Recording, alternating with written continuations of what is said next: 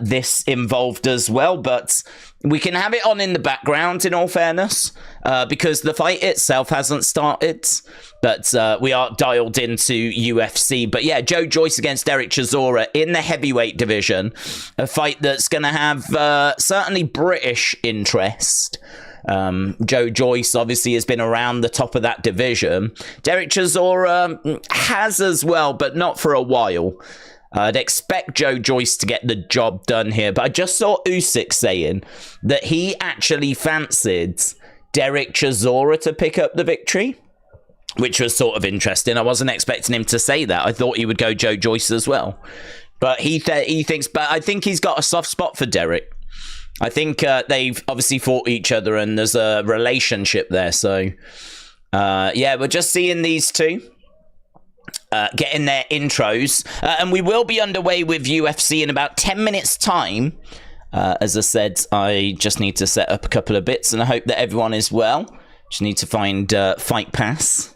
Hello, who's going to win the main and the co-main, says Paul. Hello, Paul. Hope you're well, buds. I think for me, that main event is really difficult. I think the co-main is Aspinall, right? I feel really good about that. Feel really good about Aspinall picking up the win, but the main event I think is a bit tricky. Main events really could go either way. I think this is a really tough ask for Leon Edwards. I do not think this is going to be an easy day at the office at all for Leon Edwards, and I think it could go either way. I do expect it to go the distance, so I feel probably more confident about the fact that it's going to go the distance than I do as to who's going to win. Obviously, I'm going to be siding with Leon Edwards, but it going 5 rounds, I feel pretty confident about. So I've got Leon by decision, but Belal is someone that he gets labelled as boring. He's not the most exciting of fighters, but he's been training with Khabib, and we know what his strategy is going to be. He's going to be turned into his wrestling, and you know, he's going to be trying to test Leon down on the ground, which is fine. Leon's fine down there, but yeah, I mean, there's not much point trying to strike with Leon Edwards. I think Leon would have the advantage there, even though Belal's striking has improved. It feels like his cardio, his ability to kind of win minutes, Belal, might help him get a decision win. This is actually really, really close. Leon Edwards minus 225 and Belal plus 185. Now, considering that this is a championship fight and it's in the UK, you would expect Leon's odds to be a bit wider than that. But they're not. And I think the reason they're not is because people are recognizing that this is a competitive fight tonight. So main event is going to be really interesting. I'm leaning Leon, but I'll be the first to admit there could be some UK bias that's being thrown in there. I really don't know. I don't think there is, but I have got Leon winning that main event. Tom Aspinall, I've got very little worries about. I just think he's better than Curtis Blaydes. I know that he lost to Curtis Blaydes, but we all know that was because of the injury. You know, I don't think Blaydes would have gone on to have won that fight. I mean, it was 15 seconds long. What can you learn in 15 seconds? So I really don't think there's much to take away from that. We do have Joyce and Chisora. Joe Joyce is so much bigger than Chisora, which is quite surprising. Joe Joyce is just an absolute mountain of a man, isn't he? Joe Joyce, man, is so big. I'm really surprised at how much bigger than Chisora he is. I'm just looking at it on screen right now. They're in round 1. This thing is only going to go 10 rounds, apparently, which I'm quite surprised at. 10-round heavyweight main event between Joe Joyce and Derek Chisora. It's definitely not going to be the sweet science. This is just 2 massive lumps just swinging away at each other. And, yeah, I wonder how, oh man, swinging away. Big shots coming into the body there by Chisora, who's getting tied up and driven back against the ropes. And we're seeing Joe Joyce just trying to take the sting out of Derek Chisora. You can see Usyk in the front row. He's watching. He's at this event. I believe this is in London. And yeah, it's quite a bit of sport going on today, isn't there? Obviously, the Olympics kicking off and everything. Spartan said, are you watching Chisora against Joe? I've got it on, yeah. It's actually on before the UFC prelims, so the channel's already on it. So I didn't know it was on. I really did. I knew it was on today, but I don't know why. I thought it was going to be on earlier. I didn't know that it would be on at this time. Otherwise, I may have done the stream a bit different. But, some lovely shots. Big overhand there by Chisora. And a swinging hook as well. As referee steps in between both boxers. Chisora straight out the gates. Now, Chisora's, I don't know if he'll tire, but he likely will. So these early rounds, these early exchanges, I think he needs to get quite a bit out of them. You can see Joe Joyce taking the shots, tying up the arms of Derek Chisora. Chisora's been in there with the absolute best. He's been in there with Usyk. He's been in there with Fury. And you can see Joe Joyce going back to his corner. That definitely felt like a Chisora round. You can learn a lot about BBC in 15 seconds. That's good. I completely agree. That is true. The BBC layout is very easy to navigate. So I agree. You can learn a lot in 15 seconds when it comes to the BBC. What do we think about the 306 card, says Paul? It looks okay. I mean, it's not anything groundbreaking, but then it's funny actually, because I heard a criticism of this card that people were saying, you know, it hasn't got like the massive stars on it, but it'll still be a good watch. And I was thinking to myself, in 2024, who are the big stars? Who are these massive stars that people are talking about? Because I just don't know. Clearly John Jones, yeah? Clearly John Jones. I mean, if John Jones, Stipe is probably the biggest fight you can make.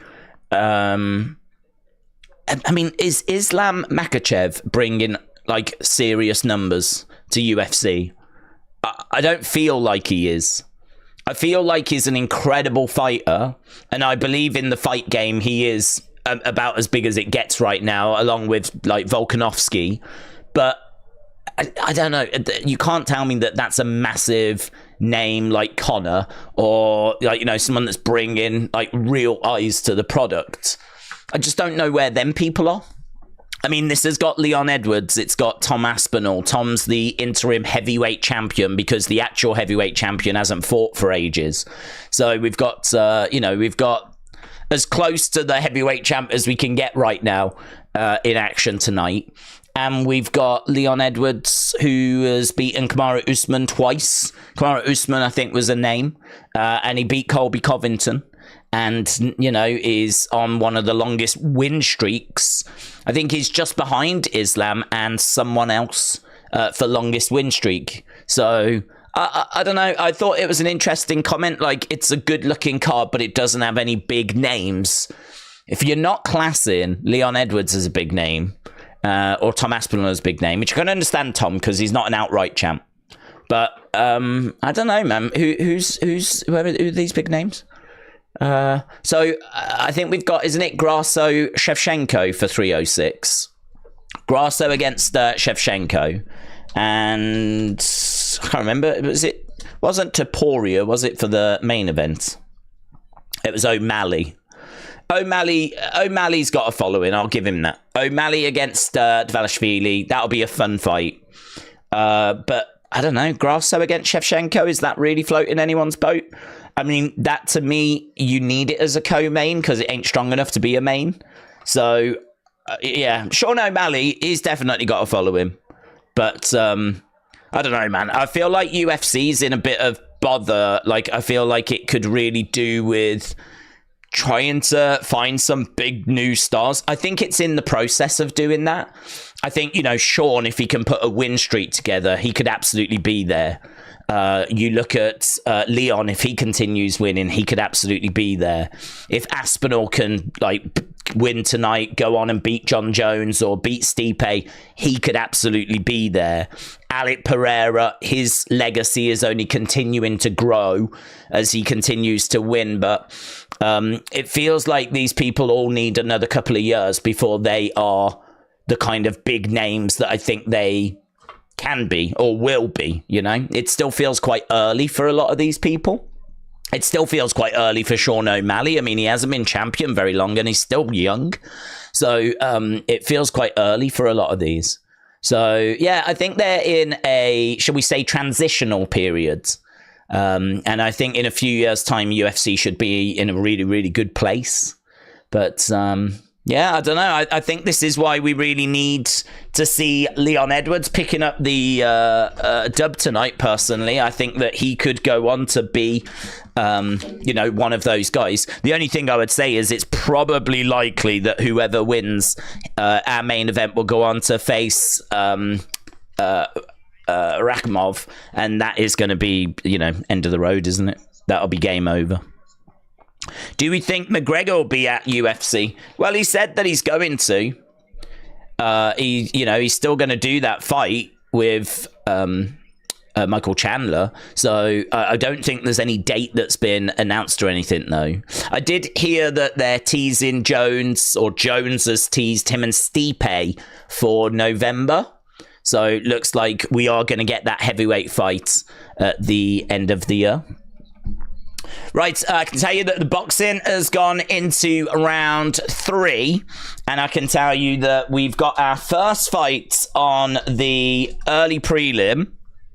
I'm quite interested in this first fight because Alice Ardeline, she is apparently an OnlyFans girl.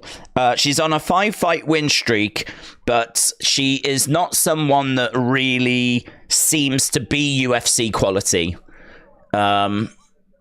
She's pretty fun though. I went onto her Instagram and she was like doing these little comedy short things, and she was pretty fun. So she's fighting out of Birmingham, which I thought was kind of interesting. That's where my family are from. I've not heard of her. But yeah, she is getting her UFC debut, short notice opportunity. She's not fought at a very high level. This is a massive, massive deal for her. And she's taking on Shauna Bannon, who's 0-1 in the UFC. So she has yet to win. She is the favorite, Bannon.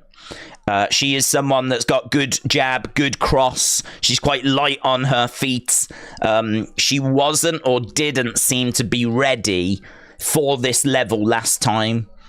But now, hopefully, she should be getting an easier opponent, and she should be up and running now. So let's see what she's going to bring.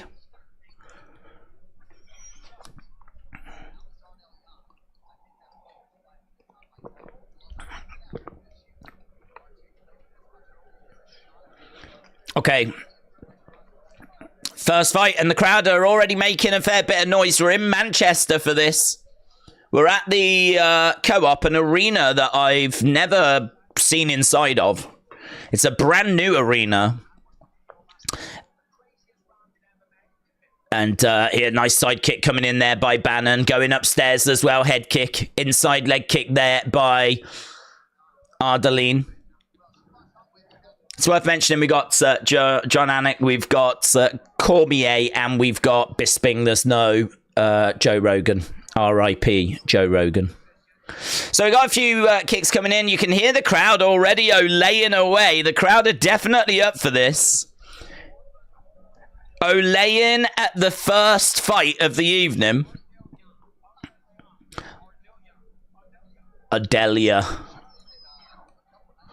Again, she's edging forwards. We got jab coming in. Circling round. You can see at the moment Bannon is ahead. Bit of damage on the face of... oh, that was a lovely hook shot. Just as Bannon came forwards. That was a nice hook shot. Kick coming into the body. As we said, the girl in blue, Alice, she is on a 5-fight win streak. She's going to be coming in with confidence. It's a massive opportunity as well. Like, this is what you fight for, really. And, you know, she's really taking it to Bannon.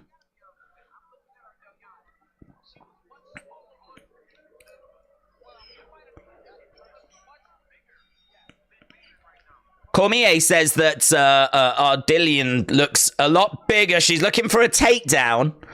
Yeah, good takedown. So she's managed to get it down.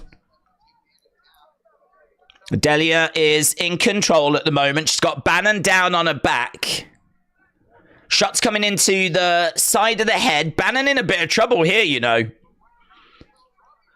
She is struggling.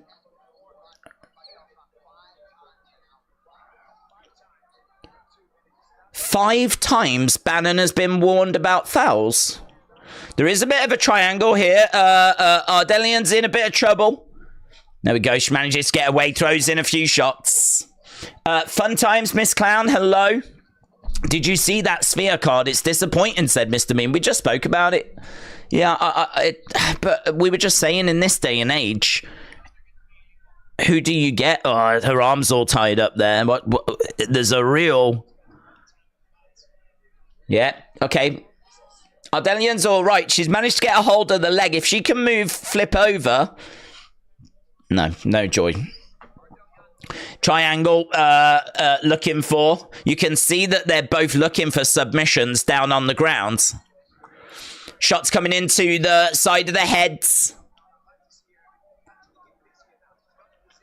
Yeah, she has got the position, Ardillian, and she is in control. She's on top. In guards. She's doing well.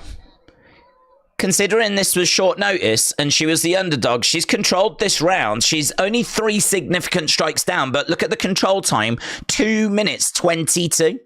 Shots coming into the side of the heads. Boxing still going on. We're in round 4. So Bannon is on her back. We're over by the side of the cage. Yeah, looking for an armbar here, Bannon, but not finding it at the moment. She's really trying, though.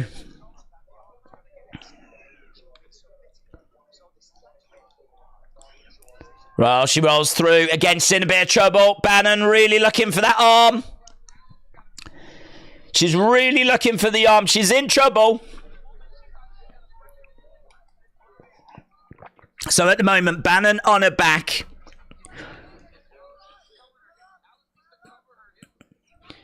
But she's managed to roll over. She's on top now. She's in guards. Again, we've got Bannon pulling on the shoulder, trying to get the arm, even though... Oh, yeah, she's in defensive mode here because she's in trouble, actually. I do like how Bannon works off her back. Bannon has done a great job, actually. Some big, nasty elbows coming in, and this is really helping Bannon. She's throwing in these elbows off the back, and you can see what it's done to the significant strikes. Shots coming into the side of the head, though, coming back there by Ardelia, and I think that she is probably... Even though she's been in the more commanding position, she's probably lost that round. 26 significant strikes to 9. They're saying to Bannon, you won that round.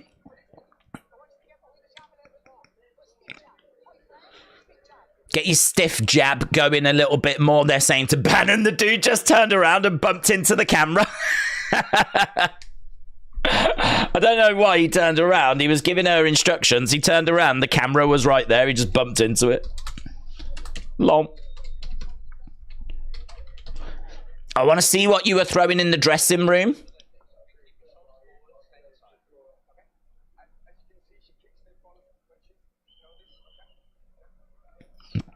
She kicks and then follows with punches. It's a really interesting fight, actually, this one that we're starting off with, and plenty of the crowd in attendance already. Adrian said, I wish I could watch, but I'm going to be watching the Olympics. Oh, there's just so much great sport at the moment, isn't there? So much sport to choose from. Spoiled right now. Okay, let's see if Ardelia can do something. Oh, that was good.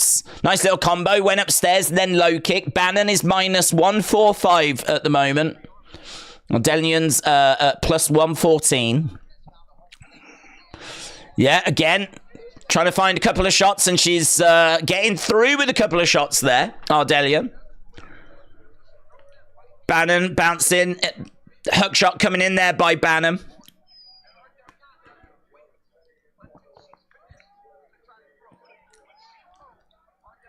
Ardelian is backing up a little as Bannon is starting to go to her kicking game.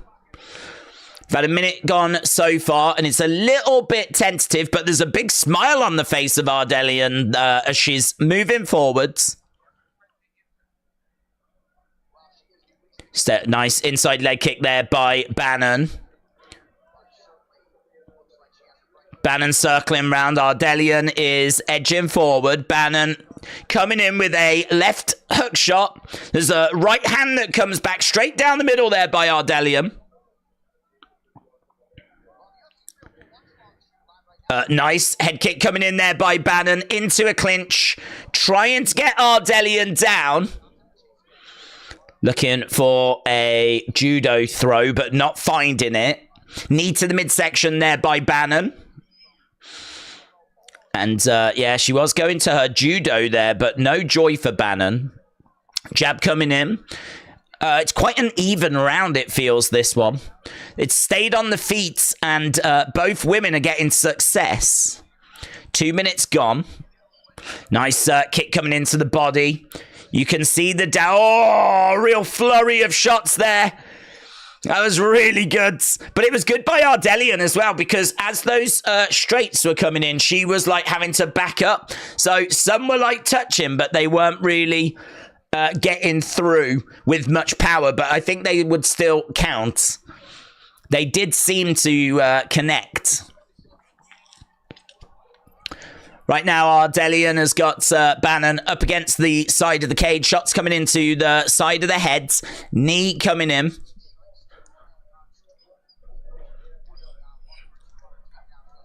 So we've gone into a clinch over by the side of the cage. The boxing is still continuing. Bamson said, here we go.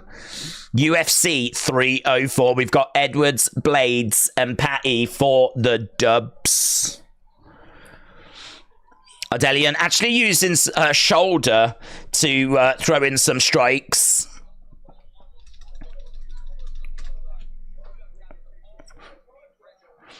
Yeah, Cormier said, you've got to always be ready in this game. Just talking about the fact that you can get called into action at such short notice. And actually, you know, Ardelian, I think, has shown that she has got something about her. This is obviously not the hardest competition, though. Neither of these are seen as really being UFC quality, but it's making for a really competitive fight as a result. Yeah, she's doing a really good job at the moment. She's got control time, takedown, manages to get the takedown, which is really good, but the problem is she didn't do brilliant on the ground last time. You could make the argument it was Bannon that was enjoying more of the success down there. Yep, she's on top. She's inside control as well, which is a really commanding position. I think that it might be 1-1, you know. Obviously, we've still got 40-odd seconds to go. She's got her headlock in, and she's putting on a hell of a squeeze.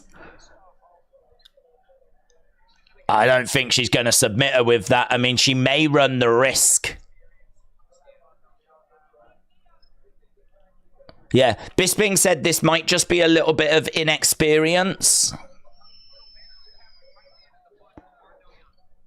Oh, she's trying for something here, but she's not getting... She looks like she's going for like a twister.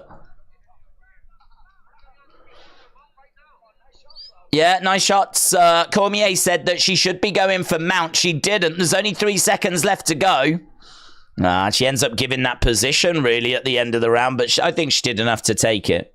She didn't do either option and ended up on her back again, said AB Jobson. What is Bannon doing? She had 2 choices. She could have got top control there after threatening that armbar. She could have got the sub by now if she'd moved her leg. She honestly, I mean, as we said, neither of these just seem to be quite at the level. Ardelian's absolutely shattered. She's like...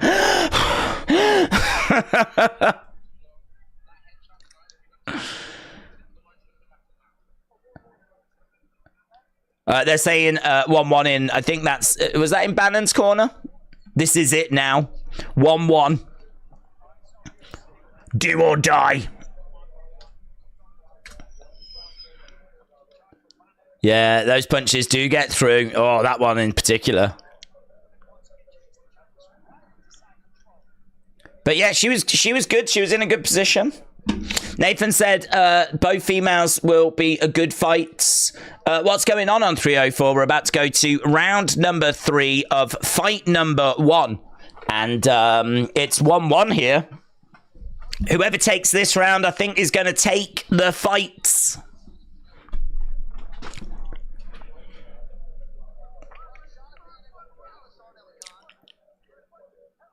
Boom. Here we go. So Bannon and Ardelian in the center of the octagon, and Bannon coming forward with a flurry of shots. Kick coming in there, head kick. Nice kick coming back there by Ardelian. Again, stepping round to the side, trying to find a good entry point. She's got a massive smile on her face, you know, Ardelian. I think she seems to be really, really enjoying this experience. Like, as long as there's nothing disastrous that happens in this round, she's really done herself proud. Again, she's stepping over to the side, trying to find another way forward. Bannon coming in. That was lovely as Bannon came in. There was a hook shot and then a right hand that came forwards.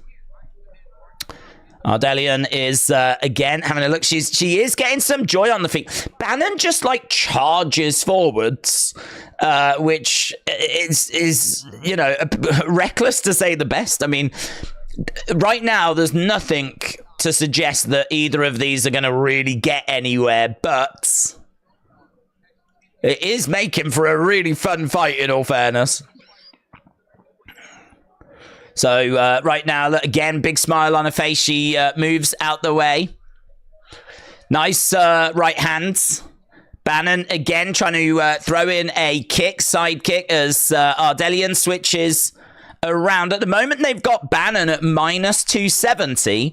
They got Ardelian at plus 200, which I don't really understand, to be honest.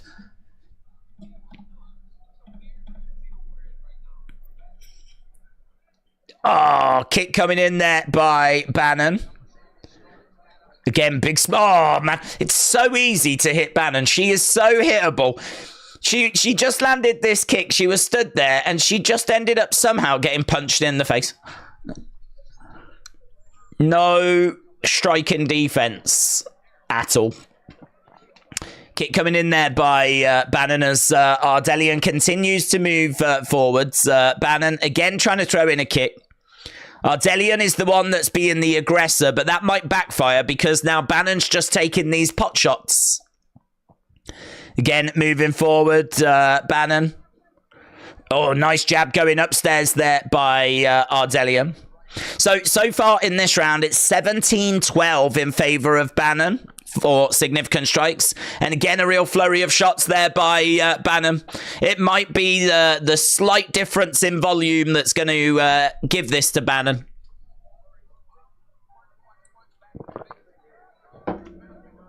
So she's being quite elusive. She's staying on the outside, throws in a kick to the body. It's really frustrating, this, I think, for Ardelian. I think that Bannon is fighting a fairly good fight plan. She's staying out of range. She's throwing in her kicks. She's landing her shots. She's not allowing Ardelian to get in close. She's getting in, getting out. And then she's staying fairly elusive with just 1 minute and 30 odd to go. Crowds are kind of filling in the inactivity with chanting and singing. 1 minute 20 left to go. Joyce is losing at the moment, says Edwards. We're up to round 7 in that, so we'll have to see how that plays out.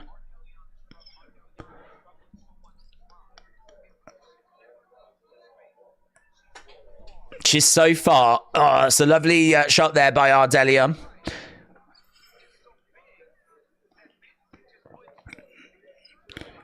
Right, we've got 55 seconds left to go. It does feel like this is going to be Bannon's. Who have you got winning the boxing? I think Derek will win, but it's close. I can't score that. I can't watch that and accurately score like both. Oh, hello, what we got going on here? Oh, there's a bit of fabric that's loose on her gloves. Okay, 40 odd seconds left to go here as we got a kick coming in there by Bannon. She comes straight out. This feels like it's going to be 29-28 to Bannon with 30 odd seconds left. Smile on the face of Ardelian. Again, into a clinch. Knee coming into the body. She cannot stop smiling. We've got a new happy warrior. We lost Roxanne Modafferi, but we've got a new happy warrior. Ardelian again coming forward. Lovely flurry of shots. That was a lovely left hand, actually. Now she's looking for a judo throw, but there's no time left. We go the distance. And actually, in a roundabout way, that was pretty fun. Mr. Dell Jr. said, I'm hyped for Duplessis versus Adesanya. That's my dream fight. We got it 3 weeks from now, and it needs to be in a stadium instead of a 15,500 arena. Thoughts? Well, we know that Dana repeatedly has said he doesn't like stadiums because it's just not great for those in attendance. I think Dana is first and foremost a businessman. And in his mind, he would rather sell 15,000 tickets at like $1,000 each or whatever, than try and sell 80,000 for 200 each. Yeah, like he's someone that would much rather do that. And also, the experience of being in an arena is better because the noise, the crowd, the ambience, the atmosphere, it's all contained. In a stadium, it just goes out. You know, they say that in pro wrestling, actually, whenever someone's about to wrestle at WrestleMania or at like Rumble or something, they're like, listen, you're going to do something and you might not think that it's been very well received, but you will get a bit of feedback after a moment, right? In an arena, you get that feedback instantly. In a stadium, you get a feedback, but it's actually delayed because first and foremost, it tends to go straight up and straight out, the noise. So it doesn't actually go to the ring, it goes up and out. But, you know, eventually, like, it will reach the ring as well. Which I thought was fascinating. That's the kind of thing you wouldn't know, really, unless you was a wrestler. Oh! Split.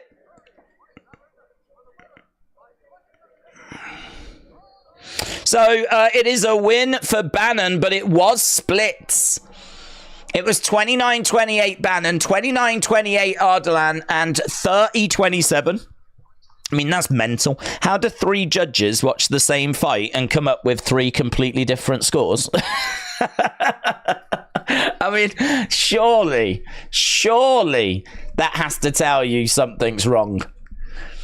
You've got 3 different judges watching the same 15 minutes. And they come back with 3 different scores.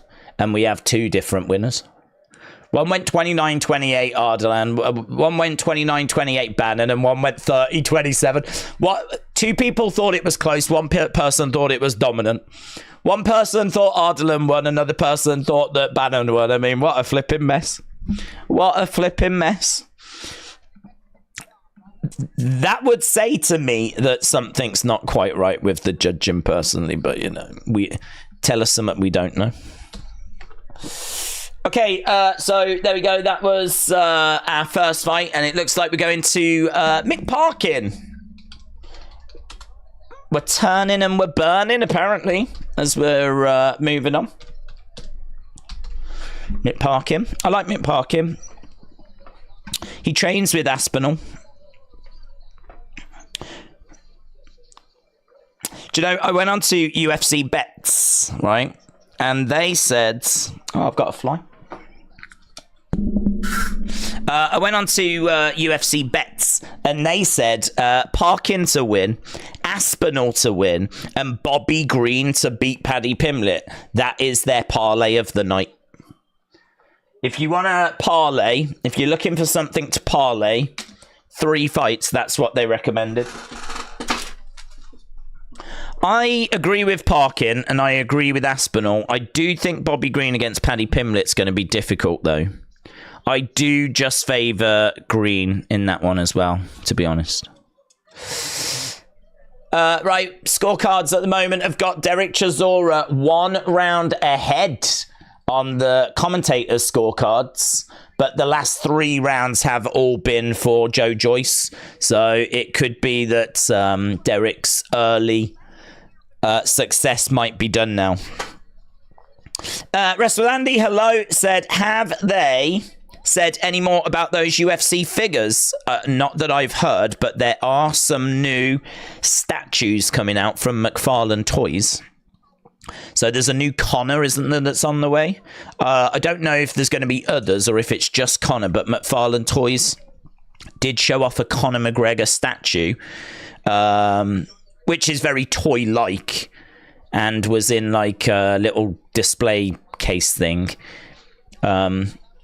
It looked plastic. It didn't look like something that was going to cost you like $200. It looked like it was probably going to retail for like 30, 40, something like that. So I don't know if that's going to be a series, but that's the only thing I've seen. But they were meant to do that second season, weren't they? Of the UFC action figures. And they just seemingly fell off. I remember I got some of season 1, but I remember that they did show Valentina Shevchenko for the second season. I think that was the only fighter they showed that was coming out for the second season. And then we just never got the second season. I mean, to be honest, I think the first series sold horrifically. But, you know, they've tried this a few times and it's really hard because if you watch UFC, chances are you're probably male and you're probably, you know, in your 20s or 30s. I feel like most people get into action figures when they're a kid. I don't know how many kids tune into UFC. Obviously, WWE is excellent for like kids and family entertainment, but I don't know about UFC. Some do, but I don't know. I don't know if they're the kind of kids that would then want to go out and buy action figures either. Don't know. Difficult. It's a tricky one. I feel like there's some sort of collectible that you could have for UFC. I feel like there's something smart that people would buy. But I don't know if that's, you know, figures. They did a whole, like, octagon and everything, didn't they? You could get an octagon.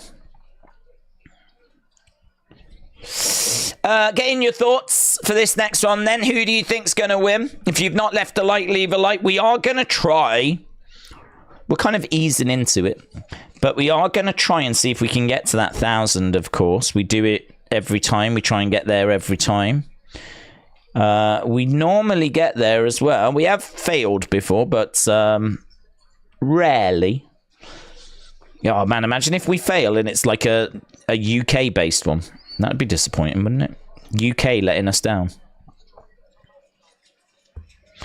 Here's Mick Parkin coming through Dana White's Contender Series. He is going to be, I believe, the bigger fighter. He's going to be... he's good in the clinch as a result. Tries to outmuscle his opponents.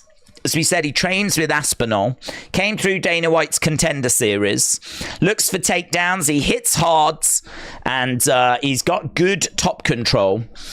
really uses his size to his advantage. Brzeski is 1-3 in the UFC. He needs a win. If he loses this, I think he's done. If Brzeski loses this, I think it's over. So this is a real tough challenge for Brzeski because he's facing undefeated Mick Parkin, who's 9-0, 3-0 in the UFC. 28 years old as well, so that's not bad, is it? 3-0 in the UFC and you're 28. That's not bad. Training with Aspinall. And so the belief is that he's going to have too much for Brzeski. Brzeski likes to move forwards, which is just going to play right into Parkin's hands. I think we could be looking at a finish here. I think Parkin by knockout, technical knockout, is definitely worth a look, depending on how you feel him. So Brzeski just getting his intro. I have got Mick Parkin, said Jake. Sometimes trains at my gym with his coach Andrew, said Jake. That's really cool. That's really cool. Yeah, I'm really excited for him. He's got a big smile on his face.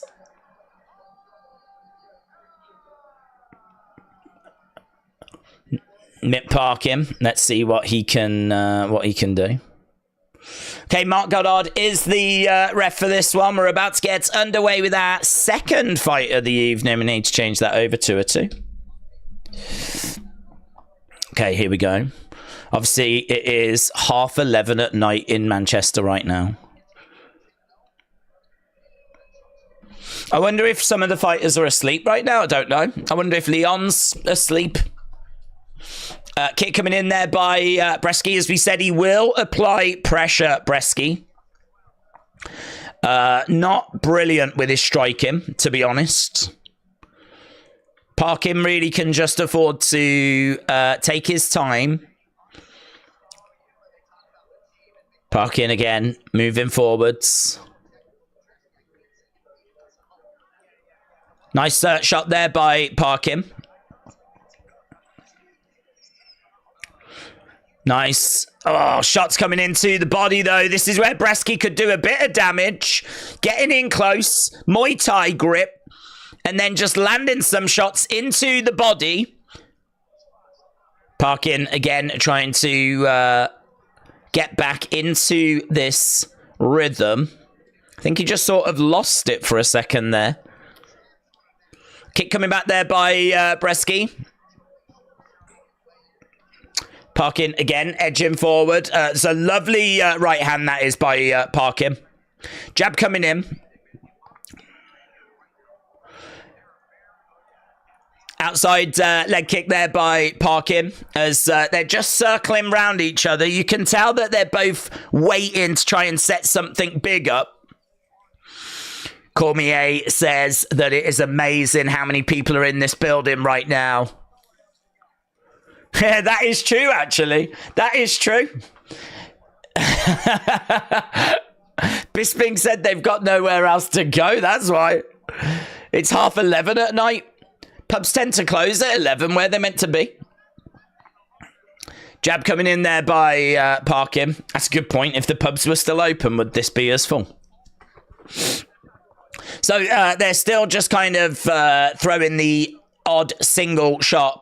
I would say after a couple of minutes, because of that body work that Brzeski did, it feels like he's probably just got the edge, but it ain't going to be by much. And Brzeski is backing up as Parkin putting that pressure on. Lovely hook shot there by Parkin. Left hook shot. That was good. Brzeski again having a look. Outside leg kick there by Parkin. Parkin backing up. Head kick coming in. Hook shot there by Parkin. Nice. And there's a shot that comes in there by Parkin. Hook shot again there by Parkin as Brzeski is trying to find a way forward. Leg kick coming in. It is still tit for tat at the moment with just over 2 minutes left to go. Jab coming in there by Parkin. Brzeski on the outsides. Oh, tries to throw a big overhand right. Parkin again, standing his ground, edging forward, jab coming in. There's some body shots there by Bresky. And that was really good. I think that hook shot managed to get round the guard of Parkin, you know. Oh, he's wobbled him. Great work by Parkin. He's wobbled Bresky. Bresky down. Bresky down. And it's done, mate. It's done. Yeah, as soon as he rocked him, he knew that the door was open. As soon as he rocked him, he knew that he was going to find a way forwards and put him away. And that's exactly what he did. Mitt Parkin, lovely little sequence of shots there. He just landed one shot. I think it was the right hand that just rocked. Bresky. And as soon as he saw that stumble, he knew he was in. Let's have a look at the replay here, shall we? So there is the right hand, boom, right into the side of the head. Bresky goes. Then it's just this flurry of shots. Yeah, there's a right and there's a left that just drops him. I mean, it's not. Yeah, even that left is really scrappy. In all fairness, I think it was more the forearm that he caught him with. Do you know, we don't tend to see, like, swinging clubbing blows, but that might have been an opportunity to have... Oof. But it doesn't matter, man. He still caught him kind of with this part here and seemingly put him down. Okay, let's get the results for the boxing.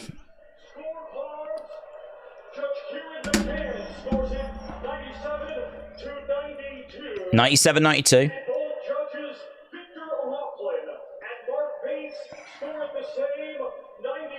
96, 94.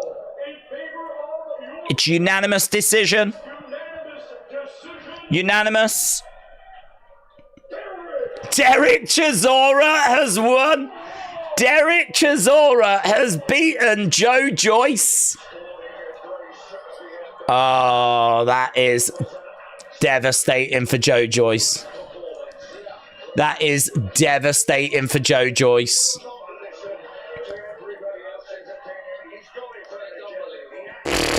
Wow.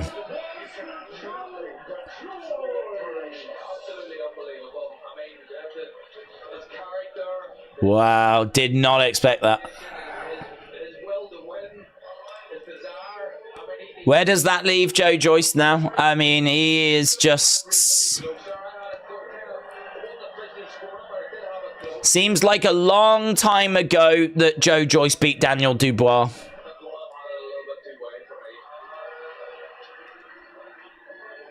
I remember that fight. That was such a big fight, Joyce against Dubois. It got a bit... Is that Nigel Farage? Nigel Farage there with Derek Chisora.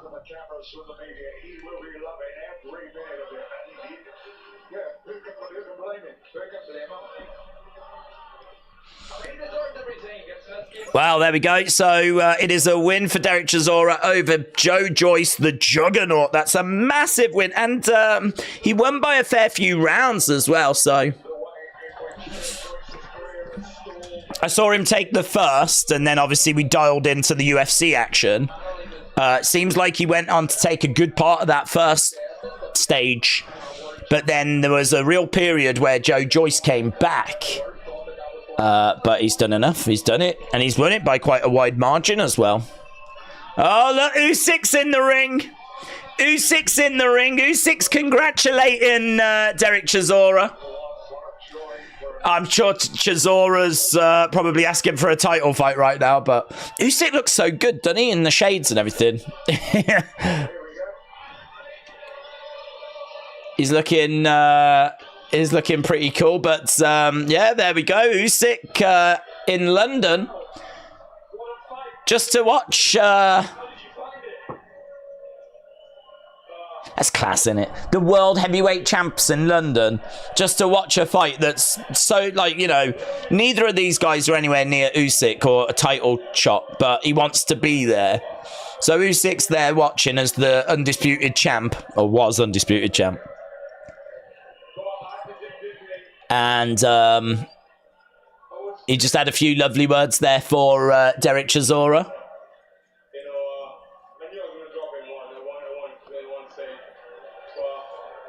Wow. Parkin by KO. Yes. Matt said he fought really stupid. Joyce is done. He played into Chisora's hands. It's such, you don't need me to tell you, but it's such a bad look for Joe Joyce. I mean, Joe Joyce really was someone that we had such high hopes for. Really felt like he was someone that was going to get somewhere when he beat Dubois. Because we knew how good Dubois was, and we knew that he was like coming through, and it kind of felt like Joe Joyce was like a real test, like who's the horse that we're going to back going forward, and Joe Joyce won, and you're like, oh my god, well, Daniel will bounce back from it, but that's a tough loss, man, for Daniel Dubois. So, you know, that's it, Joe Joyce, on we go, but he's just stalled, isn't he?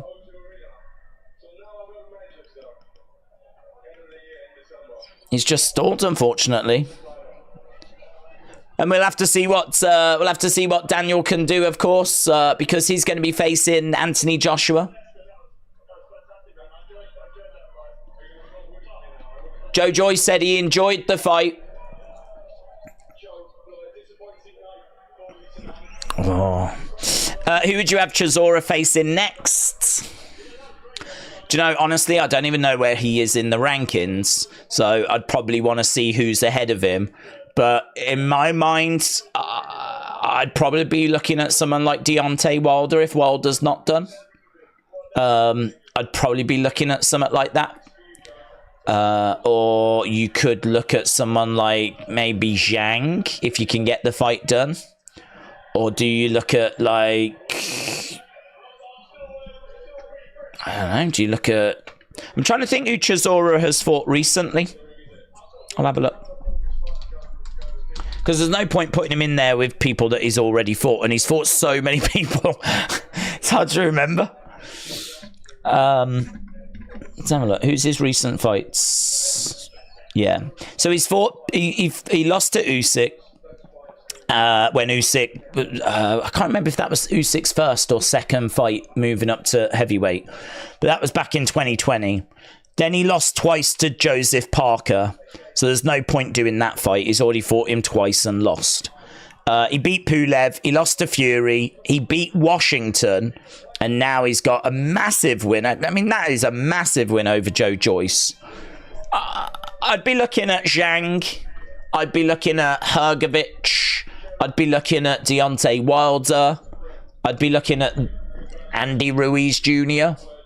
I'd be looking at those names. I don't know if you can get any of those to fight Derek Chisora. I don't know, but because I don't quite know where he is in the ranking. But he's just beat Joe Joyce. That is a really good, credible win. That is a really good, credible win. I don't know. He's an enigma, isn't he, Derek Chisora? He is an absolute flipping enigma. He's 40. He's had 47 fights. Just when you think he's done, just when you think that's it, he's done, it's over, he flipping comes back, doesn't he? He's lost to, like, Dillian. I mean, that run where he loses to Usyk, loses to Parker, that looked like it was it. And that was at the end of 2021. That looked like it was it. But since then, he's gone 3-1 with his only loss being to Tyson Fury. He's beat Pulev, he's beat Washington, he's beat Joyce. Yeah, I'd really try and find him a name. I'd really try and find him someone that's in that heavyweight division, and let's flip and see. To be honest, I wouldn't put him in there with Dubois, but that's... If Dubois wasn't facing AJ, that's a fight I really would not mind. I really would not mind Daniel Dubois against... He's just beat the guy that beat Dubois. So I wouldn't be down on seeing that fight. And imagine Derek Chisora with that championship, that world championship. That That'd be bonkers, mate. That would be bonkers. Right. Anyway, we're getting distracted. Days, hope you are well. Having a good stream. Just popping in the chat. Need to be up in the morning because I'm going to the cinema tomorrow and I enjoyed today's Unseen. Kian, shout out to you. Yeah, I thought it was a good one actually. Earlier. I thought there was a few. It's always good when there's a few like talking points to chuck into them. And I thought it was a pretty good one. I think we have had a bit of Wyatt 6 stuff today, just a few tweets. So I'll be looking into that after the UFC. Okay, so next fight, this is going to be Patterson against Crosby. Obviously, we just had a first round stoppage, so there was a bit of time to kill, but that was fine because they timed it perfectly with finding out who'd won the boxing. So that was lovely. So yeah, we have got our next fight. This is Sam Patterson taking on Kiefer Crosby. This is in the welterweight division. Patterson, heavy favourite to get the job done here. Patterson 1-1 in the UFC. Tall, lanky. He's got good height, good reach. He's younger. He's got good grappling. He's got good striking. Few questions on his durability, but he has got a Brazilian Jiu-Jitsu black belt. He is got good submissions, good rear naked choke, but he is hittable. There's not much of a defense there. So Sam Patterson, definitely the pick, but definitely you can get to him. You can cause problems. Crosby, 3 losses by finish. Does get in big trouble if when taken down. Has got decent striking. Was doing well in his debut, but he did go on to lose. No cardio, lacks a ground game, but does have some power. So Crosby's going to be an interesting challenge, but Patterson should get the job done. So 91% of people on Tapology went with Patterson. 9% went with Crosby. Minus 350 for Patterson. Plus 275 for Crosby. Patterson, definitely the play. Let's put a poll up, shall we? Not for the Patterson fight. Let's go for the main events. See who is going to win our main event. Do you think it's going to be Edwards by knockout, technical knockout, sub? I should just put finish, shouldn't I, really? Edwards by finish. Or do you think it's going to be Edwards by decision? Do you think it's going to be Belal by finish? Or do you think it's going to be Belal by decision? Let's pop that up. Not JPEG said there's 323 watching, but only 145 likes. We need to get those likes up, said Not JPEG. Not JPEG, shout out to you. Appreciate the support. And yeah, it is a pay-per-view. And we do need to get those likes up. We are trying to get to 1,000. We always try to get to 1,000. And we tend to get there, in all fairness. And hopefully we can get there tonight. We are in Manchester, which is probably about an hour and a half away from where I am right now. If I was to jump in a car, I could probably get there. I could easily get there by the main event. I could easily get there by the main show. So, but I'm not going to. I'm going to stay here with you. Mainly because I'm cheap. And God only knows how much the tickets were. Edward said, you're waffling too much. The fight is over. My comment now means nothing. I said when the fight was on, who did you have money on for the boxing? I said Derek and I was right, but it means nothing now. It's all right, Edward. It would have meant pretty much nothing at the time anyway. But my money would have been on Joe Joyce. I think that Joe Joyce has got a rock solid chin and he hits really hard. He just takes your best shots, keeps moving forward. But that's, you know, that's a hell of a result for Derek Chisora. And it is, yeah, a hell of a result. A bit of a shocker, really. But Usyk did say that he thought Chisora was going to get the job done. So that definitely gave me food for thought, but no, my pick would have been Joe Joyce. Joe Joyce, without looking at his record, I believe has been the more active fighter as well. So the younger fighter has been fighting at like a really high level as well. And so, I don't know, like everything just looks pretty good for Joe Joyce. But no, it goes the distance and he gets the job done. Mr. Meme said, Days, did you see that Zhang called out Jake Paul? No. Did he? Well, I hope he accepts. I hope that Jake Paul takes that. I mean, that won't just result in a loss. It might result in a loss of life. Imagine Zhang versus Jake Paul. Jesus. Take that, Jake. Take that. Fear no man, taking on and beating all of these great fighters that he's beaten. Take the Zhang fight. Patterson again moving forward. Crosby in the center. So we are at fight number 3. I've adopted Sam Patterson at minus 440. He has a natural ground and pound. Patterson should undress the canvas. Edward said Derek dropped Joyce in the 9th. That's what won him the fight. Here we go. Low kick coming in there by Crosby. That would be a massive concern, actually, for Joe Joyce's chin, because Joyce historically has been able to take monster shots. Do you remember that fight he had with Parker, where he was just getting absolutely flipping smashed? And just kept moving forward. Like, he's known for that. So, I mean, if he's getting dropped now by Joe Joyce, then I don't know, man. If getting dropped by Chisora, sorry, then that ain't good, is it? Perhaps it's time. Lovely shot there by Patterson.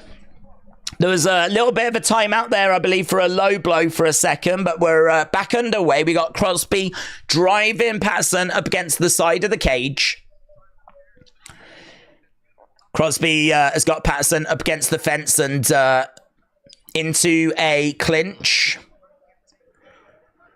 Patterson taking Crosby down, and he's on top of him right now. This is a really good position for Patterson. Really good position.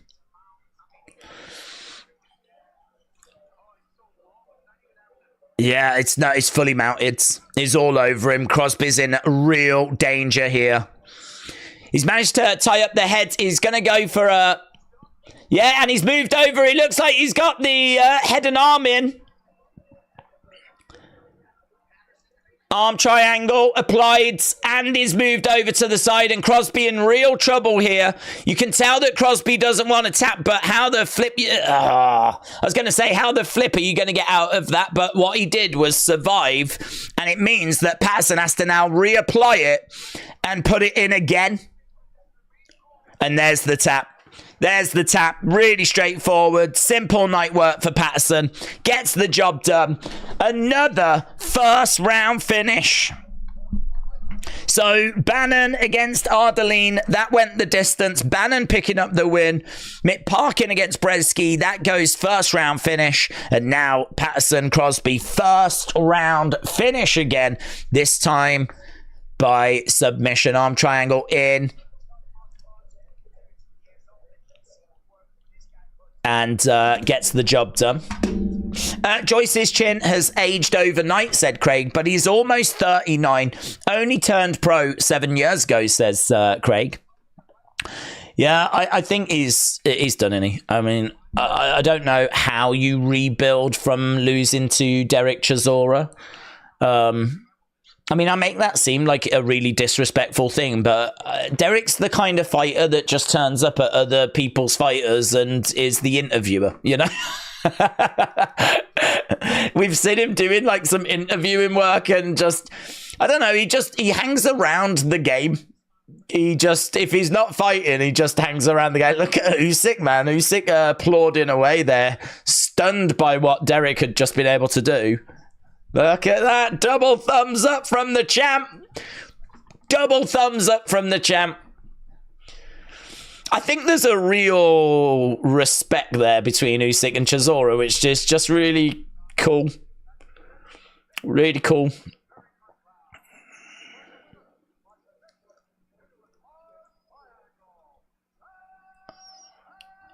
Sam Patterson getting his hand raised. But yeah, I feel like what Chisora does next is pretty straightforward. You just look who's ahead of him, find a good fight, find a name, really.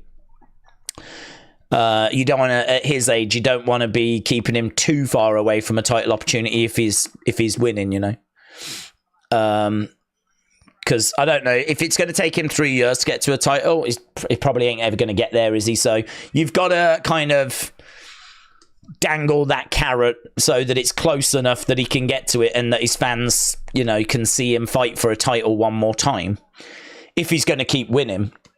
So that's why I'm saying, do you give him Zhang? Do you give him Wilder? Do you give him Hrgovic? Do you give him one of those names? Or, you know, that's that. But Joyce, I think, is a lot harder. Joyce, what do you do? I mean, if his chin has gone, I mean, there's no coming back from that, is there? You're not going to get your chin back unless you completely change your style. But if your chin has gone, I mean, even when you get to that top level, you're going to struggle.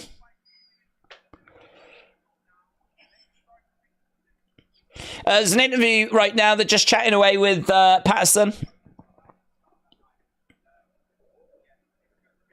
It's good to be back, says Patterson, who is or was 1-1 in the UFC. Now 2-1.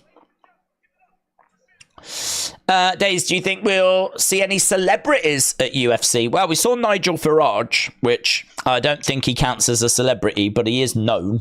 You know, he is a politician, so, and he is famous.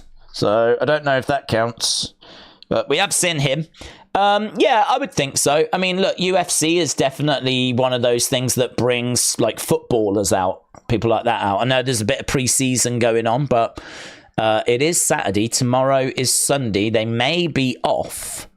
So, yeah, I reckon there's a chance that you've got a few footballers there, a few people around. It's good. I mean, look, for the UFC to come to the UK and do a pay-per-view, I mean, you're only really going to get that if you've got a champion. Certainly at this stage, because obviously all the champs want to go to their home countries and perform in front of their fans. So, you know, there's just no room in the schedule anymore. So I suppose you've got to treasure this whilst you've got it, really, because there's no guarantees that the UK is going to be producing loads of UFC champions over the future, you know. We're just going through a really great spell at the moment where we've got some real talent coming through. But the thing is, cards like this are going to help UK MMA because, of course, a lot of the fights on this card are UK talent. So UK talent is getting a chance to shine on the biggest stage possible. And that can only be a positive for UK MMA, can't it? You know, every country like Sweden, Norway, France, Italy, Spain, like Australia, everyone would love a UFC pay-per-view that just showcases their best talent, you know, because it's going to be really great for your country's MMA culture. And that's what the UK have got. And it's all thanks to Leon Edwards, Tom Aspinall, that have managed to climb that mountain, you know. So, I mean, you can get fight nights. Of course, you know, fight nights are always an option, but they're not, unless they really stack the fight nights, which they have done in the past for the UK. Unless they really stack those cards, you know, they aren't the same, are they really? They're not the same. Not the same as a pay-per-view. So to get UFC 304, this is pretty special, man. This is pretty special.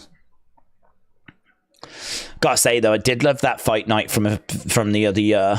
The one where Paddy and Molly were kind of really introduced to the world. And like they were celebrating together, and it was just a really good night, really good vibes. That's one of my favorite ever fight nights that I've seen, actually. Love that. United and City are in the US, Eddie, and they are, yeah. United play Arsenal tomorrow. I don't know who City play, but I saw the interview with Pep Guardiola saying that he might not be done yet and that he might carry on a little longer, which is really bad news for United. They're on their who's this? What's this? I think Birmingham Phoenix women need to get rid of their coach, said Spartan Made. They do, yeah. Although the men won today, which is awesome. William said, bet the UK say they invented MMA as well. What did you guys call it? We called it Tickle Wickle. That's what we called it. Tickle Wickle. But mixed martial arts does sound better in all fairness. I remember Boris Johnson, the old mayor of London, went over to, was it Beijing for the Olympics? Because it was the handing over ceremony in like 2008. And he was talking about how table tennis was invented in the UK and apparently how it used to be called Whiff Waff.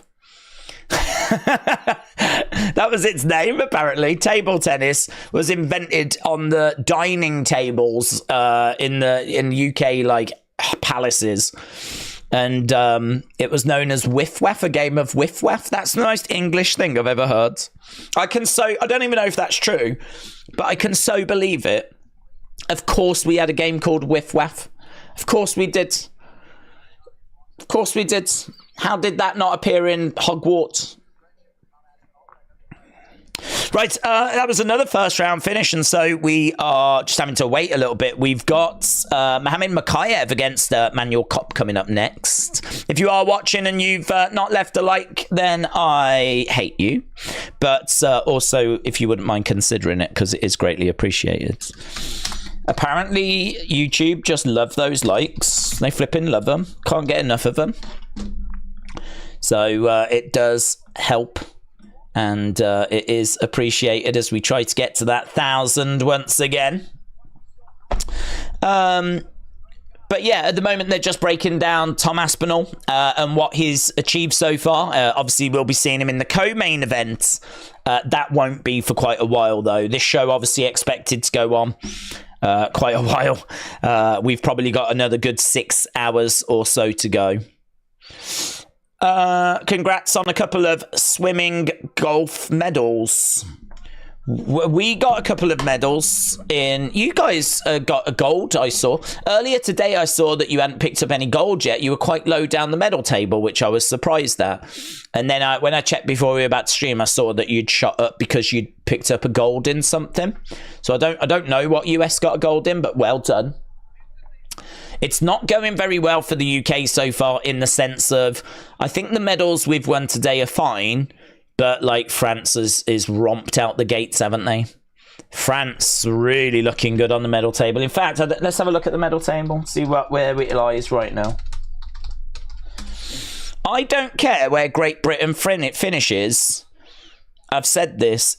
It's all about beating France and beating Australia. And after day one, it has not gone well, because right now, as we await day two, which will start in about 7 hours, Australia are top of the medal table. So I tell you what, United States, you want to flip and sort this out?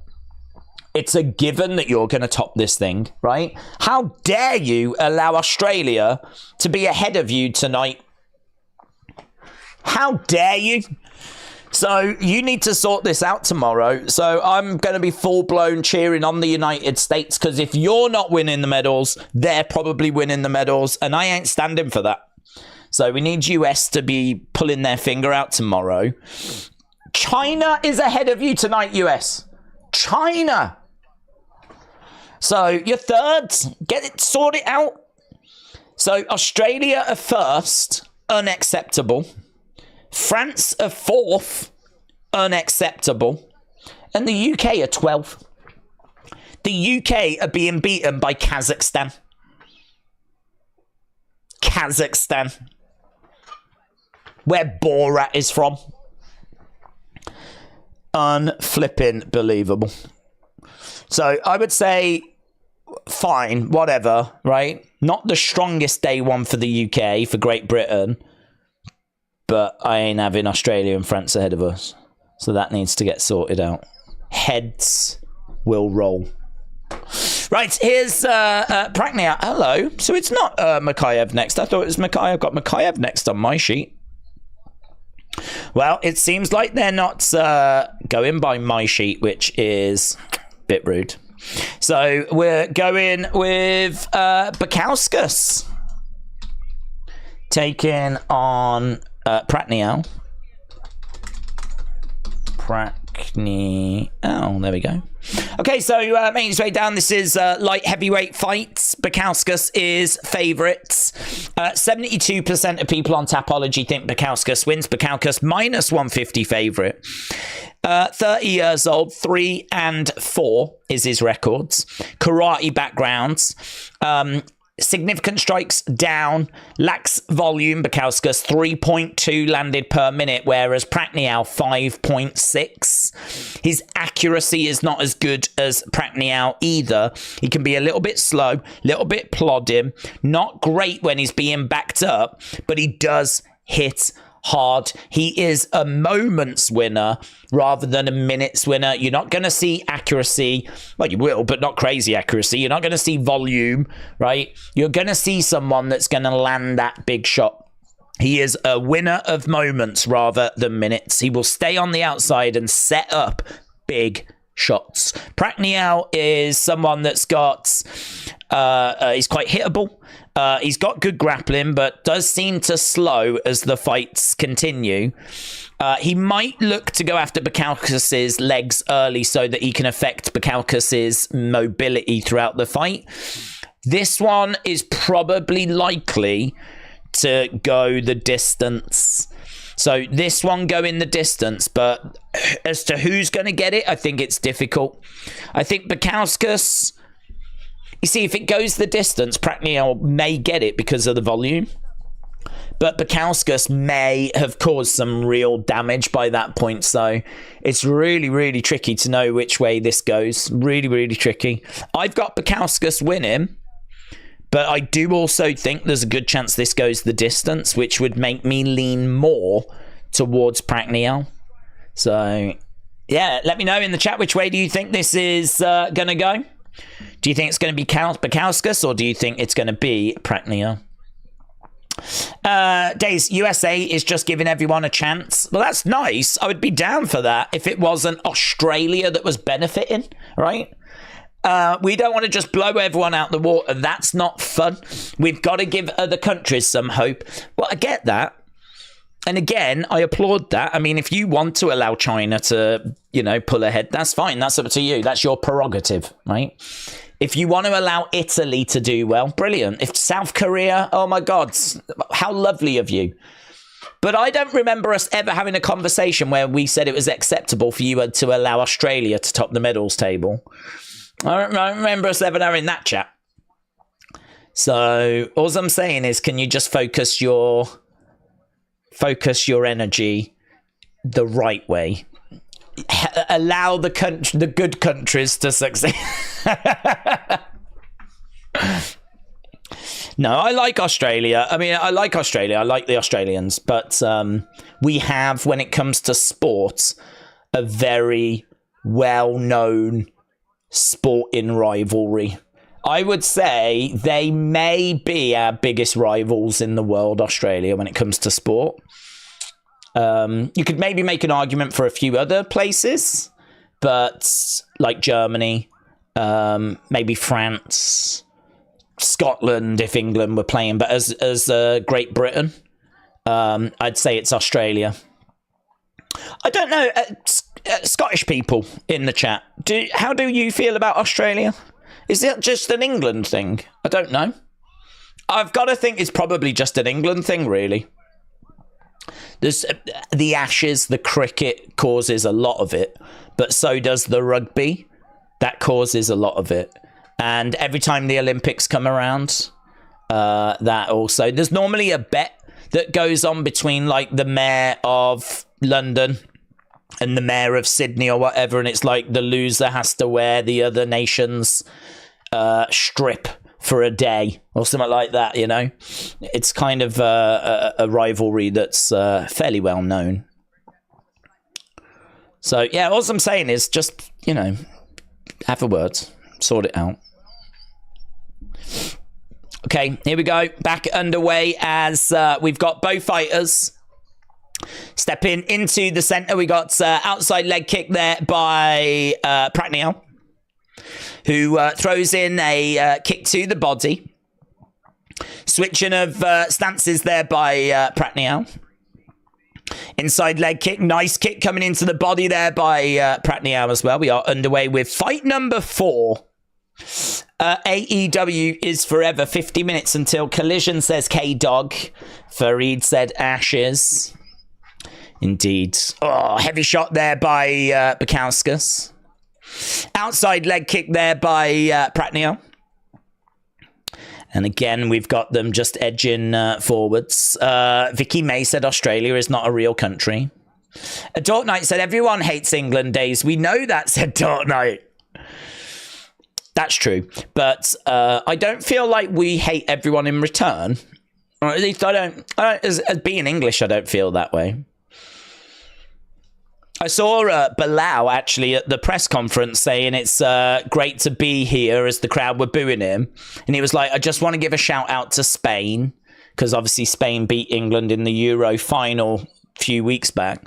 But I don't have any, it didn't really land with me because I've got no bad feelings towards Spain. They were the better team. It's fine. It's fine. We kind of went in thinking, oh, this is going to be a challenge. They're really good. And they won, and that's it. It's fine. So, and he was like, I'm going to shout out Spain. I was like, yeah, I might join you, actually. Shout out to Spain. You did really well. Good job. If he'd have shouted out Australia, I might have stormed down there myself. Poked his other eye out. Spinning kick to the head there by Pratniel. And again, just moving forward. Inside leg kick there by Pratniel. Again, Bukauskas moving forward, trying to throw in a shot to the body. Pratniel again coming in. Nice. Oh, that was really good. Right hand to the body, left over the top. Oof. Yeah, sounded like a gunshot going off. Pratniel again moving around, trying to come forward as Bukauskas backs up a little bit. Nice kick coming in there. Oh, driving him back. Shots coming in there by Bukauskas.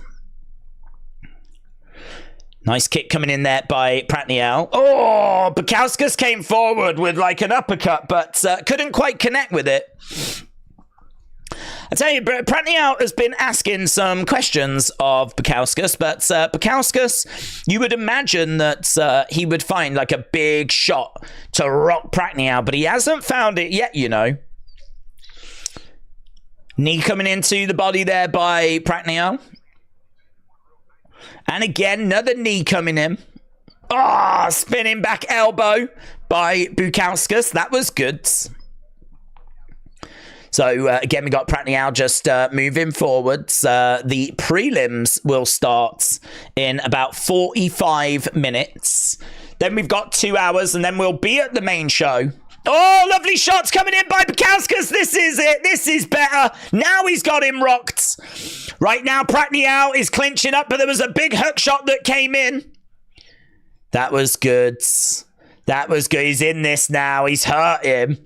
Pratniel has felt the power and he's a bit more defensive now. He's trying to edge back into this. Throws a kick into the body. Bukauskas, that opportunity just seems to have slipped. And again, picking his pot shots here, Bukauskas. Pratniel backing up a little bit as he tries to find a different way forward. We've got 40 seconds left to go. If he doesn't do anything stupid, then he should be getting out of the round.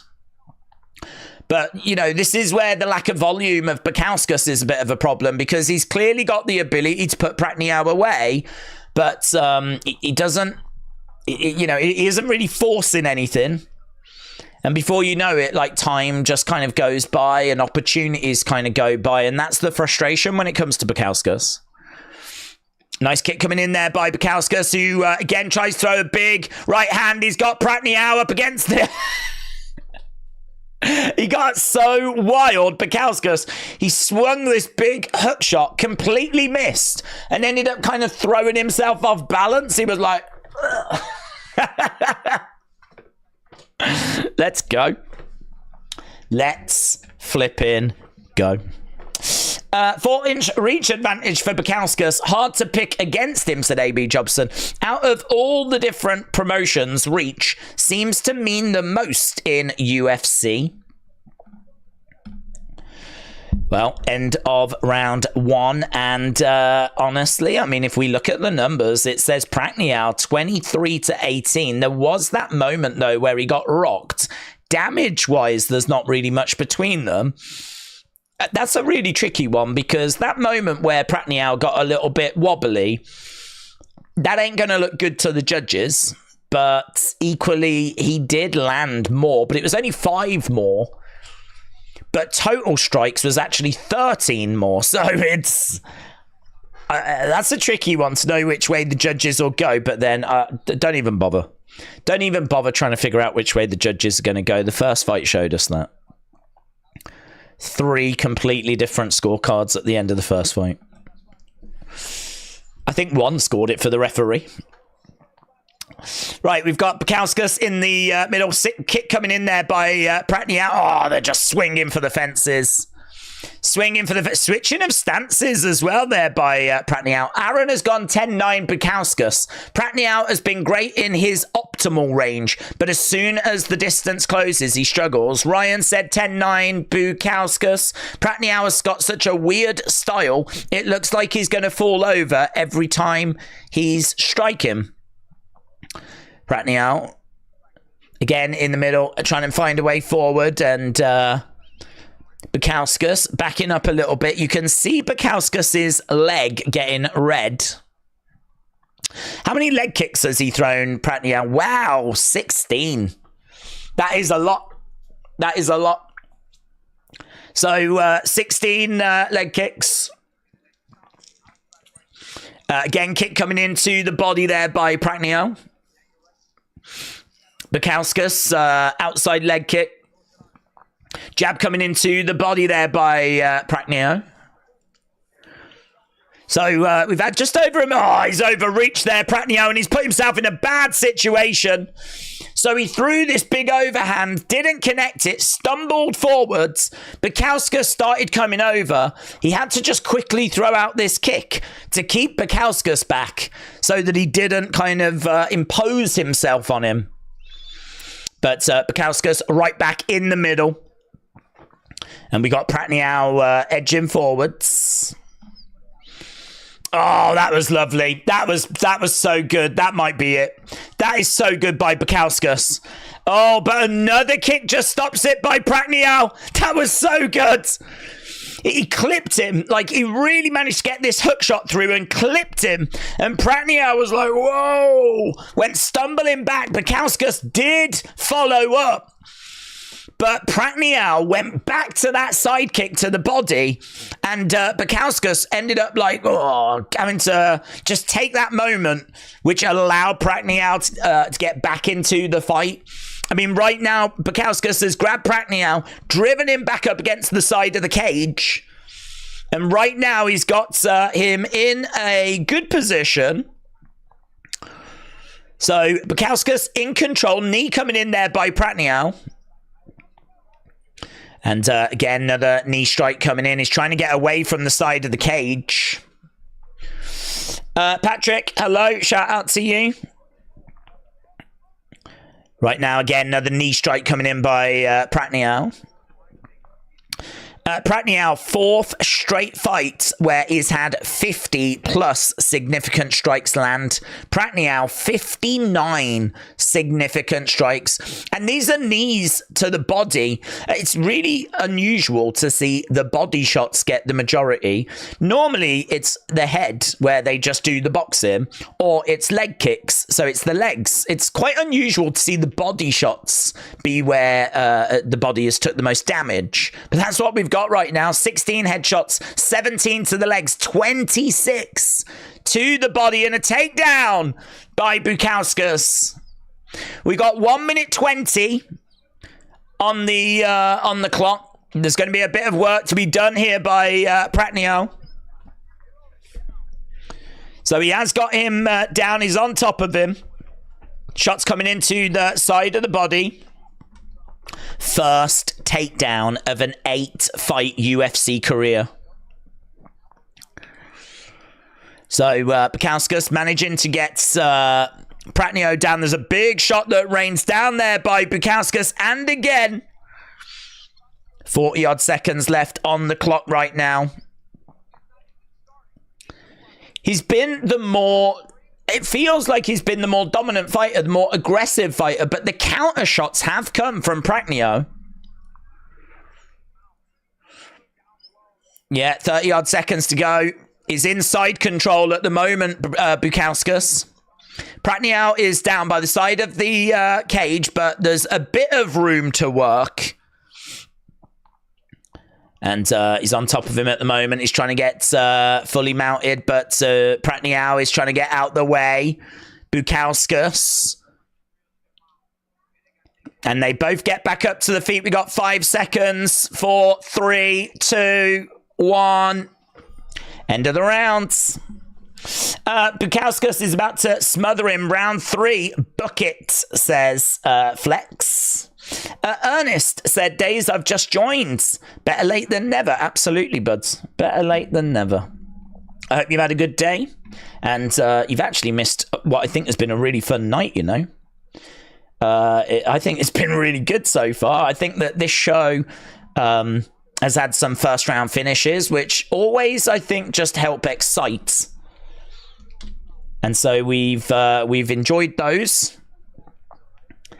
And now we are into fight number 4 already. After, well, an hour and 20. So, yeah, good night so far tonight, to be honest. Things going well. Some good fights, some good action, some good submissions, some good striking. Haven't really been getting those boring fights, you know, the ones that are really like a chore to kind of get through. The only one that's gone the distance so far was that first fight, which I actually was really enjoying. What a crazy sequence, said whoa, big shot, big left hand, straight out the gate by Pratniel, and an uppercut as well. He's smashing Bukauskas. Yes, go on, mate, go on. Pratniel straight out the gates, just swinging for the fences. I don't know if they've told him it's 2 rounds down and you need a finish, but God knows he was looking for one. God knows he was looking for one. But takedown there by Bukauskas. And Pratniel coming out, all guns blazing. All guns blazing. All the guns were blazing. So Bukauskas has managed to get Pratniel down.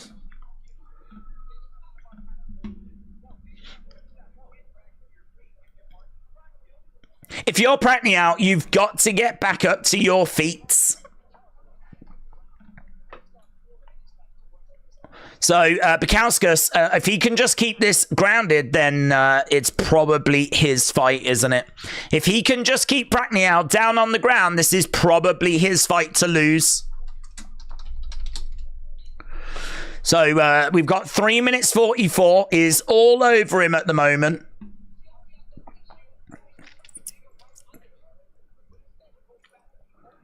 And right now he's keeping him down. He's on top of him. And this is going to be really frustrating for Pratniel.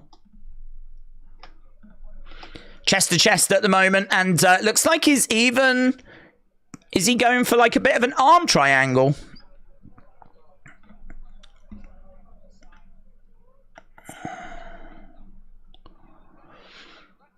So, yeah, he has got him down at the moment. He's on top of him. We got just over 3 minutes to go. But here comes the quick recovery and KO, said Flex. Well, Bukauskas is just all over him at the moment.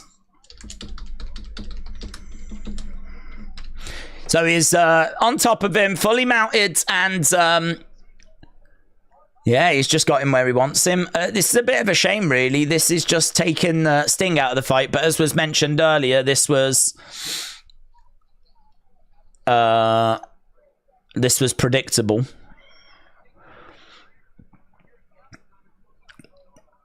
So he's just took the sting out of it. So still keeping him down, and 2 minutes 15. I mean, you have got to be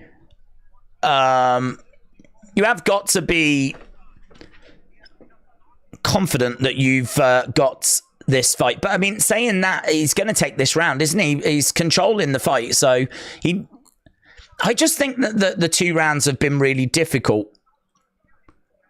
If you look at the numbers, 71-40, you know, you look at that, it feels like it's Prachnio, but it doesn't matter because he's tapped him.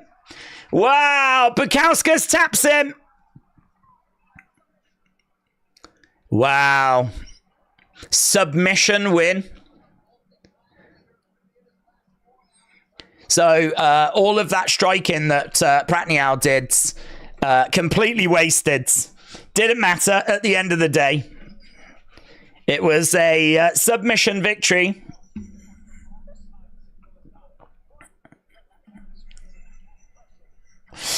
Are you watching the long early prelims? Yeah, they're on Fight Pass. So we are watching them on Fight Pass. So that was the 4th fight of the evening.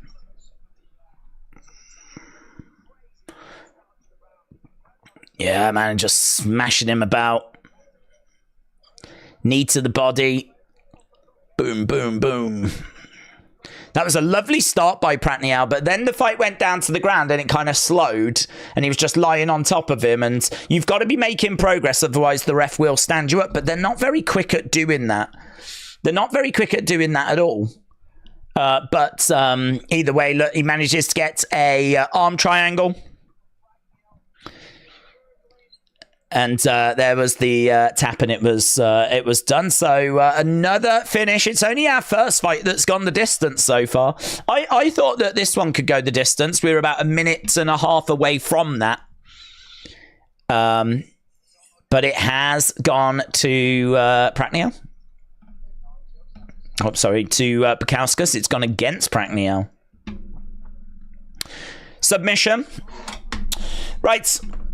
3-1. What's 3-1? What game are people enjoying? What that's on at the same time?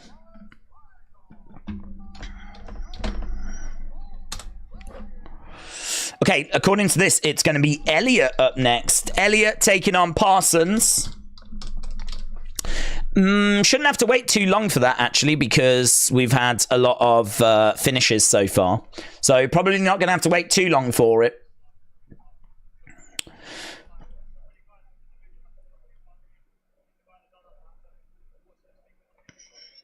There's not many guys that can throw kicks like me, but he is one of them.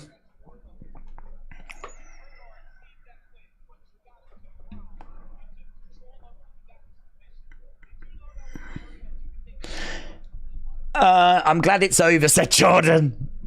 Prachnio sucks, said AB Jobson. He couldn't hold on for a couple more minutes. Bukauskas is where it's at. No, Diddy. I give him Pereira.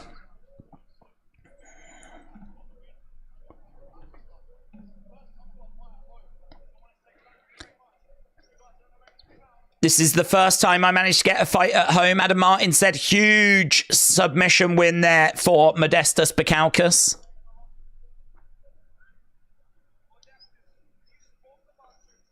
So Cormier in the ring with him. Yeah, what was the game that everyone was talking about? I saw people putting in scores. James said it's City 2, AC Milan 2 so far. Are they playing right now, are they? That's not the game people were talking about, though, was it? Because I saw people saying 3-1. Scouser here just for Paddy the Baddie said live and die grime. Live and die grime, shout out to you. Just like me, I am also all about that grime life. But Yeah, Paddy, I think, is going to have a real difficult night tonight. This is not going to be an easy opponent for him. King Green, as he's now known, is obviously a veteran, is someone that's got tons of experience, is someone that's very, very dangerous. And honestly, I think that if Paddy's not quite at the right level, if he's not quite up there, then it's going to be a real tough night for him. It's going to be a real tough night. My predictions are 3-1. 3-1 for what? For the game tomorrow? When do you think UK Mania will happen? Said Live and Die Grime. I think we are maybe looking at 2027. I mean, people have said 2026, and there hasn't been an announcement for 2026.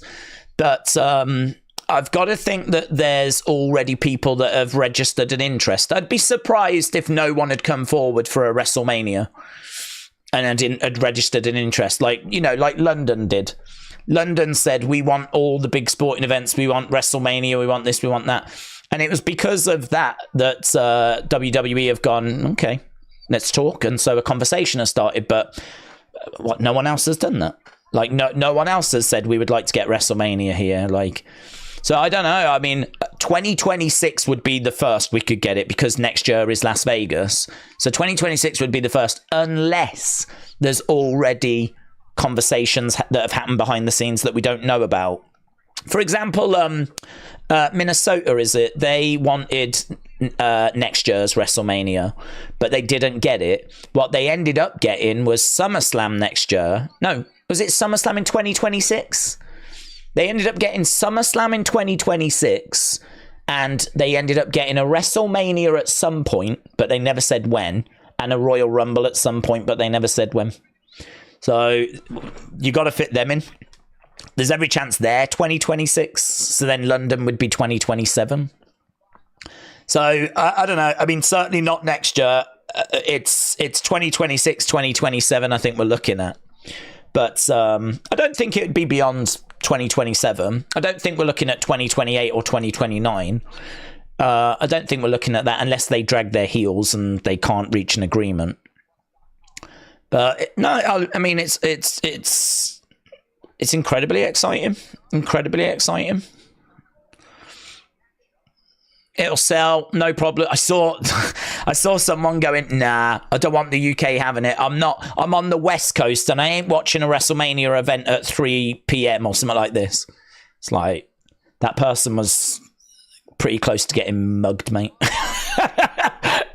If you could, like, virtually shank someone, that person was going to get murked. It's like, we've never had one. We have to watch Raw and SmackDown at 1 a.m. And I understand WrestleMania is, like, the biggest thing you can get, but you can flip and give us one. Yeah? You can flip and give us one. We'll even negotiate on being a little later than usual. No, we're willing to do that. I'm all right with the main event starting at like 12 at night or whatever. Although saying that, 12 midnight, if it was the main event, I think West Coast is 8 hours behind us. So even if you do that, you're looking at the main event still being, what, 4?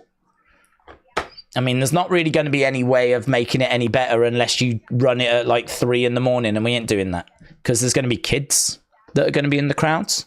I would be willing to go midnight, but it still ain't going to out people on the West Coast, so it's on catch-up anyway. Just don't watch it live. Just watch it at a couple of hour delay. Boom, done. Deal with it. I've got no sympathy. Here's Parsons. RJ, shout out to you. Minnesota's not getting a WrestleMania anymore. I think they are. I'm sure the deal that I saw that was reached was that they don't get next year's because Vegas get it. And actually what Minnesota get is they get a WrestleMania in the future, they get a Rumble in the future, but they definitely get a 2-night SummerSlam. So I'm pretty sure they are still getting one, but just, yeah, not next year. Tap into a head and arm choke when you have a guy's leg locked up and he can't even swing for the body to put pressure is bad. Pacquiao pretty much gave up, if you ask me. Well, you can tell him. You can tell him. The days, Indianapolis getting WrestleMania, not Minneapolis. Oh, okay, yeah. Do you prefer East or West Coasts? I don't care. It doesn't make any difference. I know more about East Coast than I do West Coast. Only because, like, Florida, I've been there many times, and I've been to New York, but I've never actually been to the West Coast. Days, we could go full Jack Perry, cry us a river, said James. Bunker said it's United Arsenal soon. No, I don't actually know what time that is, you know. I don't know what time that is. Oh, yeah, man. Is this Gangster's Paradise? Oh, do you know, I haven't heard this tune in so long. The Valley of the... This is a tune, innit, man? This is a flipping tune. Do you know, this, and I don't know if you ever heard Here Come the Hot Stepper. Ah, mate. They were my jams as a kid. This, though. Dangerous Minds, 95. This tune was everywhere. This is when music was music. Not like today. With their Taylor Swifts. Star lives living in the gangster's paradise. This dude's from Wales. He ain't been in no gangster's paradise. Oban Elliott with a Welsh flag next to his name. What's he know about gangster's paradise? Oh, no joking aside, you should see Cardiff on a Friday night. It goes off, mate. It goes flipping off. The Bronx. Have you ever been in Swansea? At 1 a.m. on a Thursday? That's a gangster's paradise. Harlem. Laugh in the face of Harlem. Chicago. Jokes. Amateurs. It's Newport. That's where you want to be. Newport. Aberystwyth. Aberystwyth. When like it's the end of term and all the universities are like breaking up for the summer and everyone's having a big bender. That's a gangster's paradise, mate. Who you got in this one, said Sangets. So this is Oban Elliott against Preston Parsons, and honestly, I'm going with the gangster. Oban Elliott is 1-0, is well-rounded. He's got good boxing with good combinations to the body and head. Hooks well around the guards. Got good fundamentals. 1-0 in the UFC, so we haven't seen much of him. He's 10-2 overall. He is coming in as the underdog. Parsons has got good submissions and looks to get the fight down to the ground so that he can use them. He can strike. He's got a decent jab, good body kicks. But he is someone that's going to be a better wrestler, but it's just, can he get that fight down? The odds makers think that he can, because minus 160 and for Parsons and plus 130 for Elliott. But listen, he's a flipping gangster, and don't you dare doubt him. He's seen things that you could only dream of.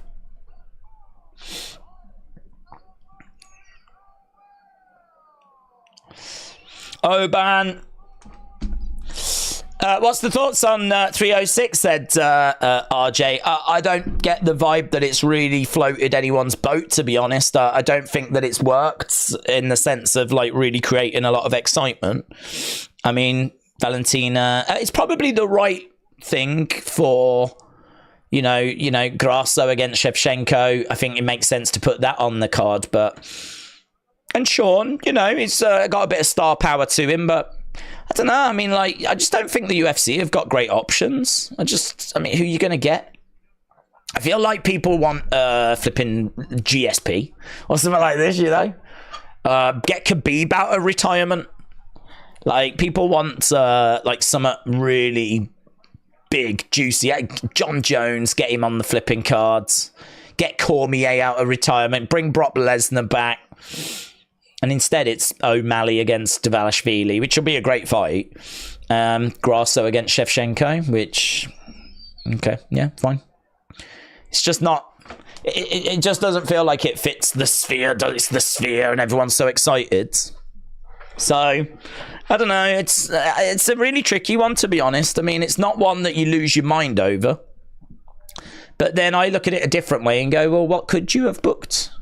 Maybe people could come up with some brilliant alternative fights, but I don't know. I think it's tricky. Right now, we've got Parsons then in control. We are underway with our fifth fight of the evening. I believe this is our last of the early prelims. That would make sense, actually, because we'd have 4 fights on the prelims, and then we would have 5 on the main card, so that would make sense. We always try to be about 500 likes when we get to the main card. That'll be in just over 2 hours. So we're probably a little bit down on where we should be. So if you are watching and you've not left a like, leave a like. It is greatly appreciated. As both guys are back into the center. Kick coming in. Jab coming in there by Elliott. Parsons moving around. We got kick coming in by Elliott. Outside leg. Oh! Parsons there landing on Elliott. A leg kick. And he caused him quite a bit of discomfort there. He just had a little stumble. Nice shots coming in by Parsons, who's continuing to move forward. Elliott back in the center. Quite a competitive little fight this. You can see that Parsons is doing well with his striking at the moment. Oh, going upstairs there, Elliott with a spin kick. Going upstairs. Kick coming in to the legs and hook shot coming in there by Elliott. So right now we've got Parsons again trying to find a way forward, switching it up, moving to the side. Elliott's edging forward. Oh, loses his footing, Elliott. He just threw a big overhand right, lost his footing. And Parsons grabs him, but Elliott grabs Parsons, drives him up against the side of the fence. And right now he's got him pinned up against the cage. Elliott in control. Parsons trying to find a way out from this clinch. Tell you, it's been a bit scrappy with a bit of slipping over and whatever.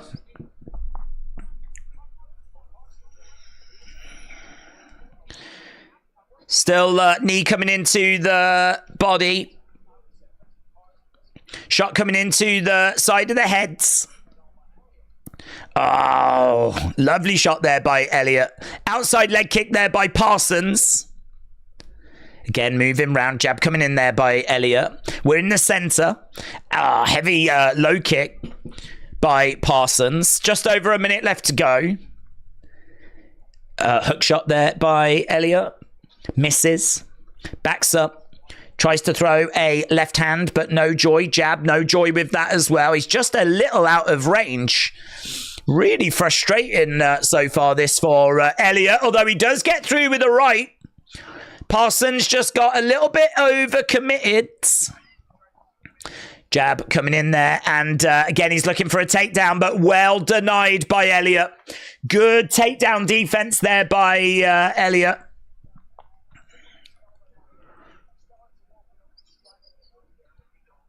Oban Elliott doing a really good job of controlling the fight, but I think he might still be behind. Good morning. Fighting for Brits involved, and I am backing all 3 to win, said Gary. Gary, shout out to you.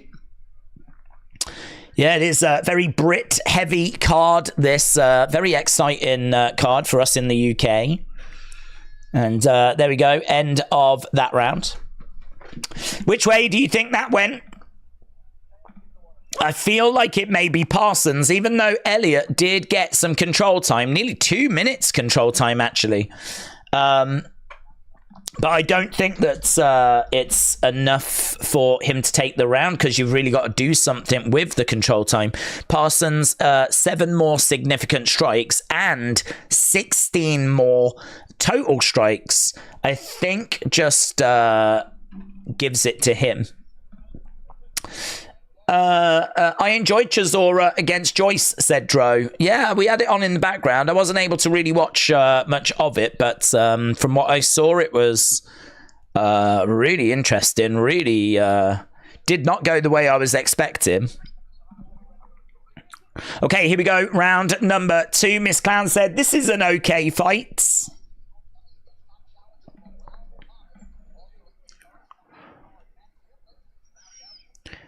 Okay, so we are about to get underway. Round number 2, and we are underway with round number 2. Okay, coming forward, jab there by Parsons. Inside leg kick. Parsons really coming out of the gates. Oh, lovely shots coming in there by Elliott. Elliott again moving around, backing up a little bit as Parsons continues to edge forward.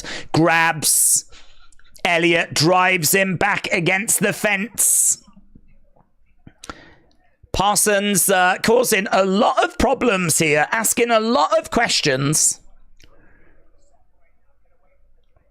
Yeah, right now he's got him up against the cage. Nice reversal by Elliott, though. Elliott's in the commanding position right now. Knee coming in there by Parsons. Swing and a miss there by Parsons. Elliott's having a look, trying to throw in a jab. Low kick coming in there by Parsons. Parsons trying to go upstairs. And again, oh, lovely shots there by Elliott. Just going upstairs. Great takedown defense. They just showed that he's managed to deny 3 out of 3 takedowns. But again, Parsons still putting that pressure on, still moving forward.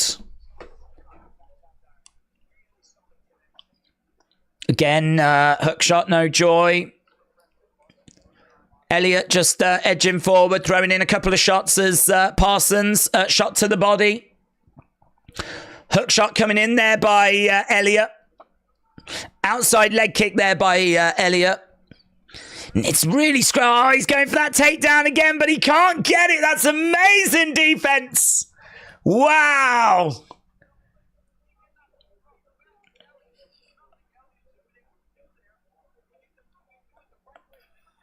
When you do that the right way, there is nowhere that Elliott should have been able to have escaped from that. But he does escape. I tell you what, takedown defense, getting a big cheer from the crowd. You know that it's gone well. Very good. Very, very good. King Hoddle said, that's the end of Joyce's title ambitions. It's over. A.B. Jobson said 10-9 Parsons in that first round. We've still got a gap here of 9 significant strikes. Feels really back and forth, this one, though. Again, into a clinch, driving him up against the side of the cage. Elliott is the one that's in control. Look at the size of that flipping camera. What the hell's that? I've never seen that before. Some massive, it had like a big ring thing on it as well. Ring light.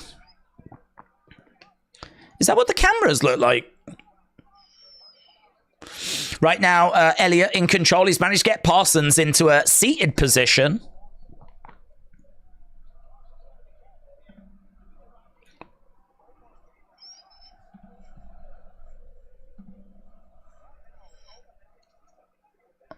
Jab coming in by Elliott. Parsons staying on the outsides.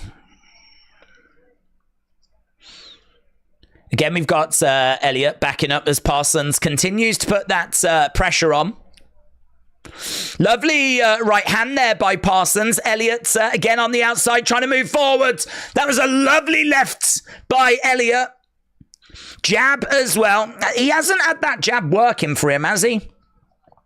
He hasn't had that jab or got that jab going tonight. Just over a minute. Jab again, trying, but couldn't quite land it. The gap is only 3. So this round definitely looks like a much, much better round for Elliott. He's managed those takedowns that he's managed to deny. That's got to count for something. Significant strikes, 18-14 in this round. 18-14. Again, Parsons. Yeah, really good work. Elliott has got Parsons up against the side of the cage with 20-odd seconds left to go. Lena said, speaking of Australia, they used to have the largest living organism on Earth, the Great Barrier Reef. However, the largest living organism is now a fungus mushroom that lives in America. Is that true? Has the Great Barrier Reef been absolutely decimated? I know that it was in big, big trouble. Like, wasn't there something called bleaching that I heard had been happening there? Which I don't know what had caused that. I don't know if that's the Australians being Australian, or if that is something to do with, like, nature. But that's no longer the largest living organism. That's crazy. James said City 2, AC Milan 3. Terry said, can anyone confirm the rumour that Paddy fainted after the weigh-in? Haven't seen that, to be honest, so I can't confirm that. No word on the show of any issues. Lena, that's really interesting. Here we go. Round number 3 then in this one. It's been a okay fight. It's been okay. They've been going at it. I mean, it certainly hasn't been boring. Should be getting underway with round number 3. This, I believe, is the last of our early prelims. Oh, that's what people were talking about. They were talking about Celtic against Chelsea. Celtic winning 4-1. Lol.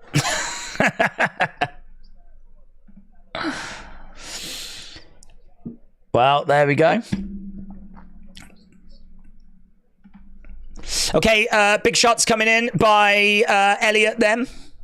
2018 Elliott, but Ryan thinks it's 1919. I think a lot of people in our chat have got it 1919 as well. Yeah, people are a little bit split as to which way this is going. Shot coming in there by Parsons. I think we've got it. I've got it 1919. I've got it 1-1. Elliott, though, in the live odds is minus 4,000. Well, there we go. I mean, that they're in no doubt whatsoever. They're in absolutely zero doubt that he is winning this fight. So looks like the bookies have got it 2-0 to Elliott as well. Either way, we've got Elliott all over Parsons in this third round, giving a really good account of himself. Jab coming in there by Elliott. Parsons trying to find a way forward.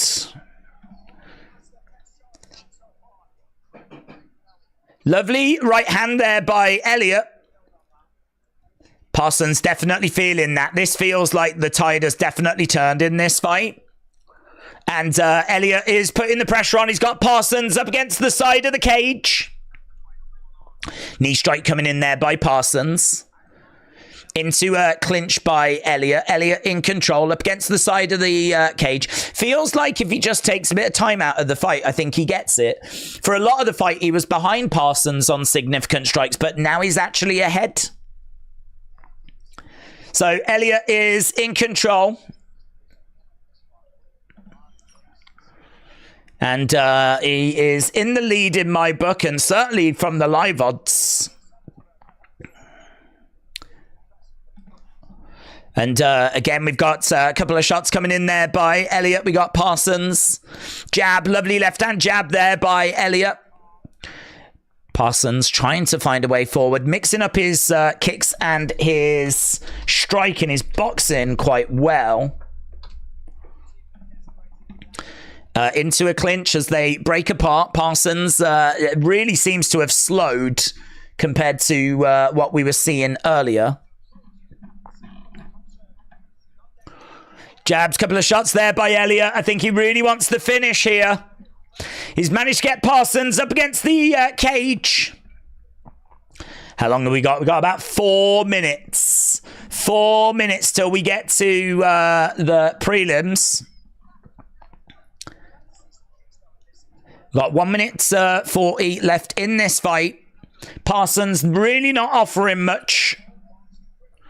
He's trying to edge forward. We've got Elliott backing up. We've got a couple of jabs coming in by both guys. Big shots coming in there by Parsons. Elliott again backing up. Into a clinch, looking for a takedown. Parsons drives Elliott back. And again, trying to find a way of taking him down. Parsons gets it this time. Parsons manages to get that takedown. So he is going to get a bit of control time, but control time at this point isn't going to mean a great deal with 55 seconds left to go. Parsons has got his knee right on the head. Right in the face of Elliott, but I think Elliott has done enough to take this round so far, unless Parsons can do something dramatic. Right now he's in control. Makayev Cop has been moved, said Kana. Oh, I was expecting that earlier.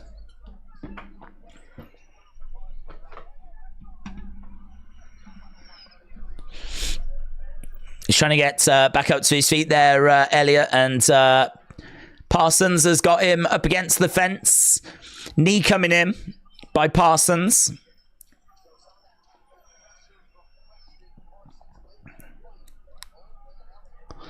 Elliott again keeping that pressure on Parsons, driving him back up against the cage, and that is the end of the fight. And both guys put their arms in the air. It was a really weird one because there wasn't like loads of crazy action that you could like freak out about, but it was not a bad pace in all fairness across the 3 rounds. I think Oban Elliott gets it, but yeah, we will see way more exciting fights tonight. We'll see way more exciting fights.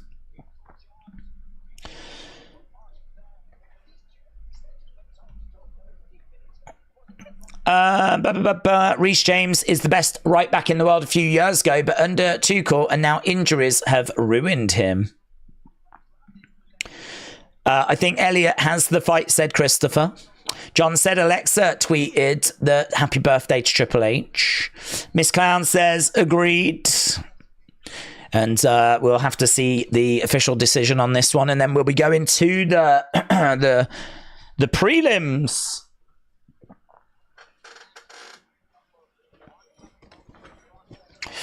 I'm trying to get out my writer's block funk, said Sonny, so I can write my 3rd book. Well, good luck. It's challenges are there to be overcome. Kano said, I'm only saying it's moved because the bookies have moved it to the next fight, but it could still be not on, says Kano. Elliott's got it 29-28 according to Terry. Here we go. Here we go.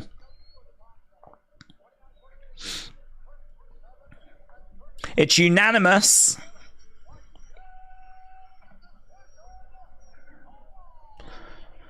Elliott gets it. Gangster's Paradise comes through.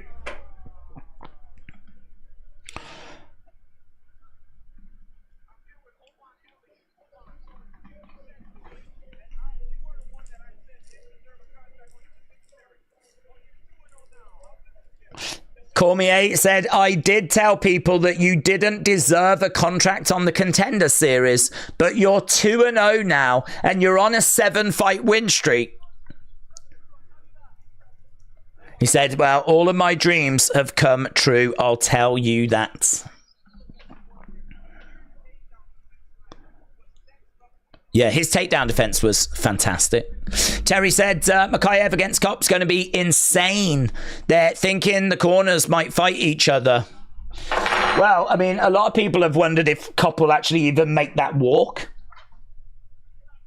It's one of those fights that we'll believe it when we actually see them like in the ring ready to go. So there we go. Elliot said, I knew he was a tough guy, but I also knew I had the answers. Okay, not a fight, to be honest, that I'm going to be sad that we're leaving behind. If you are watching and you've not left a like, leave a like. It is greatly appreciated as we continue moving forwards. And we've still got 9 fights left to get through. We've had 5, but this is a really big card. 14 fight cards. And yeah, we've got another 9 to go. 4 on the prelims and 5 on the main show. Parsons is going to have to get rid of his nickname now after that performance, says AB Jobson. Jordan said Reece James would have been in England a few years ago, but Southgate didn't rate him. John said, I don't know what that means. Is she returning at SummerSlam? What, her wishing Triple H happy birthday? What it means is she wishes Triple H happy birthday. That's what it means. It means happy birthday, Triple H. Dave's coming in from Scotland, said David. Hello, David. Hope you're well. Let's go, Tom and Leon, says David. David, shout out to you, my friends. Let's go, Tom and Leon. I completely agree.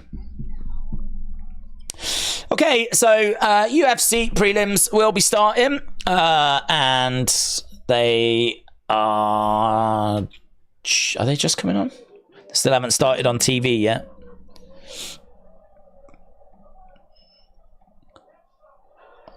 Headshot, bang! Headshot, dead! They were all chanting that, weren't they, at the press conference? Headshot, dead! Headshot, dead! Headshot, dead! Tell you, man, this place will freak if Leon delivers another headshot dead. Headshot dead. Headshot dead. That's going to be a really, really tough fight to know which way that's going to go, you know. I know everyone's on board with it being Leon, and I also will be picking Leon to get the job done, but Belal, I just don't think you can overlook him.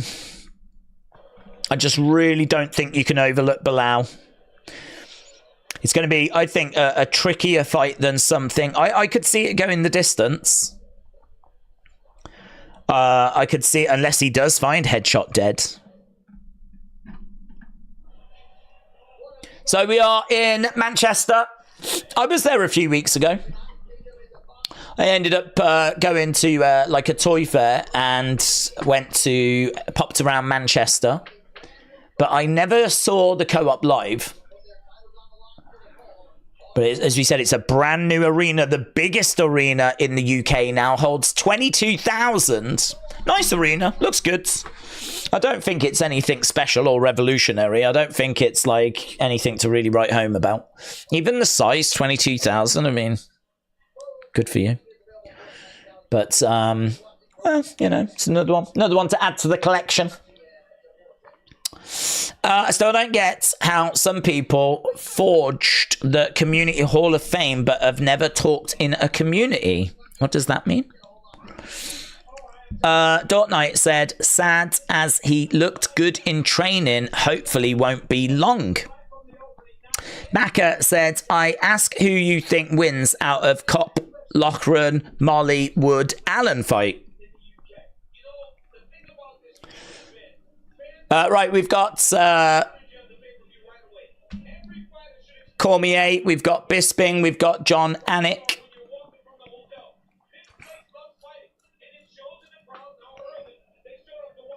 So we are waiting for our next fight. If we go, no, it is Makayev Cop. Let's go, Makayev Cop.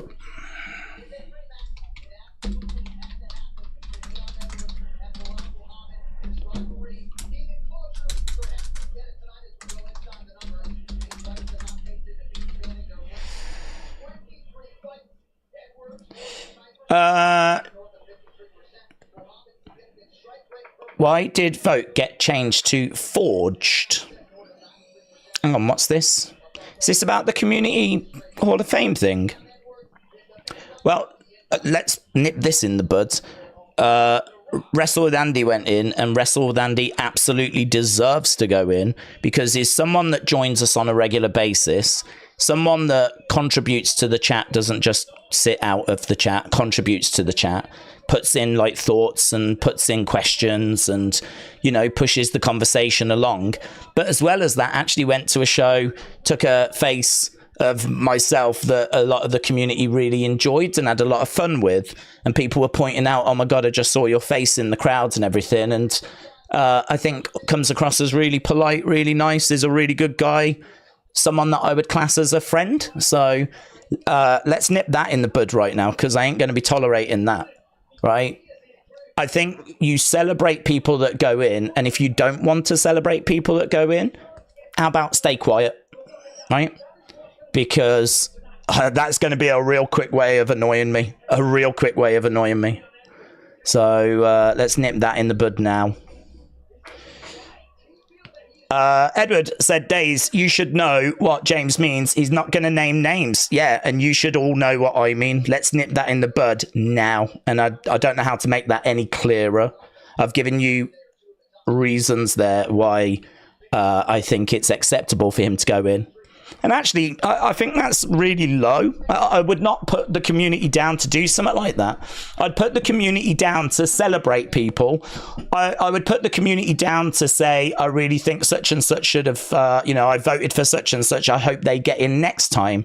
But to actually pull someone down rather than raising others up, that ain't reflective of what we do. So that's a real shame to hear that that's going on, and seemingly is for some reason being encouraged as well. So nice and clear, yeah. Aspinall Blaydes prediction, says Danny. Well, I think that Aspinall gets the victory. I think that he is the better fighter. In regards to our co-main event, that is the co-main event. In regards to our main event, I think that one's a little bit trickier. I think that Aspinall is just too skilled. I think a lot of people think in regards to Aspinall that he's going to struggle because his only loss came against Blaydes. But that was due to an injury that was suffered, right, after about 15 seconds. And he was looking all right in that, right? He was looking all... I mean, you've only got 15 seconds to judge off. Blaydes is obviously highly rated in that division as well. I think he's is he fourth in the division? So, I mean, you are talking about a top heavyweight, but his record is 13-4 in the UFC. So he's only lost 4 times, but I do think that Aspinall is clear. And it seems like people on Tapology think it's clear as well. So Tom Aspinall, 92% of the votes. Curtis Blaydes, 8% of the votes over on Tapology. Tom Aspinall, minus 400. Curtis Blaydes at plus 310. Main event, I think, is a lot harder. So Leon Edwards has faced Belal Muhammad before. We've got a bit longer to look at there, a bit more footage to look at there. So Leon Edwards is minus 225 favourite. Belal Muhammad at plus 185. Leon Edwards 81%. Belal Muhammad 19%, and on Tapology. And I'm thinking both of the British guys get it done. But as I said, Tom Aspinall, I think a little bit easier to predict than Leon Edwards. Tom Aspinall by knockout or technical knockout is minus 180.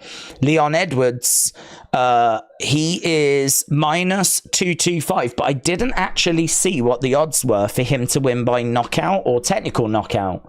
I think can we get that off UFC? We used to be able to go to the UFC website to get that information. So let's have a little look at that, shall we?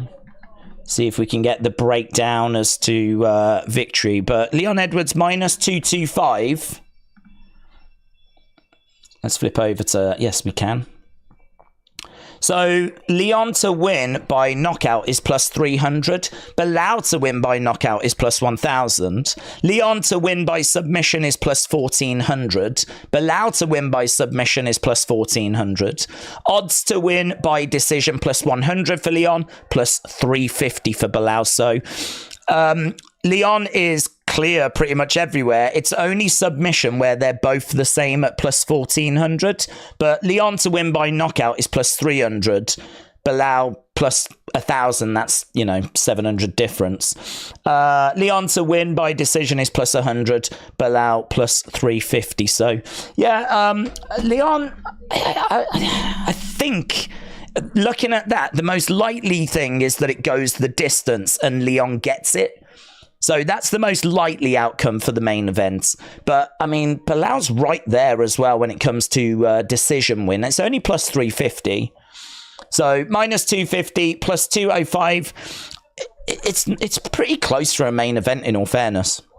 So, yeah, that is going to be a very, very interesting fight. And that is one that I think Belal has got a real chance of winning. But I think when it comes to the co-main event, I think that Tom Aspinall's got that all day, every day. I think that he's definitely, I'm feeling very comfortable with Tom Aspinall. And actually, I said earlier that I went on UFC Bets, and UFC Bets had got a parlay that you could put down. So Parkin to win, it was one of the names. Aspinall to win, but they actually had Aspinall by technical knockout or knockout, so they recommended going that way. And Bobby Green to get the win over Paddy Pimblett. They reckon Bobby Green, King Green, gets it. So those were the three that they were like, if you're going to put a cheeky parlay on, go for those three in a parlay. And yeah, that is an interesting pick. I mean, Parkins won. I think Aspinall wins. I just think Bobby Green's the gamble, really. Does Bobby Green get it done? Does Bobby Green get it done? That's the big question. Right. Blade Trinity is a joke of a trilogy, said TJF. Carla says, hello, Days. Are there any new songs since last night? No, I don't think UFC tends to have too many songs, although we did share our passion for Gangsta's Paradise. Dorian fan said, what are the thoughts on Adesanya Duplessis? Well, I think it's a banging fight. I think it's an amazing fight. I think that definitely is one that I'm looking forward to. And I think that it is one that could go either way. I would be leaning Duplessis, I just feel that, like, Adesanya, I don't know if those losses, the loss to Pereira is obviously aging very, very well. But the loss to Sean Strickland, I don't know if that's going to age as well. And so now he's going in there with Duplessis, who's someone that we've watched come through the division. And he really is someone that I'm very excited by. Obviously, he's gone on to be champion. I think he's someone that could keep that belt for a while. So, but that's, one of the big fights, really, that you can make. We were talking earlier about how people have been quite down on Leon Edwards against Belal and Aspinall against Curtis Blaydes, because they're not the biggest of fights, I mean, Belal's a perfectly acceptable opponent, but it's not the same as doing Leon against Usman. Yeah, it's not the same as doing that, or it's not the same as doing Aspinall against John Jones, or Aspinall against Stipe, or Aspinall against Cyril Gane. I think Aspinall against Cyril Gane would get more excitement. So people have been a little bit down on the top end of the card. I think it's really good. I'm really excited by what we've got tonight, but then I'm English, so I would be. But, yeah, I don't think you can be down on Adesanya against Duplessis. I mean, that feels like about as an exciting a match as you can make in the middleweight division. So, yeah, should be good. I'm going to see it for a third time, said Paradigm Shift. TJF said, there's always gonna be trolls and haters. Gangsta's Paradise is an epic tune. Do you remember I got 5 on it? Yes. That's Loomis. Loomis sang I got 5 on it. So, yeah, love that. Why have you put my name, says Christopher.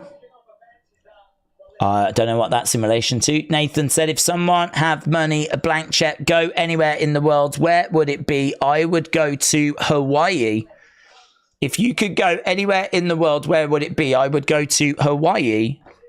I don't know where I would go, to be honest. I don't really have anywhere, which is really bad, isn't it? I think you should have like somewhere that you kind of want to go, like a dream destination. But I really don't. There's not really anywhere that I mean, I wouldn't mind popping to like Paris to see the Mona Lisa. I've never seen the Eiffel Tower, but I'm not bothered by it. Not really interested in going to like, I don't know, Singapore or Australia or I don't know. I lack ambition when it comes to that. When it comes to going places around the world, I just don't care. Which is really bad, I know, but I just don't care. I don't know why. I'm just not bothered. I'd need a reason to go, and there's not really a reason to go. If it was like, you know, there was a big UFC show on or like a WrestleMania on, then I would go there. But like, I just don't need a reason to go, really. So, but if I had one, then maybe I would be a bit more excited to go somewhere. Mohamed Makayev against Manuel Kopp, start or not? Yeah, they're both in there, and they're both looking to get at each other. It's yeah, it's getting a bit tasty, this one. We've got plenty of security in there because we know how explosive this is. Days, don't be mad at me. I'm happy I voted. I'm just nipping it in the bud, Edward. That's all I did. I can get upset about it and annoyed about it because I don't think that's what our community is about. I think that we should be about, you know, if your favourite didn't win, let's get it next time. Do you know what I mean? We do it again next month. Get them in next month. Vote for them next month. Get, you know, do a bit of a campaign as to why they should be in. I don't get pulling people down why that is something that's now reared its head. And that gets stamped out now. That is zero tolerance to that. What that? How has that ever been part of our community about pulling each other down? I'm not upset about it. I'm just nipping it in the bud. Okay, Manuel Kopp is in the octagon. I would love to go to Antarctica, says Lena. Daisy's giving us the finger, said Adoring Fan. I would go to Daisy's house, says Brian. Mr. Meme said, can't wait for UFC 400 when, when we get McGregor against Chandler. Let's go. I hope they shake hands after the fight, said Sards. I don't. Let's go. Okay, Makayev is in there, and what a talent he is. So he's got decent hands, and he's a threat with submissions. He chain grapples. He was born in Dagestan, but fights out of Manchester. He's very athletic. He's got explosive takedowns. He throws lots of kicks and lots of knees.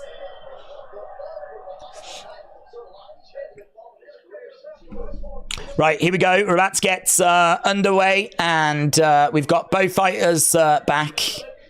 As yeah, they're like they're asking if they're all calm and everything, but these two want to rip each other's heads off, man. Is that gonna get in the way here?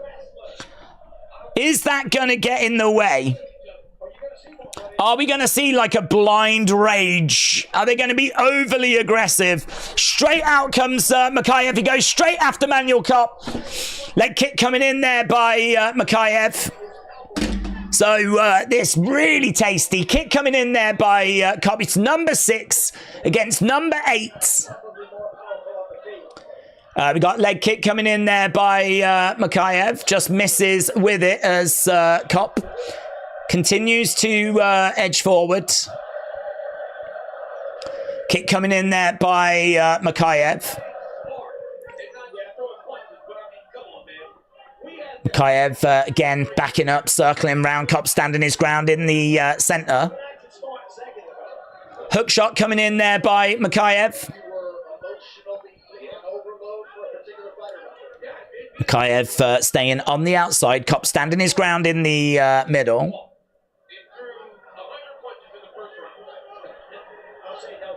Again, backing up a little bit as Kopp continues to move forward.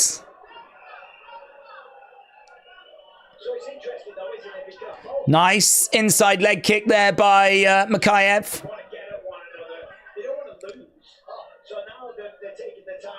Switching of stances by Makayev as well. Kopp standing his ground in the middle. Leg kick coming in there by Makayev.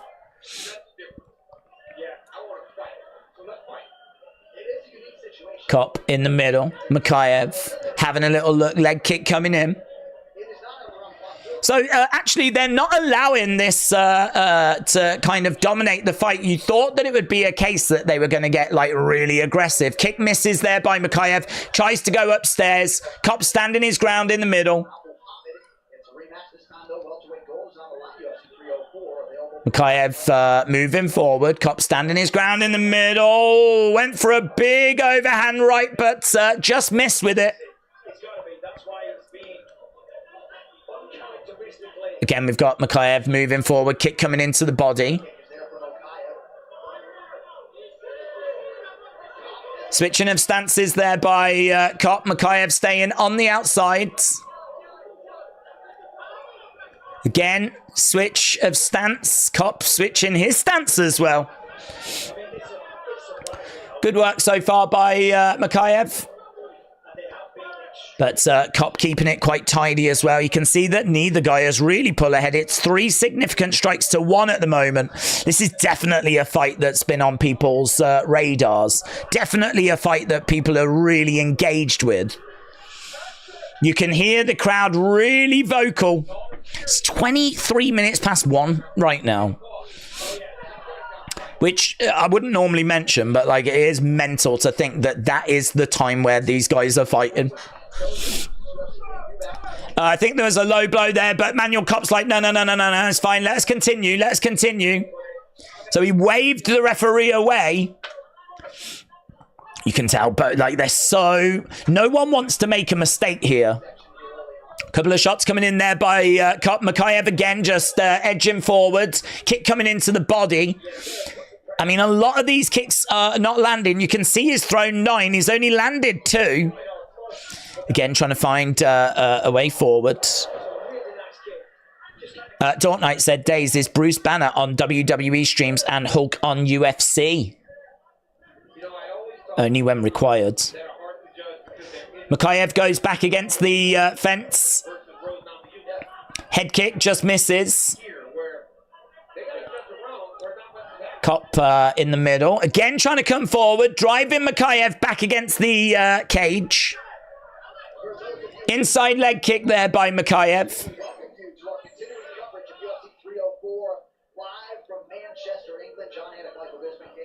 Kopp in the middle. Shot coming into the body. Another kick coming into the body there. Head kick coming in. Stays on the outside as there's a hook shot that comes in. Another kick coming into the body there by Makayev. Looking for a takedown, but no joy. Makayev gets back up to his feet. Kopp is the one that's driving forward. Head kick there, just misses. Oh, he came forward. Big knee by Makayev. Couple of big shots coming in by Kopp. Now we've got Kopp into the center. And there we go. End of round 1. Really, really interesting round 1. Really interesting round 1. In the chat, which way do you think that one went? Which way do you think that one went? Do you think it was Mikhaev? Do you think it was Kopp? I think Mikhaev just. But there's not really much in the way of bragging rights. When it comes to the judges, you never know, because like Kopp threw 23 significant strikes, landed 7. So some of the judges, they may not have seen if it landed or not. They might not know that it was 7. In my mind, it might be 10. It might be 11. This is one of the advantages when you throw volume. Sometimes from the angles, it's hard to know what has connected. So if you throw more, the judges are probably going to think that you've landed more. So this 9-7, I mean, that could be anything. There's only 2 in it.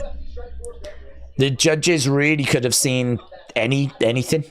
They might think it was 10-9 to Kopp. They might think it was 13-7 to Mikhaev. Like, it's really hard to tell what the judges have seen. It's so close. Here we go then. We got Kopp just edging forward.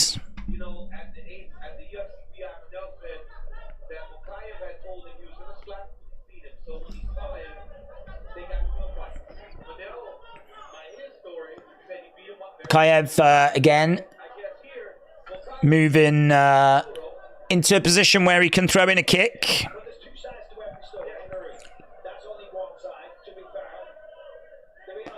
Kopp in the center as Mikhaev backs up.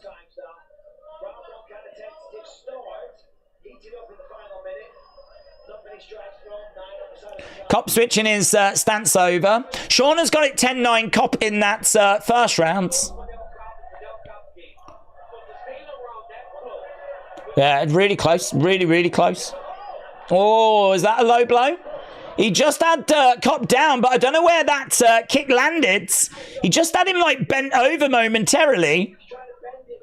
I don't know if that was a low blow or if it was actually a kick to the body, and it was just a really good kick there by Mikhaev. Kopp standing his ground in the center. Mikhaev just edging forward. Couple of shots coming in by Kopp. Outside leg kick there by Mikhaev. Kopp in the center. Mikhaev on the outside, edging forward. Shot coming in there by Mikhaev. Kopp standing his ground in the middle.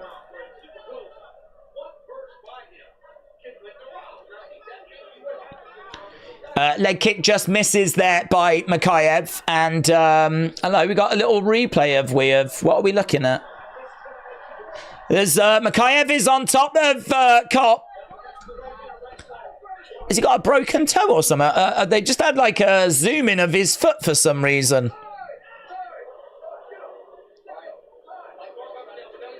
Official timeout for something.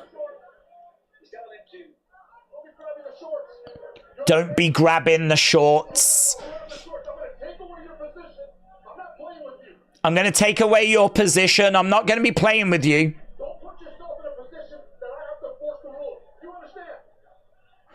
So he's having a right go. Oh, he's really having a go at him. He's having a real go at Mikhaev there for grabbing the shorts. Yeah, oh my God. He's trying to flip him, rip him off. He's trying to take him back home with him. So, yeah, the fight carrying on, but a little bit of dirty tactics there by Mikhaev. Kick coming in there by Mikhaev as Kopp continues to edge forwards. Yeah, no point deduction there or anything, but he does lose the position. I think that's really good refereeing, actually, because he's took some away from Mikhaev, the position. But, oh, the fight was never stopped. Kopp sort of like, I think there might have been a little bit of what he thought was an eye poke, but the fight never stopped, so Mikhaev went charging over. Yeah, this is super engaging because, like, we know these two really don't like each other. Again, Kopp in the middle with Mikhaev circling around, backing up a little bit. Cop, kick coming into the body. Makes it so hard to score, though. I think there was only 2 significant strikes in it at the end of the first. There's only 3 now. Cop, again, coming forward as Makayev gets into the middle. Kick coming in there by Makayev.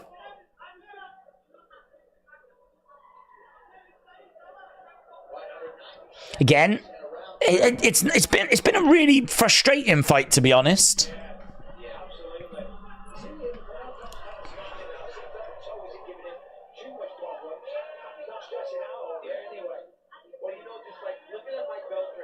Swing and a miss by Makayev.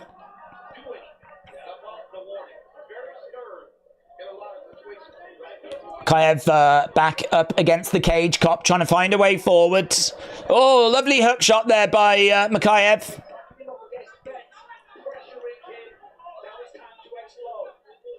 Cop again just putting that pressure on. He's managed to grab him. Knee to the body there by Makayev. Oh, and a kick coming in as well. Cop edging forward. Leg kick coming in there by Cop. 30-odd seconds left to go. Terry said Makayev is dirty anyway. King Hoddle said he was trying to undress him. Jordan said, I almost fought for a world title once, but I had to pull out because of a broken pinky toe. Wow, significant strikes. Makayev 20-14 overall in the fight.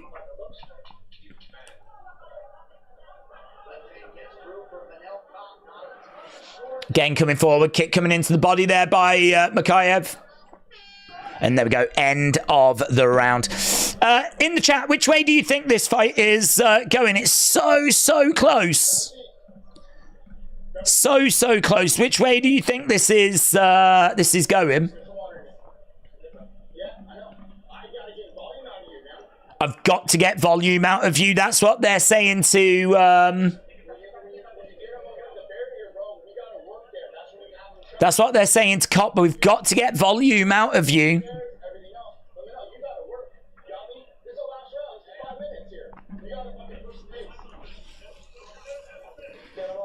Makayev is dialed in, man. He is ready to get back at it. He's on his feet, staring over. Let's put it on him now. Carla, shout out to you. Welcome. Sonny says, come on, Makayev. Days, I'm 4-1. Terry thinks it's 1-1, but Naga says it's Makayev 2-0. Makayev 2-0, Marga. Terry 1-1. Sonny is 4-1 in her predictions, which is excellent. Yeah, he didn't want the doctor to look at that. So it is a broken toe. That is clearly going to be hurting his mobility. I feel like Makayev may have got that second round. That first round felt really close. I think, could be looking at 1-1, but it's so hard to know because, as we said, I mean, there's just not been a great deal in it. But I feel like if you go 1-1 and neither guy thinks they've won it, then really it comes down to who takes this round. Switching a stance there by Cop. Inside leg kick there by Makayev. Cop charging forward. Meek said the truth doesn't give a damn what your opinion is, says Meek. Christopher, hello. Shout out to you. AB Jobson said Beltram putting all the peed off dad energy into Makayev. The business and Makayev deserved all of it. Jab coming in by Makayev. Cop putting that pressure on. Joey, shout out to you. I know the Olympic streams, they were great. Again, coming forward, throwing in some shots. Makayev backing up a little bit there. Cop standing in the middle. Yeah, Cormier and Bisping just said that Cop is quick, but he's just not throwing. It is true. I mean, like, his volume is just not really there. I mean, he's thrown 58 significant strikes. Makayev has thrown 65. Kopp edging forward. Makayev on the outside, circling rounds. Talk Knight said, you should have said that you was in Manchester. I would have bought a pint and said hello. Yeah, I would have been. Would I have been tempted? I mean, I just enjoy streaming so much, to be honest. I've said before, even if WrestleMania came here, I would be sat there at WrestleMania thinking, like, oh, I wonder what everyone thinks of the show. I wonder what everyone thinks about this, or it's just so. It's just, I don't know. It's just what I've done year after year after year now. I can't imagine not doing it for like these shows.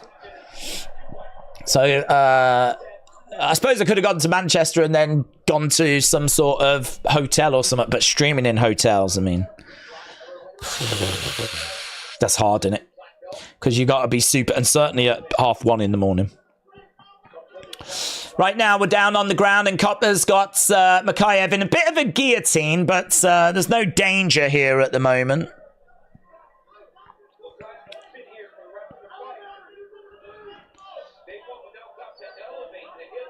So, yeah, he's got him, and the guillotine is applied. The shot's coming into the side of the body by Makayev.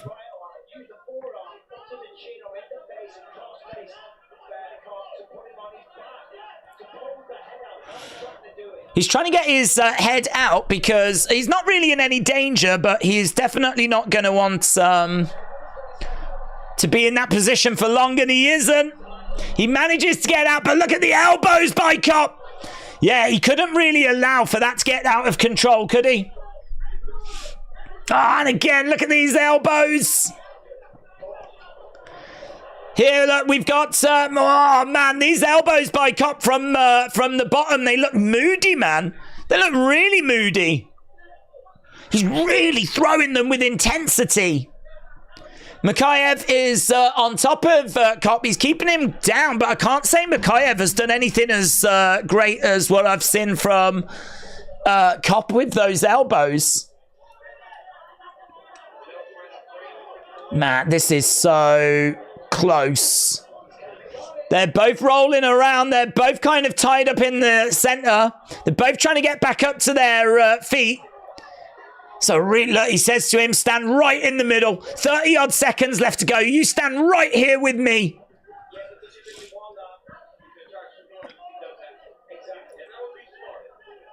Again, we got Makayev having a look, kick to the body. 20 odd seconds left to go. They've not classed those elbows as like really significant strikes, have they? It's 29-22. Those elbows look so good, though. They look so good.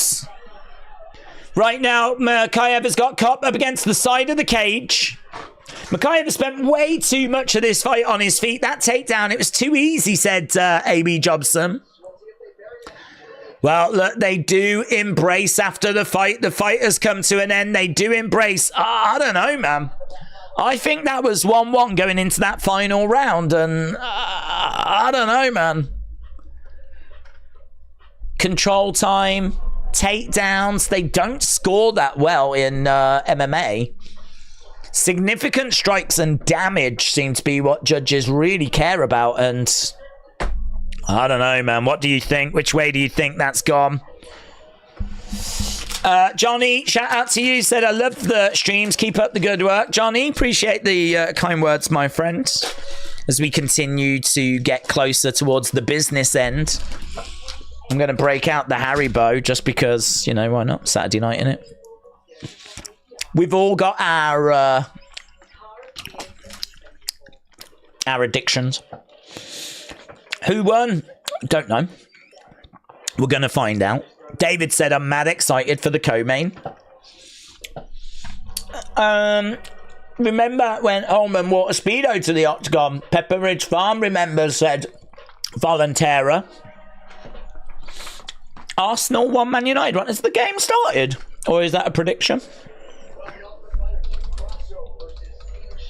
Has the game started? Oh, it has started. Hoyland, let's go. I didn't realise that it was on so early. I knew it was on today, Sunday, but yeah. Okay, what's the teams? Okay, we're waiting for the official decision. Oh, good team, actually. Okay, here we go.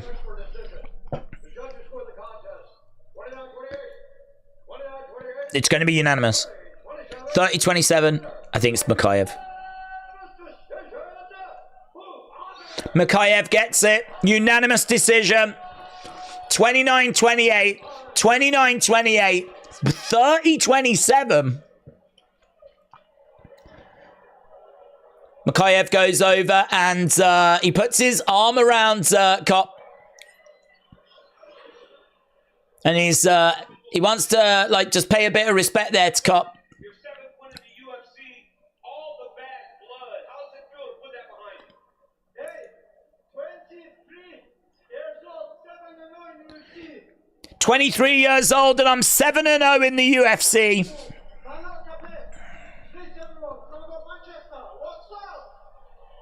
Makayev getting the job done, but that was hard work, in all fairness. Blue shirt said 2-1 Makayev. I could see you streaming at ringside, said TJF, shouting away with a camera on your face. That'd be fun. Might be loud, though. Would they allow me to have Haribo? I don't have much in the way of demands. Just a bag. But it does need to be the star mix. And it needs to be a share size, because I ain't faffing around with them little bags. It's got to be like, you know what I mean? Decent. Oh, Makayev wants a title shot next. Yeah, the crowd do seem a little bit muted. But then it is 1:45. 1-1, Rasmus, decent goal. Arsenal's was offside, but there's no VAR. Edward, 5-1. Sonny, 5-1. Nate said Makayev did nothing.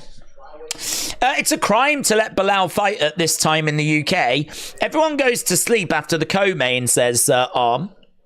Tony said, what's your favourite foods? Don't really have a favourite food, to be honest. Don't really have one. I mean, I don't know. I mean, like, if you used to have a last meal, what would it be? That's kind of like the famous question, isn't it, really? But I don't really have, like, I mean, everyone loves pizza. Kebabs.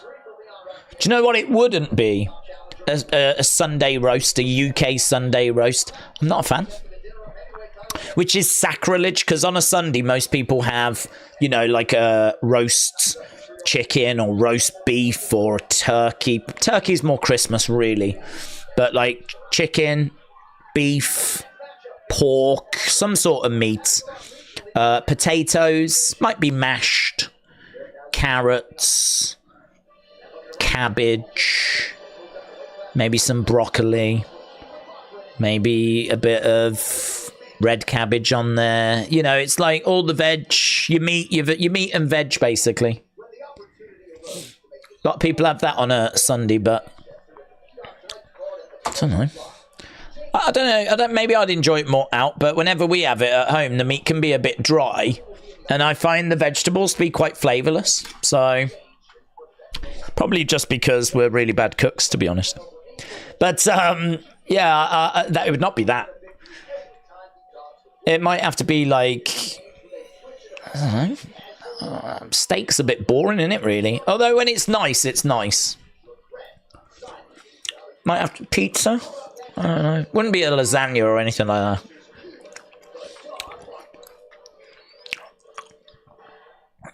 I don't know. It's boring, isn't it?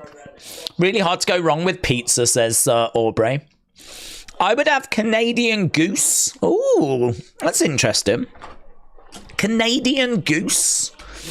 I don't know that I've had goose. I've had duck.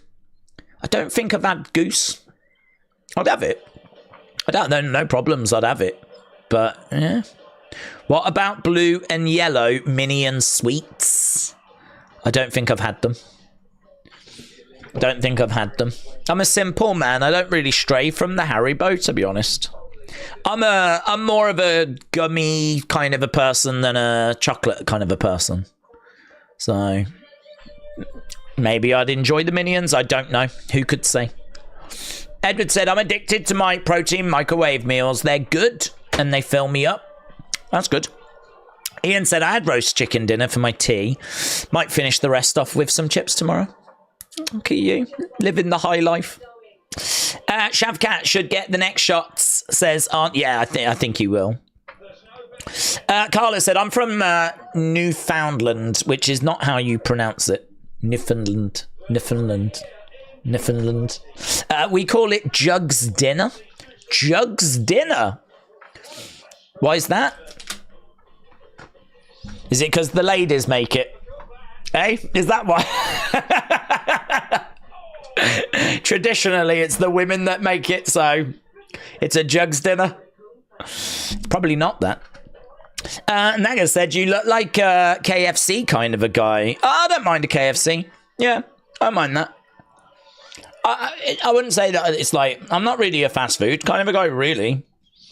I mean, I'd sooner go to the fish and chip shop, which is also kind of fast food, but it's not your McDonald's, your KFC, your Burger King, you know? I'd sooner just go to the fish shop and get, like, kebab and chips or fish and chips or something like that, or pie and chips. Pie and chips from the chip shop's nice. But yeah, I don't know, a KFC, I could go with, like, chicken. I do find with McDonald's, their burgers are really thin. You know, like the patty itself, there's not really much meat to it. There's not much flavour to it. I kind of feel like you eat it and it's fine, but I don't know. Is it something that's like really competitive with like foods? Like it's just convenient, isn't it? Really, it's cheap and convenient, and you know what you're gonna get. That's McDonald's. But I feel like if you want a better experience, you'd go Five Guys. Or you'd go, dare I say, KFC? With like a fillet tower burger, something like that. Do you know, when I went to America a few months ago, and I tried a Blizzard from Dairy Queen, because we came back late one night and we put the TV on and there was an advert for it. And I was like, oh my God, we don't have Dairy Queen and we don't have Blizzards. So I was like, I'm going to try that. Oh, I couldn't believe it, man. It was like this cup that you would have a milkshake in, just full of like ice cream. But the different flavors that you could have, there was like 50 different flavors. It was like anything you could imagine, really.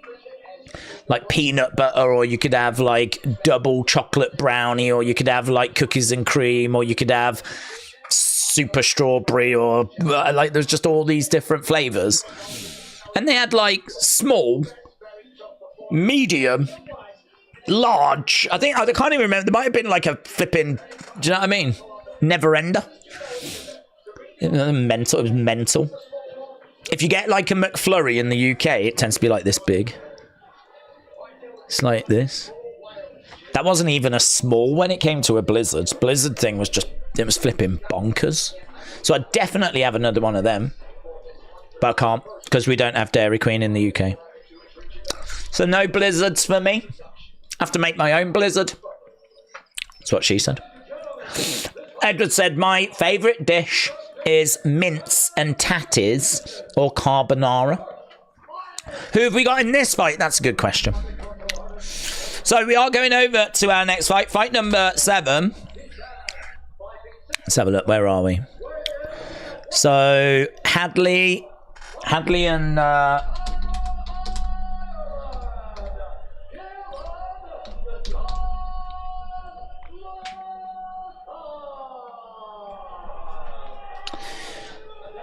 Loughran. So Hadley and Loughran. So Loughran is got better cardio. He's got a good chin, good 1-2, leg kicks, looks for takedowns, looks to wrestle, hunts for submissions, is aggressive, is focused. Hadley is lost his last couple of fights. He's got he works off the feints. He's got some good straight shots. He might lack a little bit of power. He's got good body kicks, good high kicks. He is, I believe, a late replacement as well, though. So Lochran is how I think you pronounce his name. He is definitely the person that I'm riding with here. So minus 195 for Lochran. That is the play, and we are underway as we are into round number 1 of fight number 7. William said Sonic Blasts are better. What about a fish finger sandwich, said Dortnight. I think I've only ever had one in my life, to be honest. But I could imagine they're amazing. Certainly if you put some tartar sauce on as well. Rather partial to a bit of tartar sauce. Oh, lovely shot there by Hadley. I'm a bit traditional when it comes to sandwiches. A bit too traditional, really. Like, to me, you just put, like, meat on it. Or maybe cheese, and that's about it, really.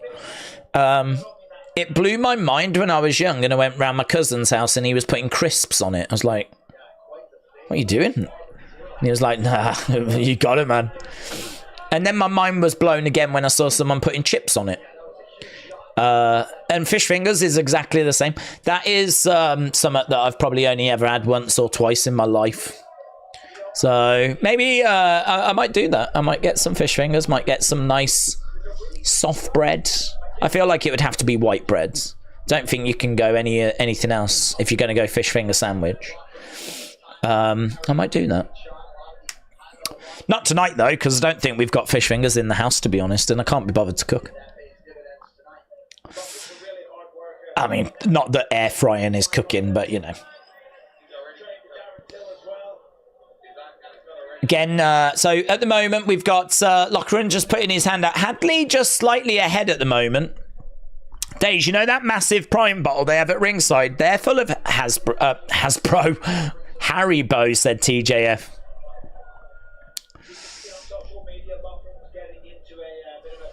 I feel like Prime would benefit if you could make an alcoholic drink out of it. You know, like how you've got vodka Red Bull? I feel like they should get some sort of Prime that you can mix with alcohol and then get everyone drinking that. Because when you're drunk, you'll drink anything, wouldn't you? So you might be like, should we try the Prime and Rum and Prime? Or whatever, Prime Rum. The Prime Rum cocktail. Oh, shot to the midsection. But I've never tried Prime, and I don't think I ever will, to be honest. Unless I'm tricked. Unless I'm duped. Inside leg kick there by Hadley. Slow pace to this one. Next time you go to Dairy Queen, you got to try the cheese curds. Oh, they have them there, do they? Dad's stuff told me about cheese curds. I couldn't believe they were a thing. They sound like something that was around in World War II. Do you know what I mean? Like curded cheese. Like, Jesus Christ, the world's moved on. So I was kind of saying, nah, like that does not sound appealing at all.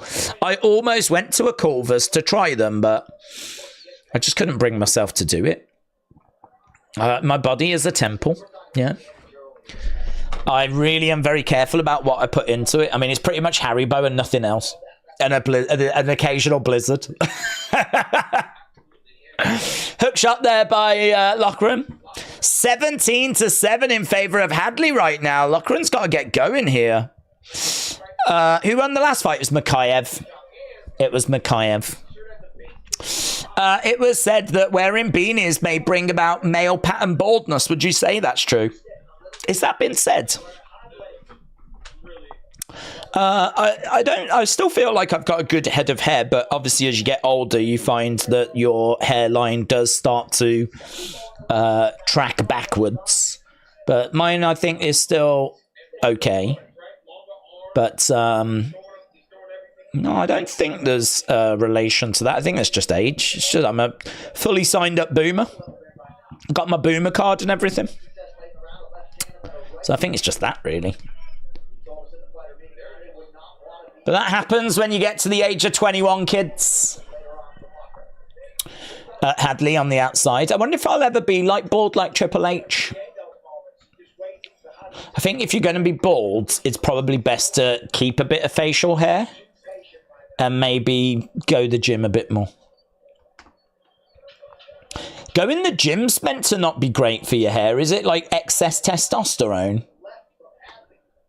It's probably why I've done so well. Kick coming in by Hadley at the end, and it's finished 26-16 in the favour of Hadley there, you know. Really, it was Loughran putting pressure on Hadley as they were like circling round. It was just like counter shots coming back. There was nothing really that exciting. I mean, Loughran has got a nasty looking cut underneath his eye though. I mean, definitely a Hadley round because of the striking, like the volume. And also, as we said, there's a bit of swelling. There's some marks under the eye. Definitely feels like Hadley's took that. What's your favourite My Protein microwavable meal? I don't really have one, to be honest. I like quite a few of them. Probably like the meatball pasta one. That's all right. They're quite good. You put them in the microwave, and they're quite big bowls, and they're quite flavoursome. Not a bad price. I think they're like £4 each, something like that. But just full of protein. I don't know why I need it, but yeah, it's you know, fills a hole. Right, about to get to round number 2. Did you see that Dustin Rhodes post about a new upcoming talent being referred to as boomers, says Ian. Maybe that's why I am having all this protein, because I'm on my way to 80 dub. Jab coming in there by Hadley as Loughran continues to move forwards. Hadley landed that one strike, says Matt. OJH said, Prime's not even that bad. It tastes quite nice. It's a shame that the owner is a twat. That is a really good review. I like that. I like that. I like the drink's all right, actually. But it doesn't change the fact that the owner is a twat. Knees coming in by Hadley, and he manages to break away. Again, we got Loughran in the centre. Hadley just staying out of range. That kick didn't land there by Loughran, trying to throw in a jab. Another jab coming in. That was a nice left hand straight down the middle. Inside leg kick there by Hadley. Jab coming in by Hadley as well. Got Loughran in the centre. There's a big right hand that comes into the body, and there's a shot there by Hadley that just misses. And again, circling rounds. Shot coming back by Loughran, and there's a lovely shot there by Hadley. Inside leg kick by Hadley. Loughran's swinging away as Hadley goes back against the cage. He's getting his hands off now, Loughran, isn't he? He's getting his hands off. Right now, again, we got another right hand straight down the middle. Body shot there by Hadley. Again, nice body shot there by Loughran. Nice shot coming back there. Tom said, Days, I've been watching you for years. Oh, on the streams or in real life?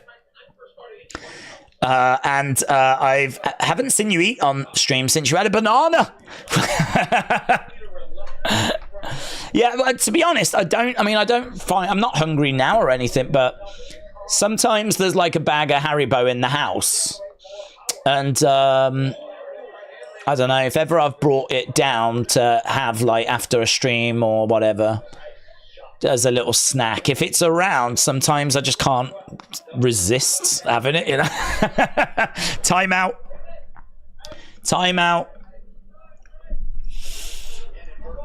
Yeah, well, I had a banana on WrestleMania 37 stream. Have you not eaten since 2021, says Tom.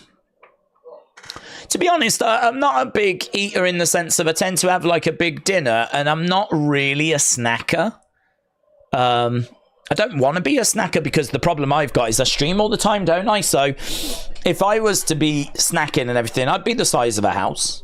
It's so easy to kind of go down that road. Low blow here, Hadley taking a timeout. So, you could very easily just, become big. And I'm really trying to not go down those roads. Just because they'd be so easy to go down and then I think a little bit difficult to come back from. All for the sake of what? Some cakes? Nah, don't need it. Not really a cake person, to be honest. Or a chocolate person. I'll have Haribo if they're around. He's taking his time here, Hadley. He's taking his time, his sweet time. The Haribo Santa will come and sit on your knee. Haribo Santa? I don't think I know a Haribo Santa. There's a Haribo Santa. Right, here we go. We are back underway. And Hadley doing really well. Loughran, though, not having a bad round so far. Trying to get a shot in upstairs, looking for a low kick downstairs there, Hadley. Nice body shot coming in by Hadley.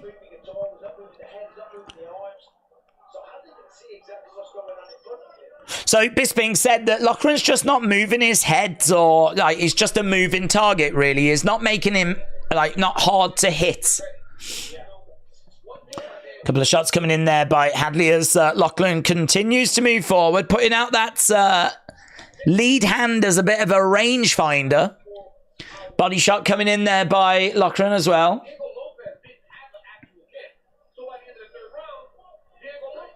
Again, he grabs him, drives him back against the side of the cage. Loughran has got Hadley up against the fence, looking for a takedown. Can't quite get it, but he has been able to get round the back of Hadley. We got just over a minute left to go. Trying to drag him down. He's got him in a seated position. Up against the cage. Loughran back into the middle. On the topic of cake, the only cake I like is Bailey's, says Tom. I hear you, Tom. I hear you. Let me know if you ever get a piece. Hadley goes down to his knees. Lyra will bring you more Haribo whilst dancing, said TGF. Yeah, I saw that clip earlier. I think you tagged me in it, didn't you? And she said she hula hooped for 5 hours. That needs to be on next week's Raw, where she tries to break the record. Shots coming in there by Loughran as Hadley is down. I feel like this is a hard round to score, isn't it? Loughran's been maybe more aggressive, but he hasn't managed to close that significant strikes. It's 47 to 36 to 37. Okay, in the chat, how do you think this is going? Do we think it's 1-1? Or do we think it's 2-0 to Hadley? I think Hadley definitely took the first. But what do we think about the second round? Also, if you are watching and you've not left a like, leave a like. We always try to get to about 500 by the time the main show starts. That's still an hour away, but we are also 160 likes away as well. So 160 likes in an hour is a little bit of an ask, but one that is doable. OJH said New Zealand are going to win the Olympic football. Mark my words. 1-1 said blue shirt. And Loughran round said Paul. 2-0 says Trenton. Chris says 1-1 and Aubrey says 1-1. Paul has got it 1-1 as well. King Huddle said Loughran is physically stronger, but he needs to do more. Trenton laughing at the bots. The bots are invading. Right, here we go. Loughran, oh yeah, lovely shot there. Nice right hand by Loughran. Couple of shots coming back by Hadley, though. Leg kick coming in by Loughran, but a leg kick comes back by Hadley. Yeah, nice body shots there by Loughran. And he drives him forward, drives him against the side of the cage. And he's looking to try and get Hadley down, but Hadley, his takedown defense has worked well for him. Shots coming in. 7 attempted, only 1 succeeded by Loughran. Both fighters go back to the center. Kick coming in by Loughran. Loughran is winning. You're just coping, said Chaos Alpha. Kalen is winning. Here we go. We've got body shot there by Loughran, and he tries to go upstairs with the right hand. Another shot coming in. Well, I genuinely don't know. I think the first round was Hadley. Second round, I would go with Loughran. This round is still a little too early to tell, but it could be Loughran. Couple of jabs coming in, but Hadley is hanging in there. Shot coming in, but a big shot comes back there by Loughran. Kick coming in, jab there by Loughran. Live odds have got Hadley -115 favourite. Loughran at +100s. But that's really close. That would suggest they've got it 1-1. But right now we've got Hadley again stuffing a takedown. You're not going to get anything for stuffing takedowns. But it's still 1 of 8 attempts. He's got Hadley up against the side of the cage. Knee coming into the body there by Loughran. Hadley throwing in a few shots as well. They move into the center, but they break apart. Ooh, big shot there by Hadley. And another shot coming in by Hadley as Loughran throws in a low kick. Hadley edging forward as Loughran steps over to the side, throws in a jab, inside leg kick. Loughran edging forward, kick coming into the body, another couple of jabs coming in. We're in round 3. We got just over 2 minutes left to go.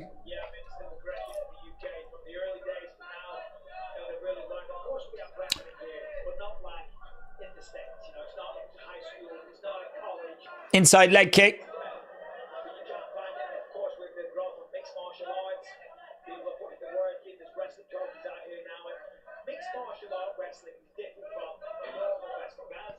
Bisping said mixed martial art wrestling is different from amateur wrestling.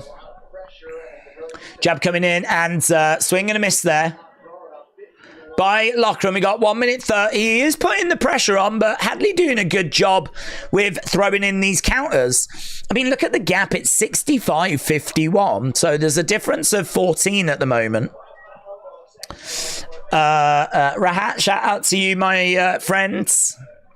Got an event on a 4K TV. Look at you. Look at you, eh?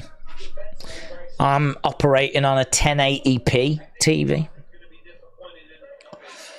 There's a TV down here so that I can watch the stuff on, but it is only 1080p. Do you know the reason we bought it is because it's got a built-in DVD player in the side.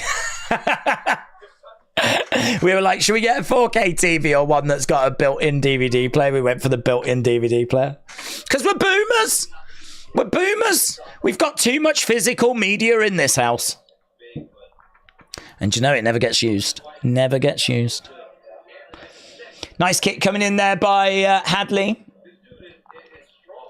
Head kick coming in there by Loughran. Jab by Hadley. We've got 20-odd seconds left to go. This gap is not narrowing. 72-55. But the aggressive nature of Loughran might look good to the judges. Swing and a miss there by Hadley. Loughran again stalking Hadley. He's got and Hadley running around. Hadley thinks he's done enough. He's thrown his hands into the air. What do you think? Which way do you think that has gone?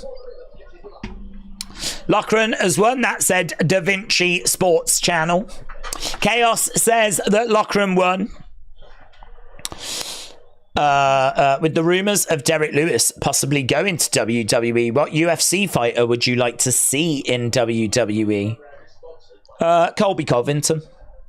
I think Colby is probably about as good of promo as you're going to get outside of Connor. I can't see them getting Connor.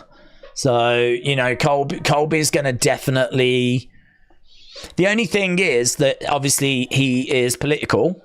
And I don't know, man. Politics is something that you kind of try to avoid, really, when it comes to WWE. Nothing really gets avoided when it comes to UFC, but when it comes to WWE, politics doesn't really tend to show itself. Okay, here we go. Scorecards. We go to the judges' scorecards for decision. The judges for the contest: 30-27, 30-27, and 29-27. It's unanimous. I think it's Hadley, you know.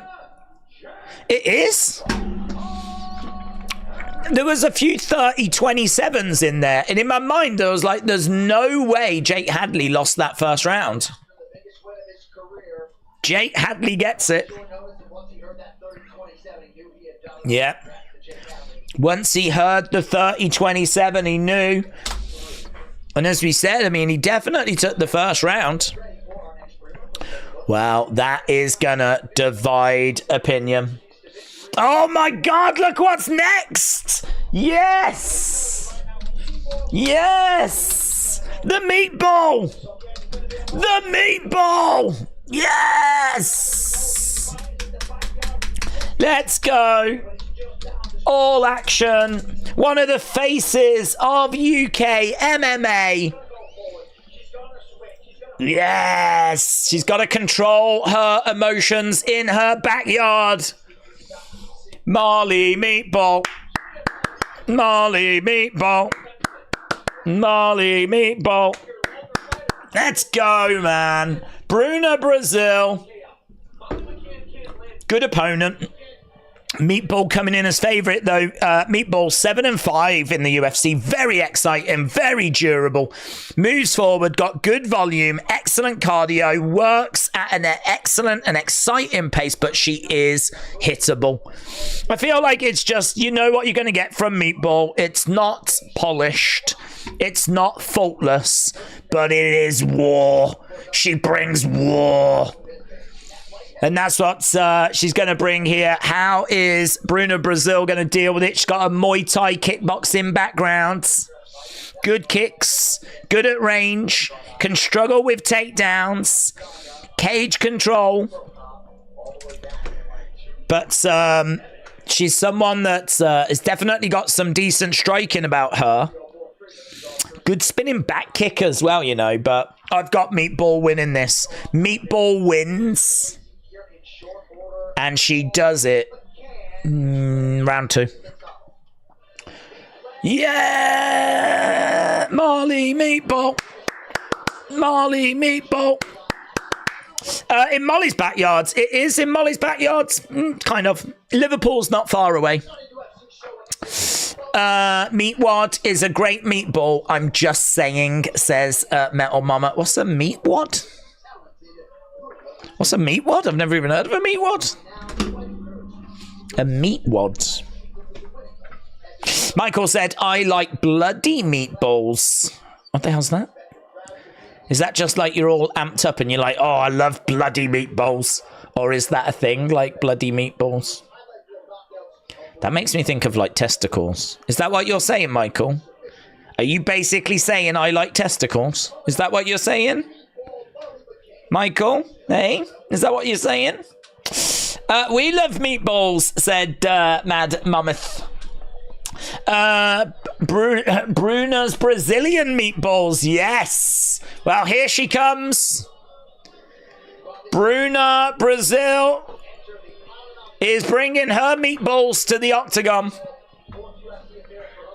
She's coming out to Guns N' Roses. Oh, did you hear? Tom Aspinall said he's got like a sick entrance planned. Sick entrance planned? Don't know what that is.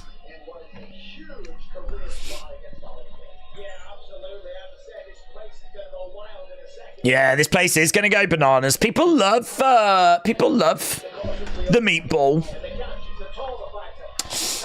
Terry said meatball will bring the football fans to the arena from Liverpool. This arena will be right behind her.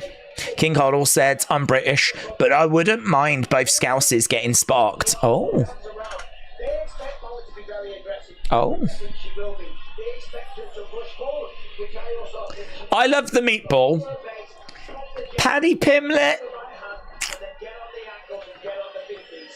Don't know. I think you can see. I feel like with Meatball, she just goes in and she tries her best, and I can cheer for that. Paddy, I feel like he bigs himself up a lot, and there's definitely big weaknesses to his game, and I think everyone can see that he's not. I don't know. He's not going to trouble the top end of this division at the moment. Let's put it that way. But at least I don't think so. So when he's kind of like bigging himself up, you're like, yeah. Yeah. But you don't get that from Molly. And I don't really see that from Molly. Molly, I'm fully behind Molly. I keep them separated. Paddy, I'll cheer him on because he's English, but I'll also be the first to say he's a bit of a douche. But nah, not the meatball. Not the meatball. Here she comes. Very focused look on the face of Molly Meatball. I tell you what, that'll wake this crowd up.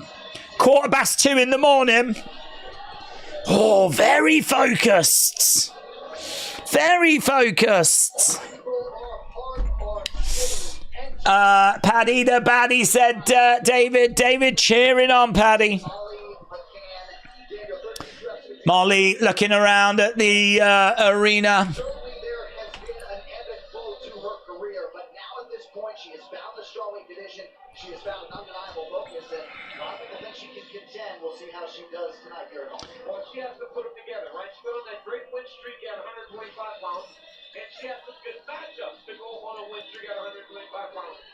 Okay, so she's made her way down. Put in your thoughts. Which way do you think this is going to go? Is it going to be the meatball or is it going to be Bruna Brazil?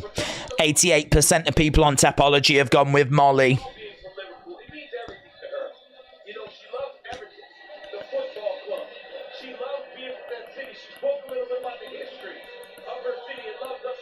Yeah, she does. She does love Liverpool, supporting Everton and.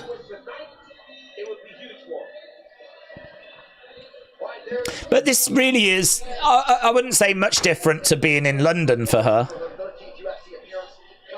There is a little bit of a rivalry between Liverpool and Manchester, but that ain't going to get in the way of her just loving being like here in front of an English crowd. And don't forget, a lot of Liverpool supporters will be there, will have travelled, will have bought tickets.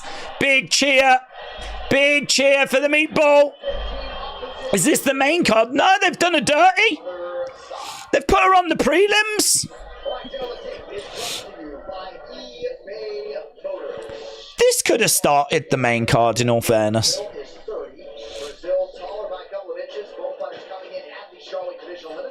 I suppose the thing is, you can't stack that main card because it's a 5-fight main card.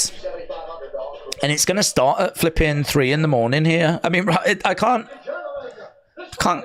emphasize it enough. It's 2:20 in the morning in the UK.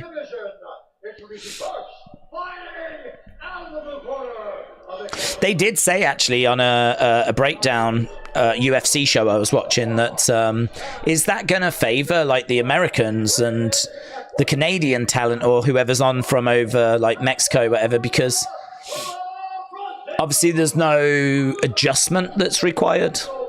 If anything, it's the UK fighters that have got to adjust.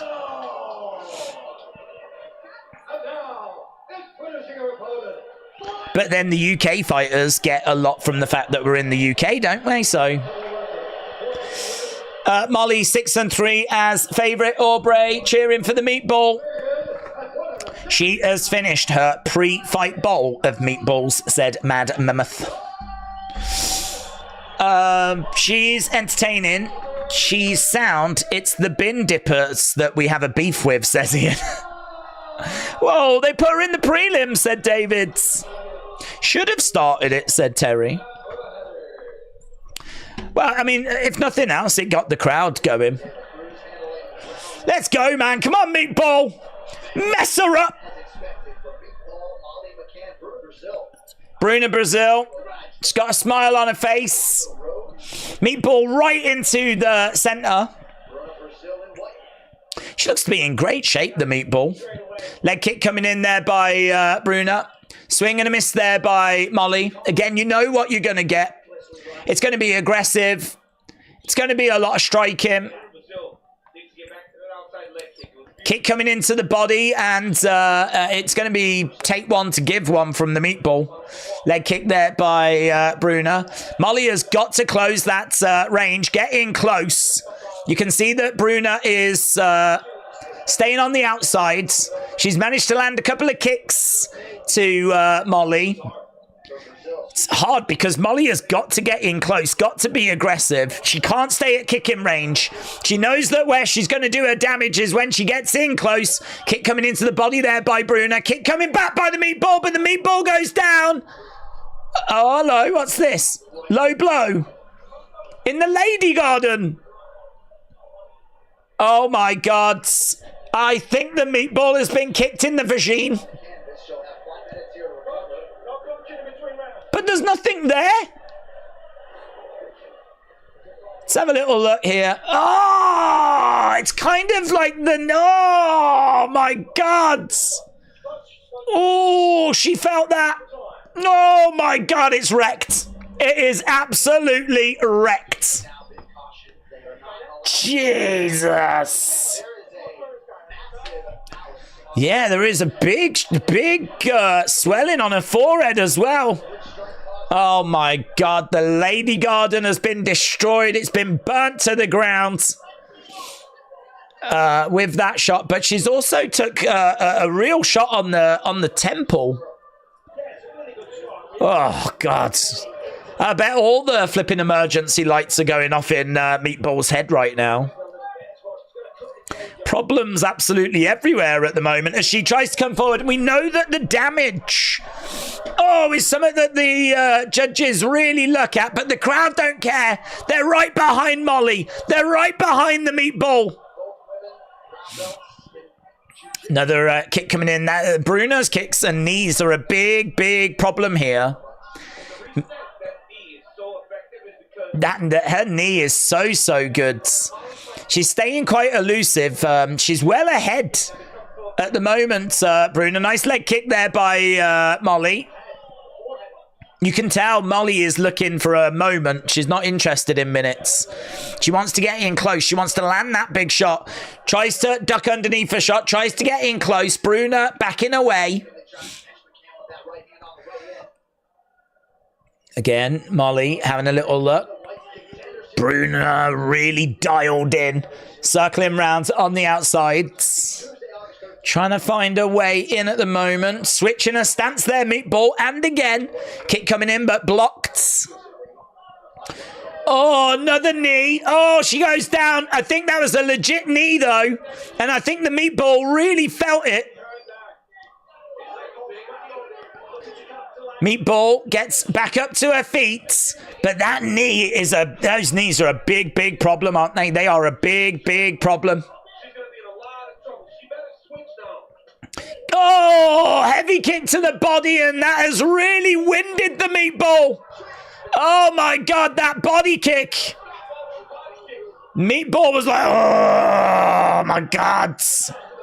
Body shot, hook coming into the side of the head, big knees to the body. Meatball spins Bruna around. Oh my God, her vagine is on fire, her head's on fire, her body's on fire.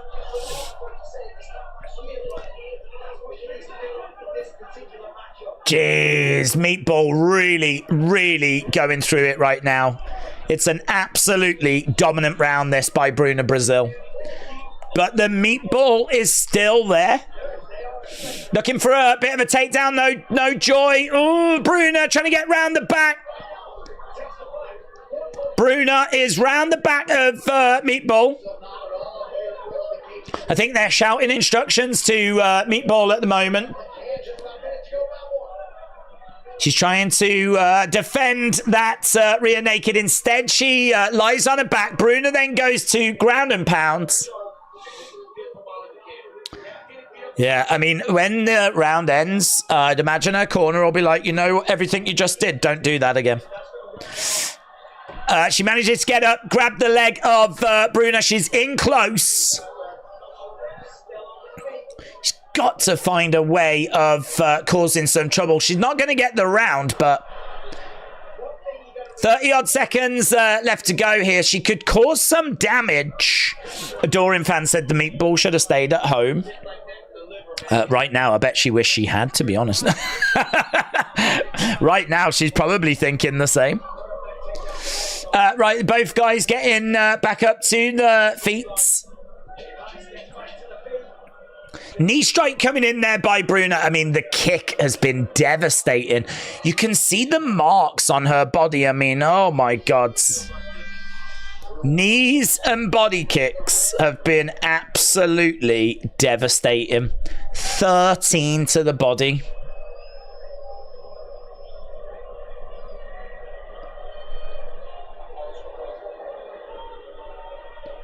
She's saying something to her corner. They're whispering something to her as well. Can't make out what's being said. Well, that is as one-sided a round as you're going to see potentially tonight. I mean, unless there was a finish. And it looked like at times there was going to be. I mean, there was a knee in there. And is this the kick? Boom! Oh!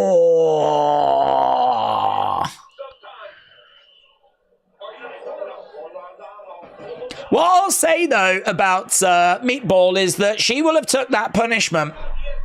And it'll be absolutely fine. Some people are born to be fighters, and Meatball is definitely one of those people.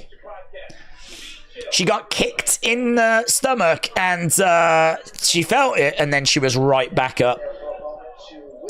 You ain't going to get any quit out of her. You ain't going to... There's a dog in there that's not going to give up. But that will count for nothing if Bruna Brazil has another round like she did in round one. But Meatball pouring it on, getting in close. Yeah, going on the attack. Oh, trying to make sure that knee doesn't land. The problem is when she gets in too close, it brings the knees into action. If she stays at distance, it brings the kicks into action. Looks like she got a couple of shots through there, though, Molly. Shot coming in there by Bruna. Nice jab coming in. You can see that Molly is quite side on when she's coming in. I think that's to kind of try and take away the knees when she gets in close. Very good. Trying to dive forward, driving Bruna up against the side of the cage. Right now she's got her pinned up against the cage. She's looking to try and get Bruna Brazil down. And she's in the clinch at the moment. She's got to be careful of those knees. Bruna will create a bit of space and then throw those knees in. But good takedown defense. She's not allowing Bruna to throw her. Better by Meatball. Better. Shots coming in there by Bruna. And she's got Bruna up against the side of the fence. Knee coming in. She's trying to use the elbow. She's trying to get a few knees in of her own. Bruna. Oh, good takedown by Meatball. Bruna down. That was really good. Hoisted her up off the ground. She's been able to get Bruna down. Now Meatball. Oh, she just could not capitalize. Bruna gets right back up to her feet. That's frustrating. Kick coming in there by Molly. Well, that was good. It's better. I feel like she's still... Well, it's so hard. That first round was so wide. Shot coming in, knee there by Bruno. What a great performance by Bruno Brazil here. But Meatball again getting in close. Bruno just can't seem to get the knees working. Overwhelmed like last time, said Miss Clown. Right now she's got up against the side of the cage. I love Molly, but she's getting murked, says Ian. Molly's getting wrecked, said Blue Shirt. I'd say this round feels a lot closer. Molly getting some control time. She's stomping on the feet and actually significant strikes. 8-8. Round 1, 26-4. This round, 8-8. But the thing is, you just feel that Bruna's going to just get a flurry of shots off and she'll take the round. I feel like Molly is having to work so hard and I don't know that she's getting like loads back for it. I hope she's not ripped her beef curtains, said Ruxo. Mate, they're done. She's gonna need to have to go shopping on Monday. She needs some new beef curtains. She'll have to pop to the butcher's because the beef curtains she's got are wrecked. She's down on her back with Bruna on top.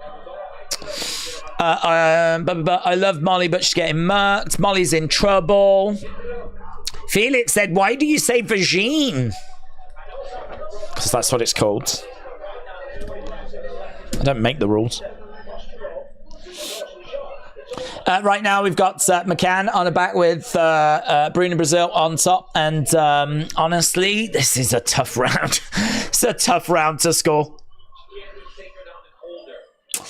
I might give it to Meatball for the lols. Kicks coming in there by Meatball. We got 20-odd seconds left to go. A broken rib, I bet, says Metal Mama. But Bruna is getting at it. Molly getting back up to her feet. Oh, my God, she got caught. Really reckless there by Molly. She went for some really weird kick. And, she kind of went for, this back kick thing, but it was so laboured. So slow. She ended up just getting punched in the face. That moment right at the end might have just given Bruna the round.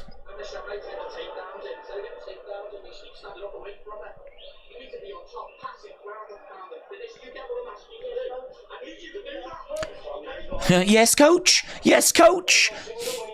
Do you know what I'm asking you to do? Get her down. Get into mount and elbow her in the face. We need a finish. Let's fight like our life depends on it. Do you know what I'm asking of you? Yes, coach. Yes, coach. Let's go, man. Fight like your life depends on it. Elbow her in the face. Ah! This is what it's about. We need a finish. Yes. So we know what they've said. Get her down, elbow her in the face. Can Meatball do that? Right now we've got, she was looking for a spinning attack there, Bruna. Knee to the body. Meatball has got right up against the side of the cage. Aaron said, I've got it 2018, but it could be 2017. That first round could be a 10-8 round. If that first round was a 10-8 round, I don't think anyone would complain. Meatball is down. Meatball is down. We got Bruna trying to get round the back. She gets round the back. Gotta find a way of reversing this, Molly. Gotta find a way of reversing this. Molly is down.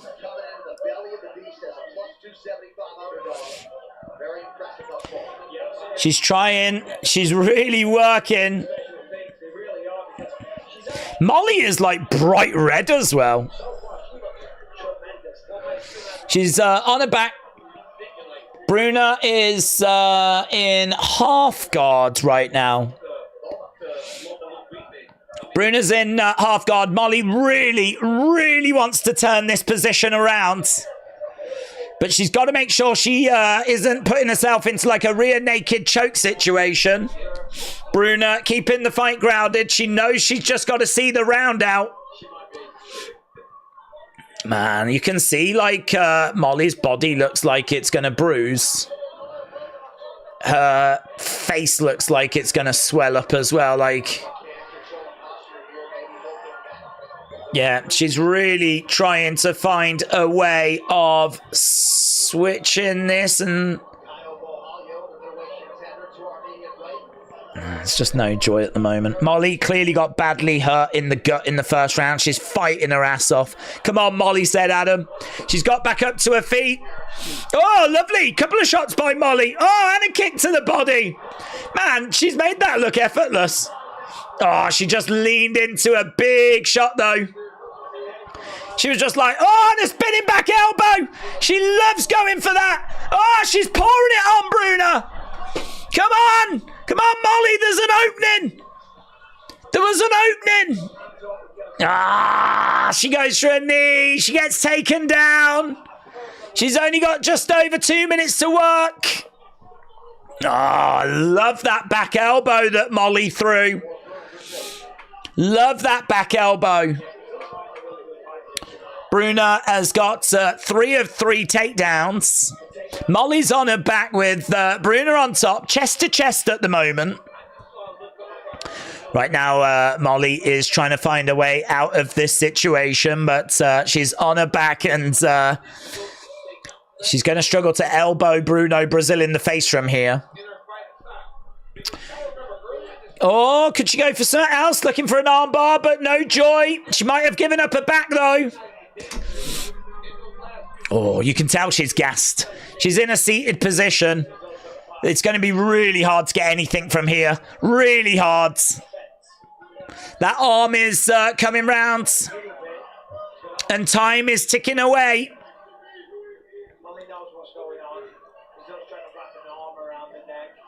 Molly is trying to find a way, but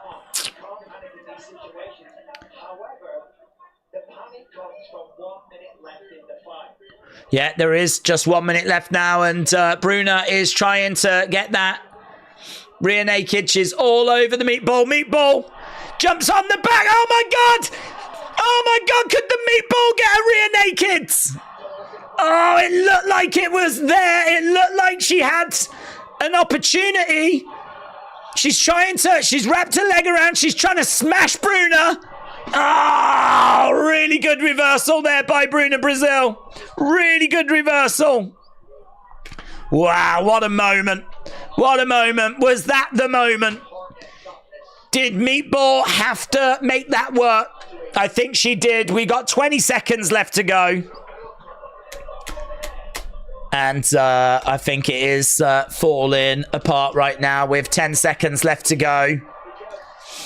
She's managed to get it down. Oh, there's a real scramble, but with 5 seconds left, she managed to get one elbow into her face, in all fairness.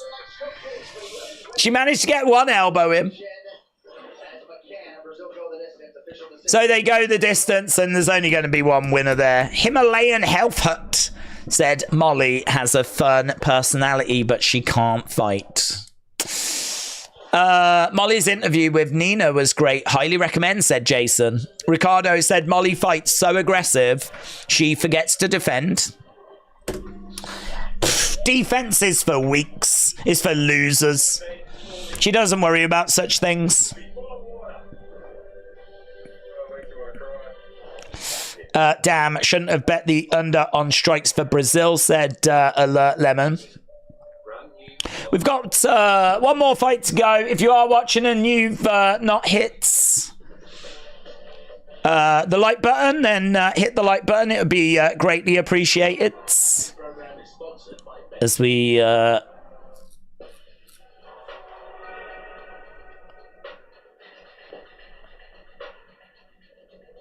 continue moving forwards.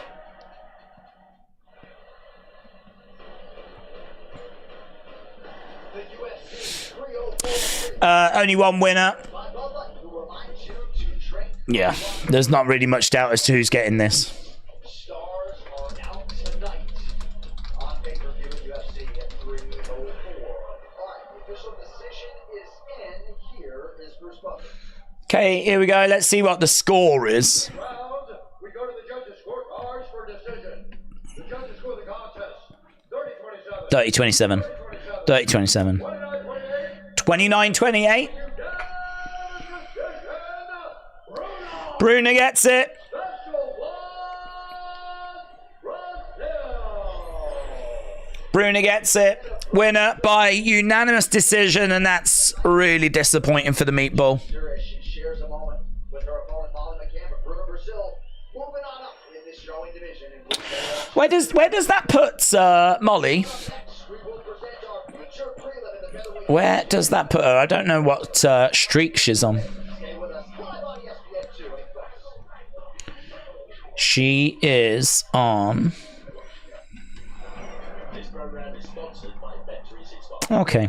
Well, she lost to Erin Blanchfield. She lost to Stolyarenko, but she did bounce back with a win earlier this year against Belbita, and now she's got a loss against Bruno Brazil. So she is 3-1 or 1-3. 3 losses, 1 win in her last 4. Shame in it, because when she beat Kim and then she beat Carolina and then she beat Goldie, she was on a 3-fight win streak. And then she's just hit a 2-fight losing streak. She beat Belbita and now a loss to Bruno Brazil. I don't think she's in danger of getting cut, but I don't know. The future's not looking great. It's at the age of 34.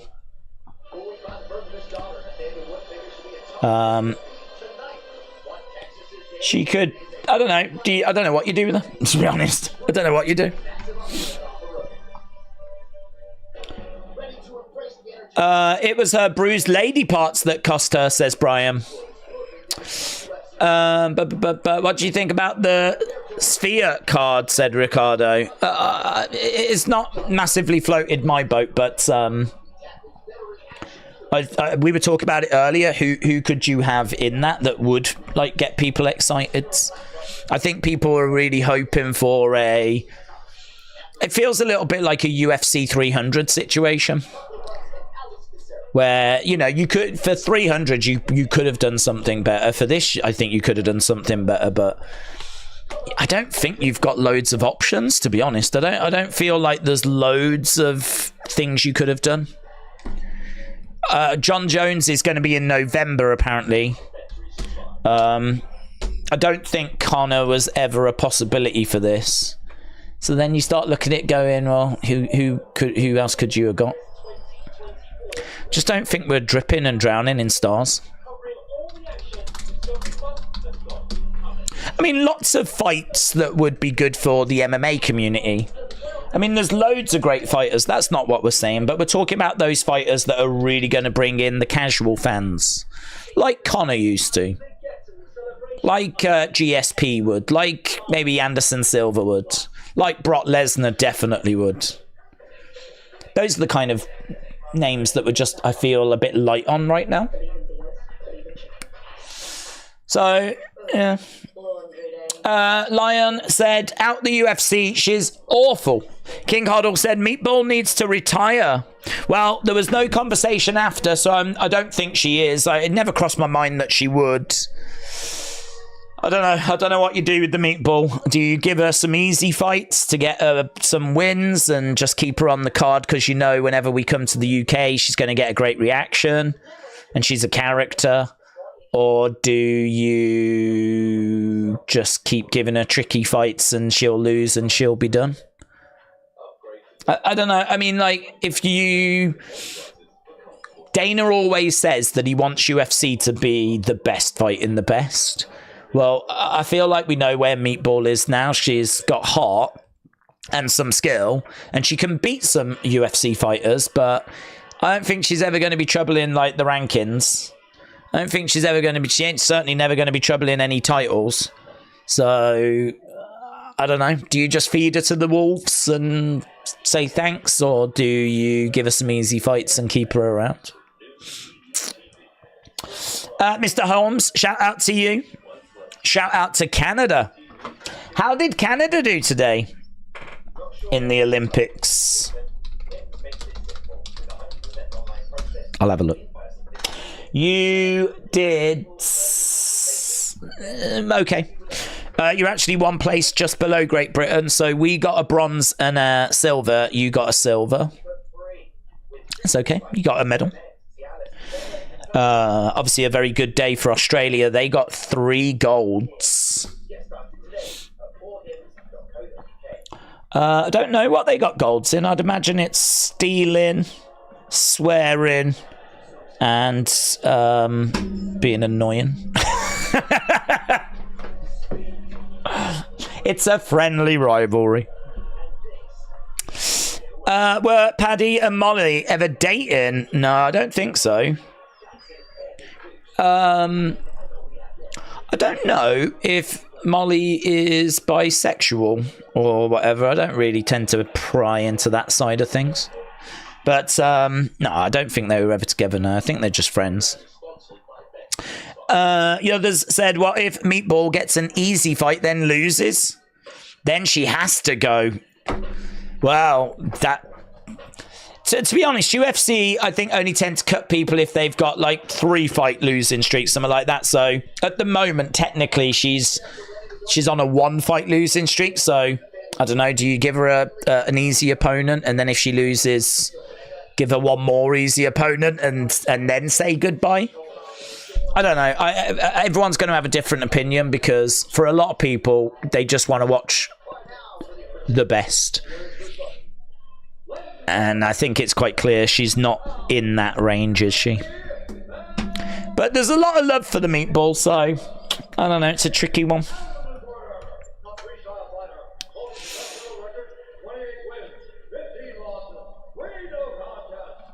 Okay, we're moving on to our next fight, and we are running out of time. We've only got 13 minutes.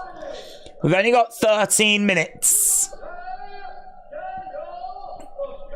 So this is going to be Nathaniel Wood against Daniel Pineda. I think there's a chance that this could go into like the later rounds. I've got Nathaniel Wood winning. He is minus 500 favourite. 7-3. Brilliant boxing.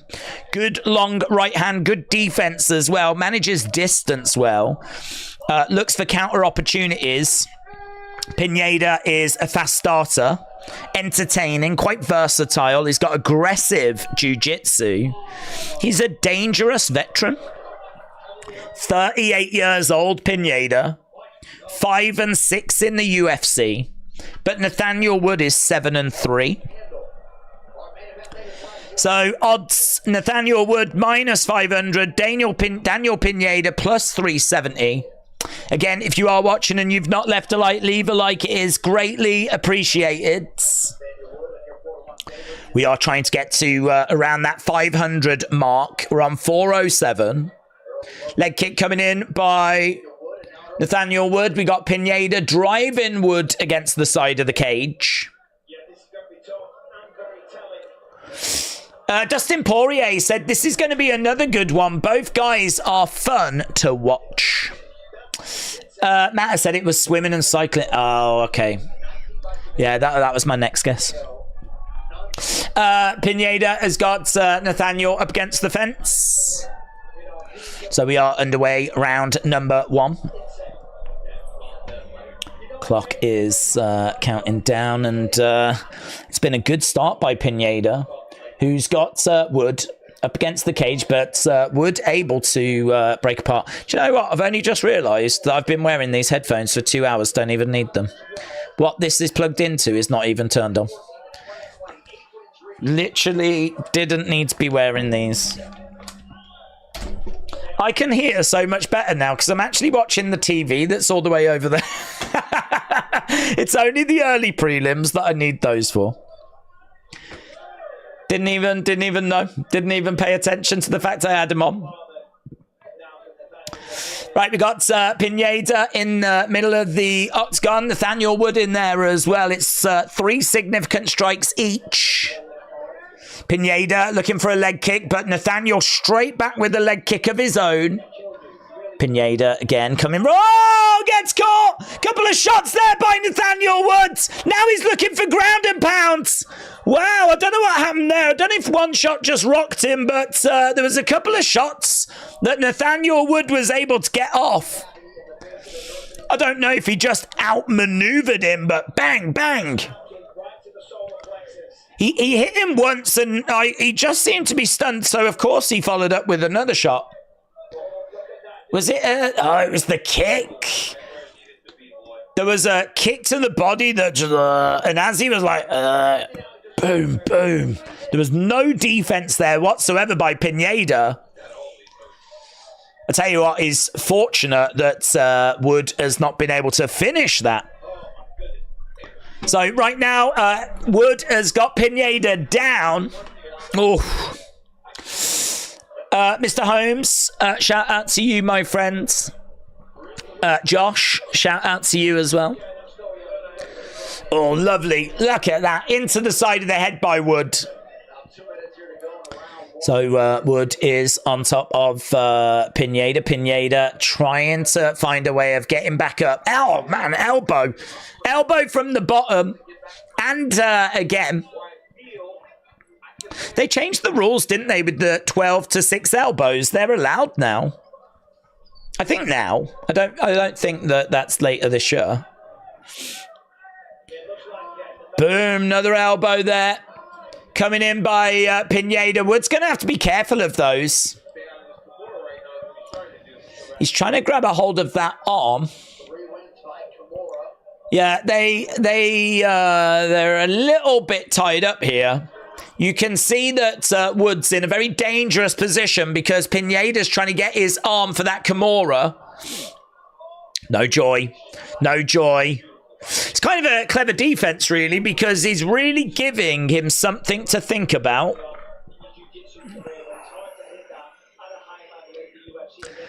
And as he was trying to defend that Kimura, he now finds himself in not a great position.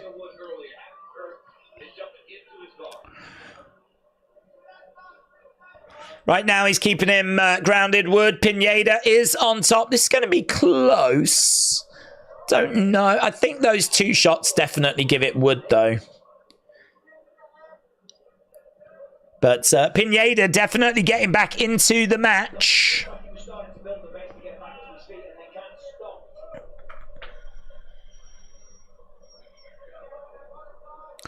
So he's got him down.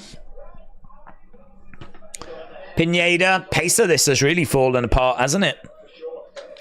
I think Australia medalled in destroying the King's English, said Ernest on purpose. Yeah, I think they get a gold medal for that before any of the actual competitions even start. So technically, I think they already start on 1 gold. Again, shot coming into the side of the head. Hammer fist coming in there by Pineda. Pineda throwing these shots down. Tricky that one, you know. I think it still would, but Pineda definitely providing something to think about at the end. Ricardo said hello to my fellow Americans. All I'm going to say is Aspinall, with those new rules, could be scary, said Hawks. Yeah, they changed the 12 to 6 elbow. They also changed what's warranted as a ground strike now.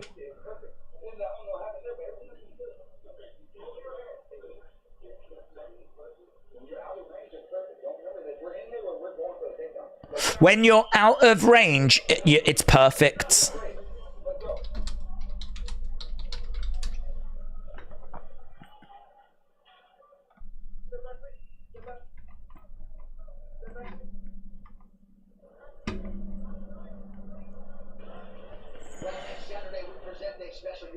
About to get underway with our second rounds. So yeah, the definition of a grounded opponent has been changed. A fighter shall be considered grounded and may not be legally kneed or kicked to the head when any part of the body other than their hands or feet is in contact with the canvas. Oh, lovely work by Wood. He got Pineda back. Ooh. Kick coming in there by Woods. Pineda getting caught. You can see a bit of damage on his face. Yeah, over the right eye, actually, he's got a bit of damage. But John Anik said over the left. I guess it's left as we look at it, right for him. Yeah, that is causing problems. I think there's blood coming into it. Nice spinning attack to the body. So Wood putting the pressure on early here for Pineda. Oh, that was good. Leg kick and then a little hook shot as well. Kick coming in, jab coming in. Pineda's struggling. You can tell that Pineda just can't get into the rhythm. Again, trying to come forward. Wood backing up a little bit. Wood moving forwards, edging forwards. Big right hand there by Pineda. Pineda, his movement is just, he seems so distracted, seems so uncomfortable. Leg kick coming in there by Woods. Wood keeping it quite tight, but okay, that's better by Pineda. Little shot to the body. Kick coming into the body. Hook shot to the side of the head. Another kick coming into the body. Referee coming in. Timeout. So I think, was there a low blow in there? Pineda maybe suffering a low blow? Yeah, timeout at the moment. Ricardo said, what a terrible Olympic ceremony. Craig said, the elbows are allowed from November. Oh, thank you. I thought it was effective immediately. They're doing Olympics again. Aren't people bored of that? No, I love the Olympics. I think the more that you like invest into it, the more you get out of it. So like, just to watch a random thing, I mean, in all fairness, I love sports, so I could do that. But if you know some of the stories and whatever, like I watched a video on Simone Biles, and it was really interesting because I was watching her 3 years ago when she just couldn't do it and she walked out, and there was all the kind of press coverage and everything, and yeah, it was quite interesting for her to come out and go, look, this is what was going on at the time. So now obviously I'm really interested to know how she's going to look when she competes. I don't know what day that is though. I don't know when she's in action. But I think there's... Oh, lovely kick there by Wood. Pineda goes down. And again, oh my God, these kicks are causing all kinds of trouble. All kinds of trouble for Pineda. Yeah, I think he's really... Oh, he stumbles back, Pineda. He gets clipped. Oh, Wood just could not capitalize. Leg kick coming in there by Woods. Kick to the body as well. Jab coming in there by Woods. Pineda moving round to a different location. Yeah, there's a lovely right hand that gets through as Pineda. I don't want to say that he's like giving up, because he's not giving up, but like the movements in there just seem off by Pineda. He seems hurt. He seems like he's really struggling. Things feel like a chore. Yeah, I mean, he's been dropped a few times. The leg kicks have really hurt him. There's been a low blow in there. Like it just feels like this is a real struggle for him. Trying to take a step forward. Leg kick coming in there by Woods. Swing and a miss there by Pineda, but swing and a miss by Wood. Another leg kick coming in. Dig to the body. Looks for a hook shot. Oh, Pineda rocked again. Boom! That was great work. Oh, hook shot. Pineda down. Pineda down. Wood on top. Throwing in some hooks. Raining down some elbows. He's looking for the finish. But Pineda is not going to go down that way. He's not going to go down that easily. Yeah, I mean, it's one-way traffic now. It's one-way traffic. Shots coming into the side of the heads. The gaming world needs a complete Olympic country orientated console game. We've had them, haven't we? There was one for Tokyo. I saw it on the Switch. I don't know if they've done one for France. That's an interesting question. Have they done one for France?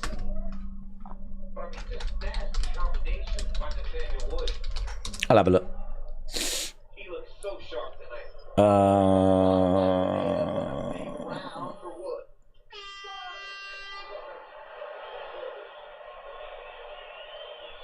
There we go. End of the round. They managed to get through. Doesn't look like there is, you know.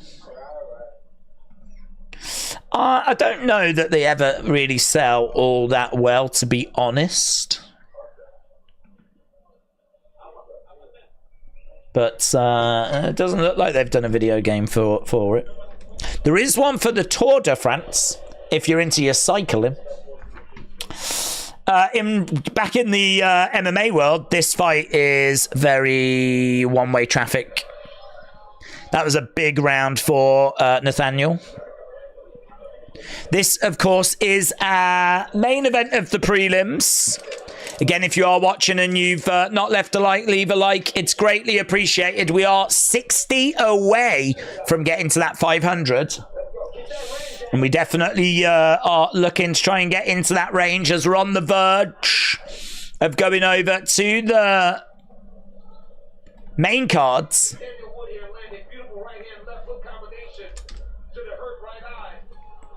Oh. So this one has got one more round in it. What do you expect from the French? That is true. It's a really good point. I bet there was massive demand for it as well. Doctor, just having a little look at the eye there, and yeah, Pineda is good to continue.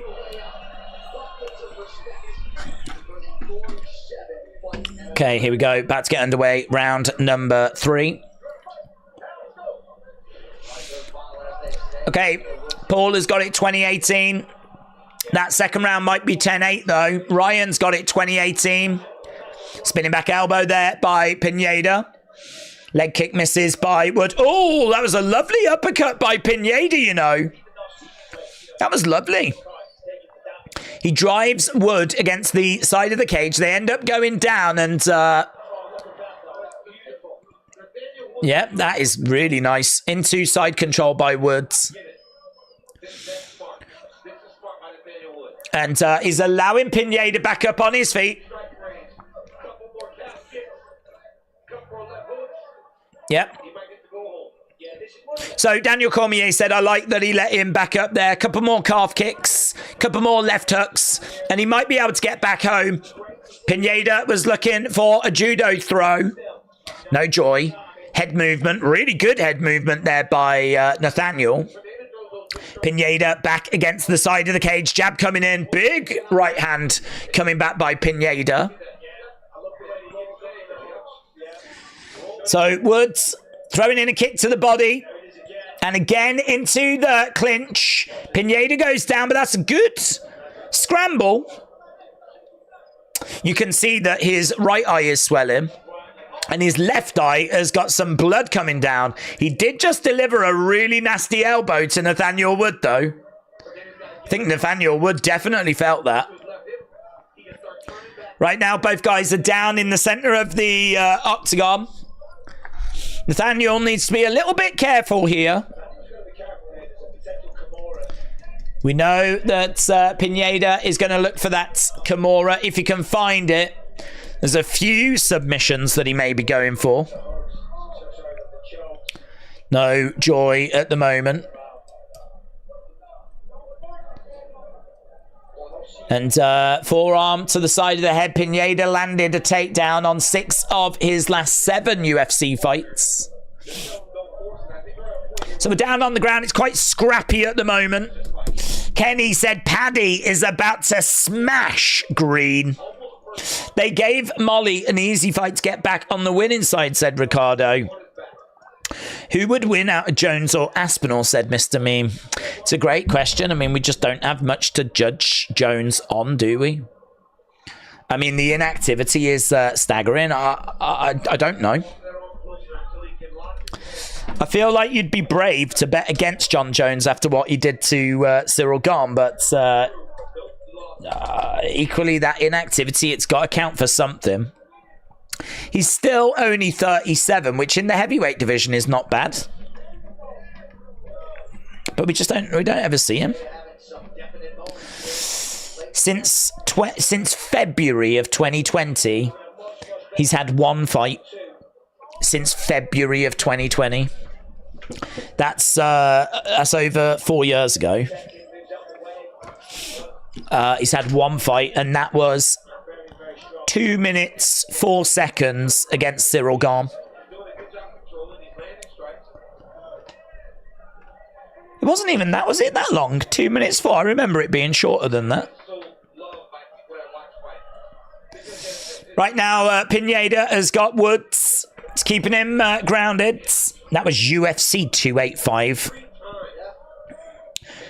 Gustafsson in 2018, Smith in 2019, Santos 2019, Dominic Reyes 2020, Cyril Gane 2023. So where is he? Where is he in regards to the heavyweight division and his skills compared to an Aspinall? Pineda is just keeping Wood grounded, but with only 40-odd seconds left to go, I think we're going to run out of time. All Pineda seems to know is that hook and the overhand, said GS Dub. Well, this ain't helping him. I think he is searching for a finish, but he's not finding one. Jamie Lee says, Paddy the Baddie.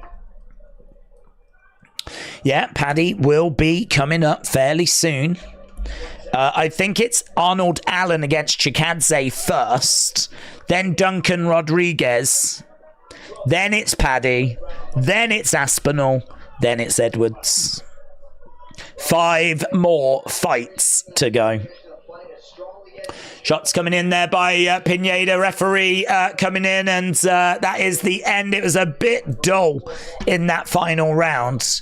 But Nathaniel Wood won't mind because he should be picking up the victory. Crowd a little bit quiet. You can understand it. It's 8 minutes past 3. Allen against Chikadze, and we are getting closer. These fights tonight, you know, they're so important. It's really weird. I don't know, like, I don't know if it's because of the time or if like this is a very UK card, maybe the rest of the world's not as fussed, or I haven't seen loads of hype around this card. But it is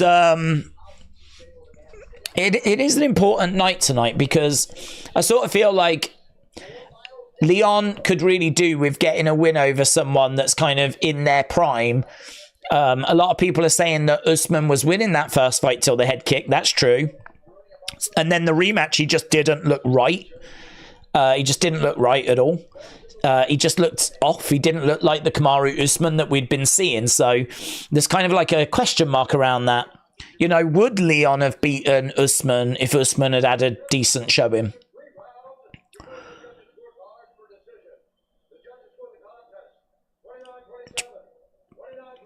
It's unanimous.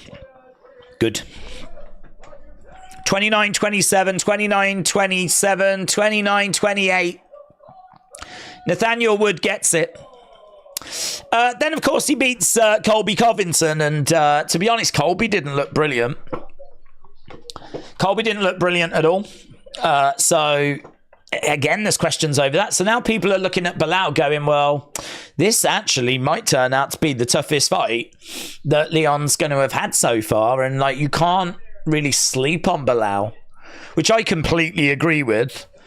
I completely agree with. I think Belal is going to be a really tricky opponent for Leon, and I can see this thing going the distance. And, you know, if he loses that title, you know that you've got Ratmanov right there, who's waiting. Surely he's next. So, I don't know. I don't know that you even get the rematch. Maybe you do, maybe you don't. But this is a division that's pretty stacked. If Leon loses tonight, it's going to be difficult. There's just a lot of difficult fights around. Even if he wins, it's going to be difficult. But at least if he wins, he gets another win in the column as being champion, you know? If Leon loses, there's no guarantee he gets back to the belt. Welterweight is quite tasty.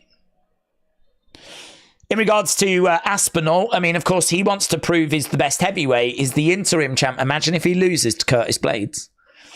I mean, he's not confident he's going to be facing John Jones anyway. But because he thinks that if Pereira comes up, they'll do Jones-Pereira if Jones beats Stipe. So he's not confident that he'll be next in line for that. But if he loses, it's definitely, definitely gone in it. If he loses to Blaydes. So both of these fights clearly matter. There's titles on the line in both of them, but I don't think it's going to be easy to get back. Maybe it'll be easier for Aspinall to get back to fight Blaydes, but I don't know about Leon. Don't know about Leon.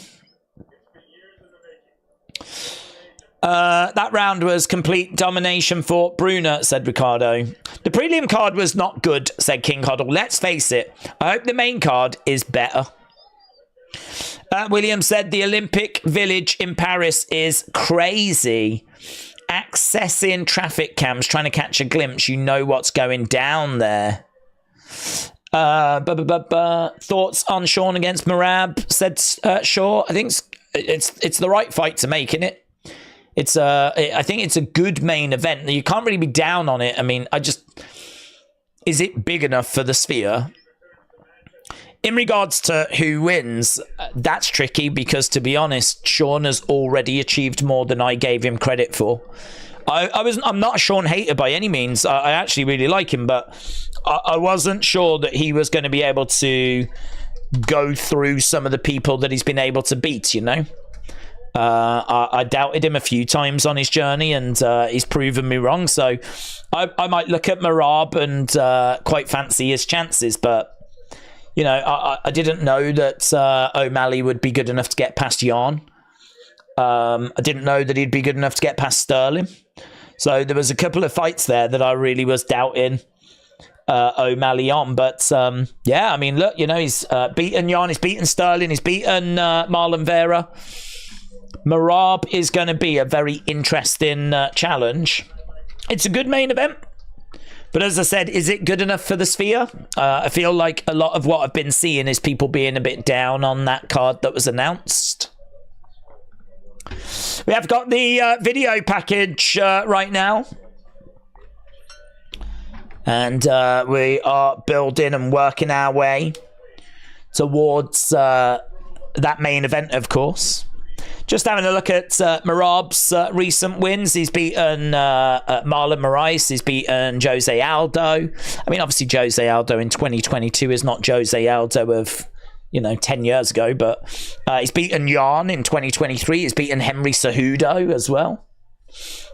So Merab has got 17 wins and 4 losses. His last loss was back in April of 2018, which is 6 years ago. And since then, he's gone on a 1, 2, 3, 4, 5, 6, 7, 8, 9, 10 fight win streak. Against some good names as well. So it's going to be a really tricky one, that. Actually, I don't even know who the bookie will go with. I think the odds may be close to a pick'em with a slight lean to the champ. So if I was to guess, I'd say maybe minus 180 for Sean, plus 100 for Merab. Maybe at the time of close, it's a pick'em. I think it'll be close. Right, we've got Edwards. 52% of you think he'll get it by finish. Edwards by decision, 18%. Belal by finish, 21%. Belal by decision, 9%. So 70-30. The champ is here. The champ is here. The UFC Welterweight Champion. It's quite nice, actually, to see the backstage areas. I just have not seen much of this arena. It's a brand new arena. But there is the champ making his way. Corridor looks good backstage, doesn't it? There is Belal. Remember the name. Hasn't lost in over 5 years. 10-fight unbeaten streak. He's been training with Khabib. I mean, what I would say is, look, they fought for a round years ago, and Belal is going to have learned so much from that experience. There's a lot of people saying Leon won that first round, so he'll win this fight, but it was a long time ago. And if you're Belal and you've lost that first round to Leon, you've just had a free education, really, because that was deemed a no contest because of the eye poke. So, you know, you will have learnt loads as to where you are compared to Leon. I've got to think you're going to have gone away and worked on that. And that was ages ago now. So I just think it's really close. I think it's really close. I think it's closer than 70-30, but I would also lean Edwards to get it done. But might be long main events. Dynasty said, is this live? Yes. If so, how much do you think they have to pay to run so late? I genuinely don't know. I mean, because it's UFC and because, you know, countries want to bring UFC, you know, they want to bring pay-per-views. They want them there. I would not be shocked if the mayor of Manchester, who I think is called Andy Burnham, is it? I wouldn't be shocked if he helped, you know, sort this out for them.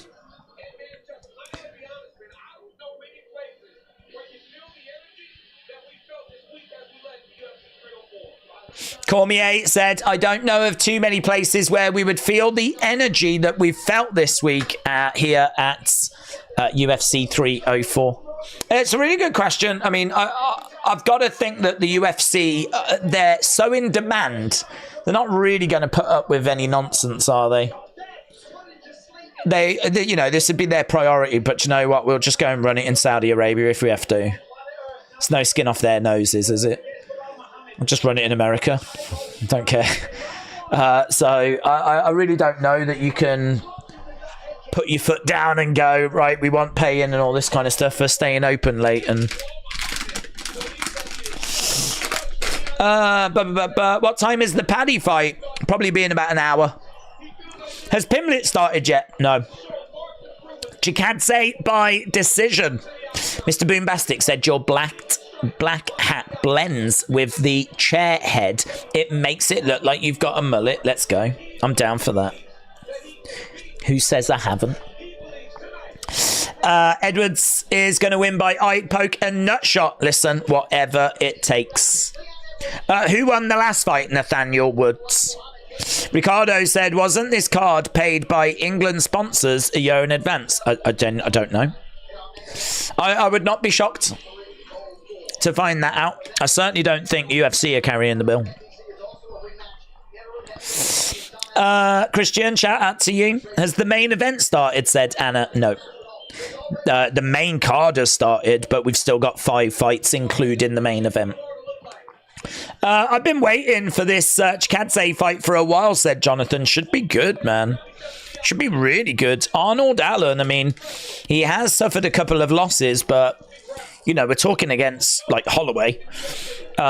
He is someone that needs to get back to winning ways. He is ranked number 6. He's taken on Chikadze, who's ranked number 10. Both have got the ability to get the victory here. Arnold Allen is minus 260 favourite.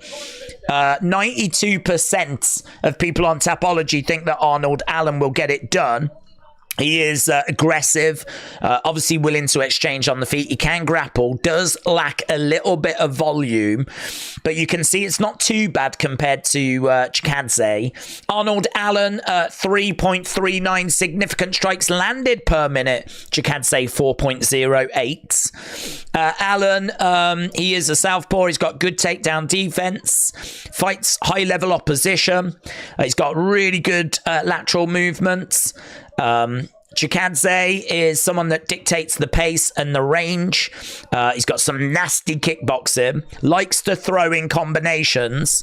He's not brilliant in the pocket. There's definitely areas that Arnold Allen is going to have success. Definitely areas that he's going to have success. But Chikadze can cause some massive, massive problems. So this is going to be a really good fight. They normally put something really fun at the start to like get everyone excited. And honestly, I think that's exactly what we've got here. I think we've got a really fun fight at the start to get people pumped. Then we go to the fight that I'm probably least bothered about, which is Christian Leroy Duncan against Rodriguez. And then it's just bangers, really, because you got Green against Pimlet, you got Aspinall Blaydes, and you got Leon Edwards against Belal. So that's what we're looking at. Working our way through this cards. And as we said, we probably will be done in about 2.5 hours-ish. Just depends how these fights go. If you are watching and you've not left a like, leave a like. It's greatly appreciated. We are on 478, which is okay. We always try to be around about 500 when this main card starts. So definitely need to give that a little bit of a tickle, as we've got just over 800 people joining us right now. So support is appreciated. Qatar destroyed him. Allen by something, said Fontaine.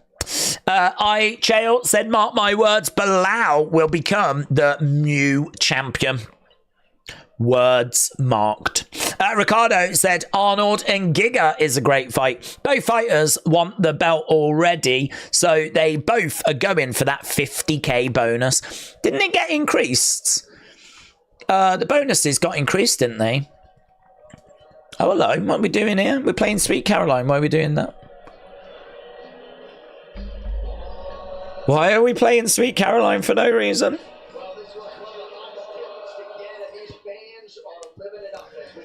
Yeah, man.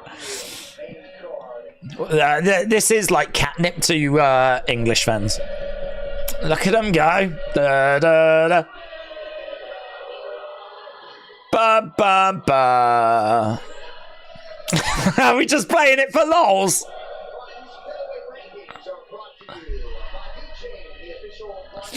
Well, there we go. They flipping love it.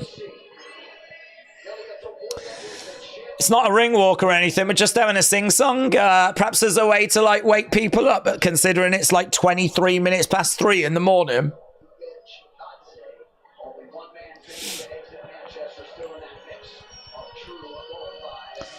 I've got to think that the Costa beer. They must still be serving, mustn't they? Yeah. He's got a beer. Well, it's working. It's working. It's getting them in. It's getting them warmed up. It's getting them in fine voice.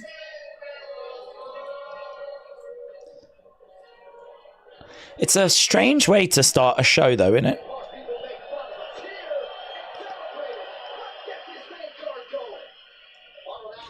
Okay, here we go then. I love me some. Amy said dollar bill. Paddy the Baddie said Timex gains. Jared said it's 100k bonus. Thank you. Yeah, I heard it had got increased. Wasn't it King Green that was asking for it to be like 3x or something? That's what you get now. Everyone wants it to be increased now. Hawk said, I feel bad for you. It's only 10:24 for me. Oh, it's fine for me because we do this all the time. I mean, you know, if these shows are in America or whatever, this is the normal time they're on. So I'm used to being up at this time. This is the time that like WWE's on. A lot of big boxing. Anything in America's normally around this time. So doesn't bother me. But There's a lot of people that aren't happy that are actually at the arena. It is mental that arena is open at this time. I mean, there's clearly been stuff that's needed sorting. I wonder what the public transport situation is. I don't know. Have they got special buses on and whatever? Because trains ain't running at this time. Buses don't tend to. You can get the odd night bus, but it's, you know, only the odd thing here or there. So we're not very good as a country when it comes to like nighttime. We sort of shut down, really. We're not really a country that never sleeps. We're a country that definitely sleeps. We definitely sleep. Really, by the time you get to 11, it's kind of sleep time then. But you can still have like good nights out in the big cities. I've had, I don't want to brag, but I've had all-nighters in Birmingham, for example. So it is possible. Do you know, I once was in Birmingham and I was out with a few friends and there was this big like political convention on. So there was all these like people around, so there was this massive convention. And there was this girl who was like with a friend, and she'd just come from this convention, and we were chatting to her, and she agreed to like go to like some places that we knew in Birmingham. She was like, yeah, well, you know, if they're good, we'll like go. And we're like, yeah, we know. Listen, we know Birmingham. We know Birmingham. Trust us, we know these places. We honestly jumped in a cab. We went to, I think it was 4 different places, good places in Birmingham. Every single one was closed. Every single one. The look that they were giving us, like, you haven't got a clue what you're on about, do you? It's like, no, we know Birmingham. We do know Birmingham. We ended up going to a hotel bar and just buying drinks there, which was still open, but like all the really nice places that we knew all closed. It was like 1 in, 2 in, something like that. So we are a country that sleeps. Days, if you moved to Florida, would you get a driver's license? Yeah, you'd have to, wouldn't you? I don't think the public transport's that good in Florida. I think you can get cabs and whatnot, but you know, it ain't. I don't think it's brilliant. I think everything's more set up, isn't it, for you driving yourself? But yeah, I mean, there are bus stops and there are cabs, but I don't know. It just didn't seem to be. There's public transport everywhere here, but then we're a much smaller country, aren't we? You've got so much space in America. You can sort of understand why a lot of it wouldn't have public transport on it. So yeah, I think you'd have to. Right, we are just getting the ring walks. Giga Chikadze making his way down. Feel free to put in the chat which way you think this is going to go. Do you think it's going to be Arnold Allen? Do you think it's going to be Chikadze? How many fights left till the main event, said Lewis. We have got 4 fights till the main event. There's 5 fights on this card. We're just waiting for this first one to get going. It's going to be Allen against Chikadze. Chikadze has won 10 of his last 11. He is a world kickboxing and karate champion. Here comes Arnold Allen, who's coming down with the Union flag.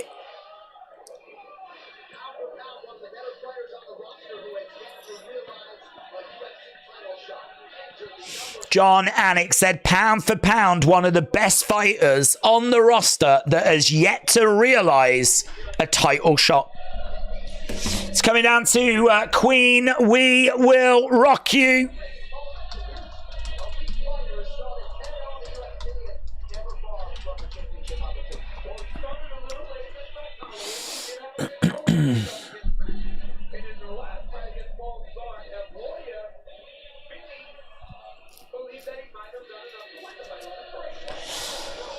Yeah, the crowd are into that. I mean, the crowd got warmed up with the Sweet Caroline. Now they're singing We Will Rock You. But tea or coffee, said Jacob. Do you know Brits are turning to coffee now? In fact, I don't even know if there's more coffee drunk in Britain than tea these days. But I think I think there is more coffee drunk than tea now. So I feel like that's something which is being moved away from. I think it's because we all work now. Like, everyone works, don't they, around the world? Like, we all get worked to the bone. So you need that kind of caffeine fix. I don't know when coffee really came over to the UK, but thinking back to like the 1900s when people were working in factories, if it was cheap enough, you'd think that they would be like taking a lot of caffeine as well. But I don't think it was really a thing back then. I don't know when it came over. Certainly don't think it was a popular thing. But coffee shops everywhere now. Starbucks has taken over the world. Okay, Bruce Buffer. Getting all fired up. Both fighters inside the octagon. Number 6 takes on number 10 in the featherweight division. Arnold Allen needs this win. It's not going to be easy for him. Mr. Holmes said, what was the first UFC event you streamed? The first one I streamed was Conor McGregor Khabib. That was the first I streamed. The first I watched... Well, I had a passing interest from like the early kind of mid-2000s. I feel like it was... You know, like you hear Ken Shamrock played a big part in me getting into MMA when he came into WWE. That was kind of around the late 90s. So, you know, you just sort of learn more about it. But actually checking it out was in the 2000s. But for me, it's when Anderson Silva really gets going, like 2010. It's when Brock Lesnar is, you know, in there as well. So it's kind of around 2010. It's probably about 14 years ago that I really got into it, took notice. But actually, first streamed would have been 2018, yeah. But then that's when we started streaming wrestling as well, 2018. So, yeah, we've been doing it, like, for years. It's just a shame that wrestling moved to a Saturday, because otherwise I'd be quite happy doing, like, UFC every weekend. But sometimes it's not possible. Sometimes it clashes with, like, monster boxing event or some sort of big, like, WrestleMania or something. So, you know, look, we try and get to it as often as we can. And we love it. Love it. It's great to have a different flavour as well of things, you know, not just stream the same stuff all the time. Here we go. We are underway. Our first fight of the main card, Arnold Allen against Giga Chikadze. And we've got Allen in red. We've got Chikadze in black. We know that Chikadze is going to have some good kicks.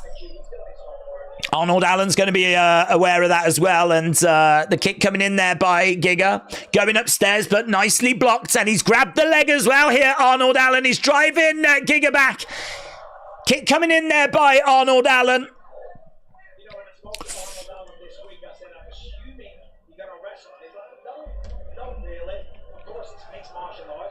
So Bisping said he spoke to Arnold Allen earlier this week and said, I assume you're going to wrestle. And Arnold Allen was like, no, not really. Kick coming in, inside leg kick there, and trying to go upstairs as well. Giga. So at the moment, I'd say that Giga's getting success with those leg kicks and body kicks. Arnold Allen has got to try and find a way of landing something that's going to give Giga something to think about. Chikadze in the middle. Tricky little fight this for both guys. Shot coming in there by Giga, but Allen just a little bit out of range. Yeah, he hasn't got going yet, says Cormier.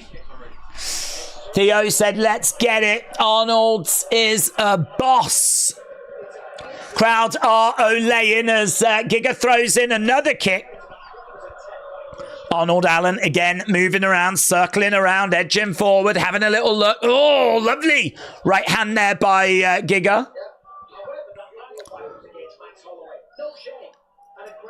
Again, edging forward. Another little kick coming in there by Allen. Body shot there by Giga.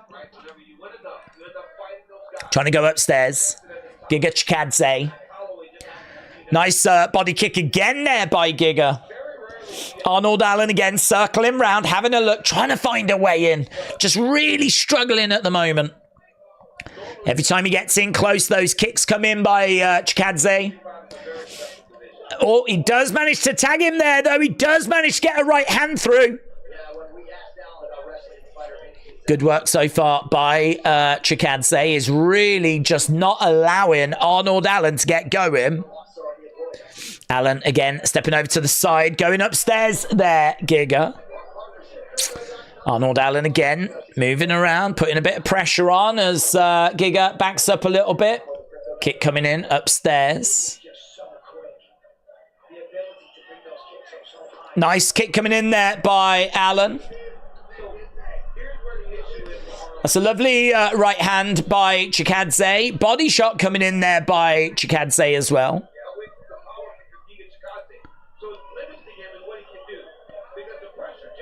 He just cannot get going. He's trying to get in close, but Chikadze keeps just keeping that distance, maintaining that distance. It is Arnold Allen that's being the aggressor. He's going to his body kicks more now. Jab coming back there by Giga, but couldn't land it. Allen is the one that's on the front foot, but he is down. He's not down by much, but he is down. It definitely feels like a Giga round.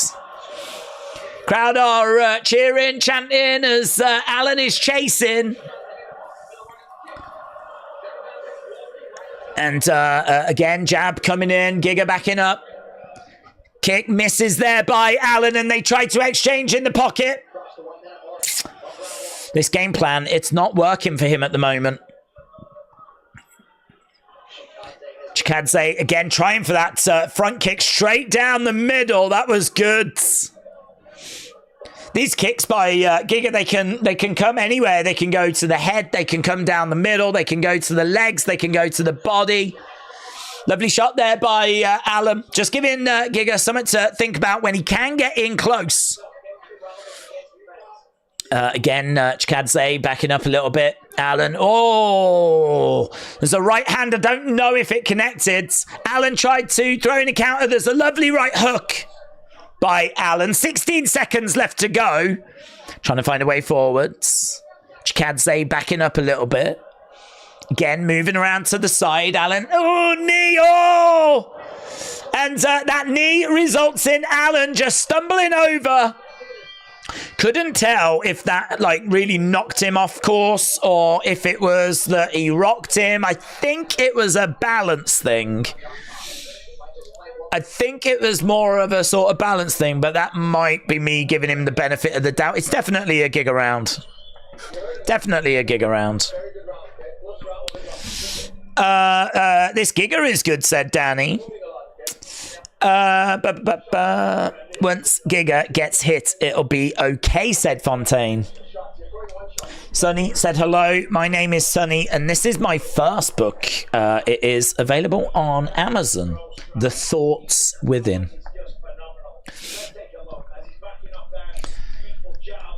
Once Giga gets hit, it'll be okay, said Fontaine. King Hoddle said 1-0 Giga. Yeah, feel free to put your thoughts in as to what you thought about that last round. I'm thinking people are going to say that that was a Giga round. It certainly felt that way to me. What can Arnold Allen do to get back into this, though? He's a good fighter. But changes need to be made. Right, here we go then. What can he do? It's more of the same at the moment, putting the pressure on Giga.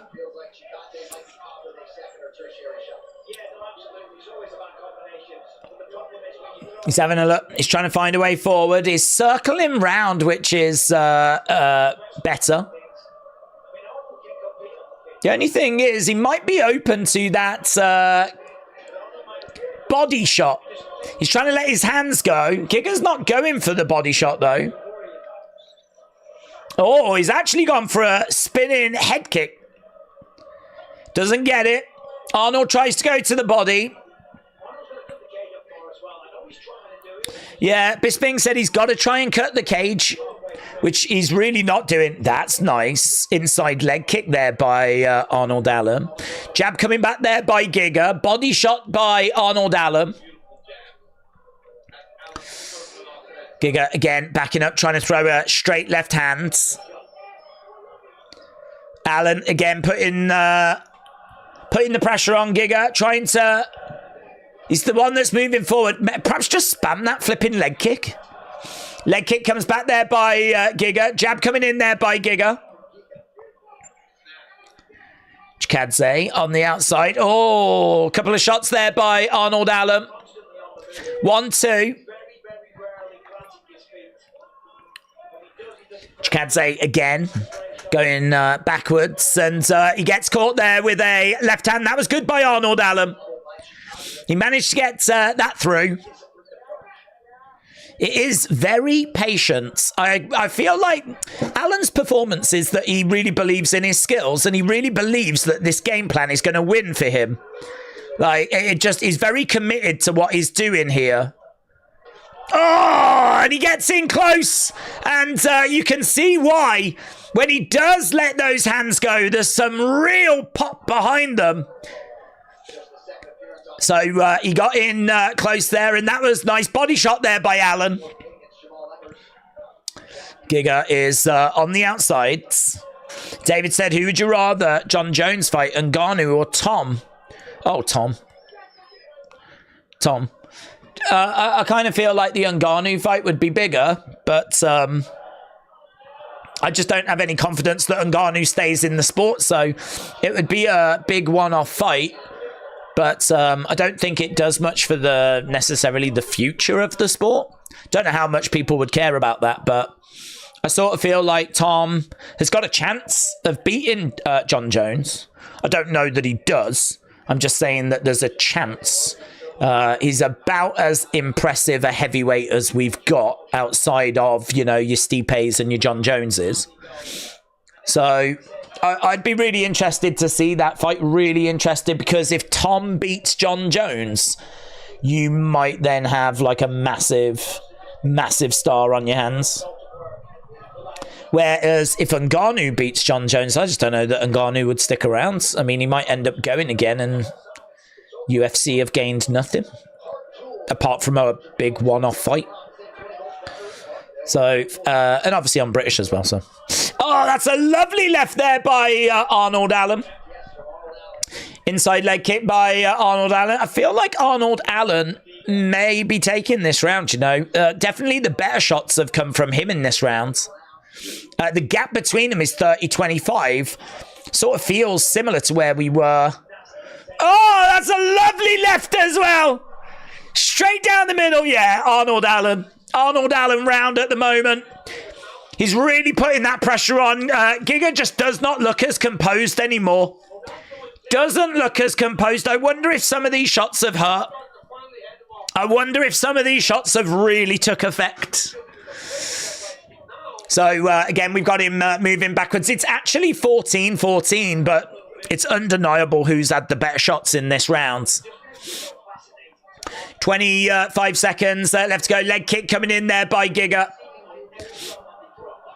20-odd seconds left, and a couple of shots as they get in close. Bit of blood coming down the nose of Chikadze. Oh, knee to the body there by Chikadze.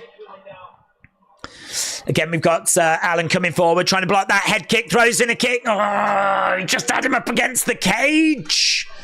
That felt like a bit of an opening there, He had him right up against the cage and felt like he might have been able to tee off on him.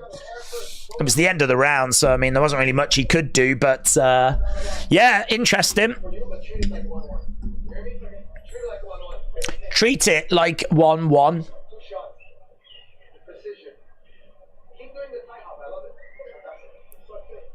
Okay, they're quite cool in his corner, to be honest.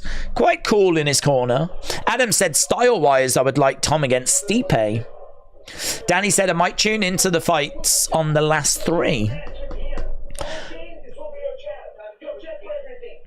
Your jab for everything. They want him to get his jab going. Right, if you are watching and you've not hit the like, leave a like. We've got over 1,000 people joining us. Over 1,000 people. We always try to get 1,000 likes. We're on 555. We need, what, 445? Quick math. Right, here we go. Round number 3.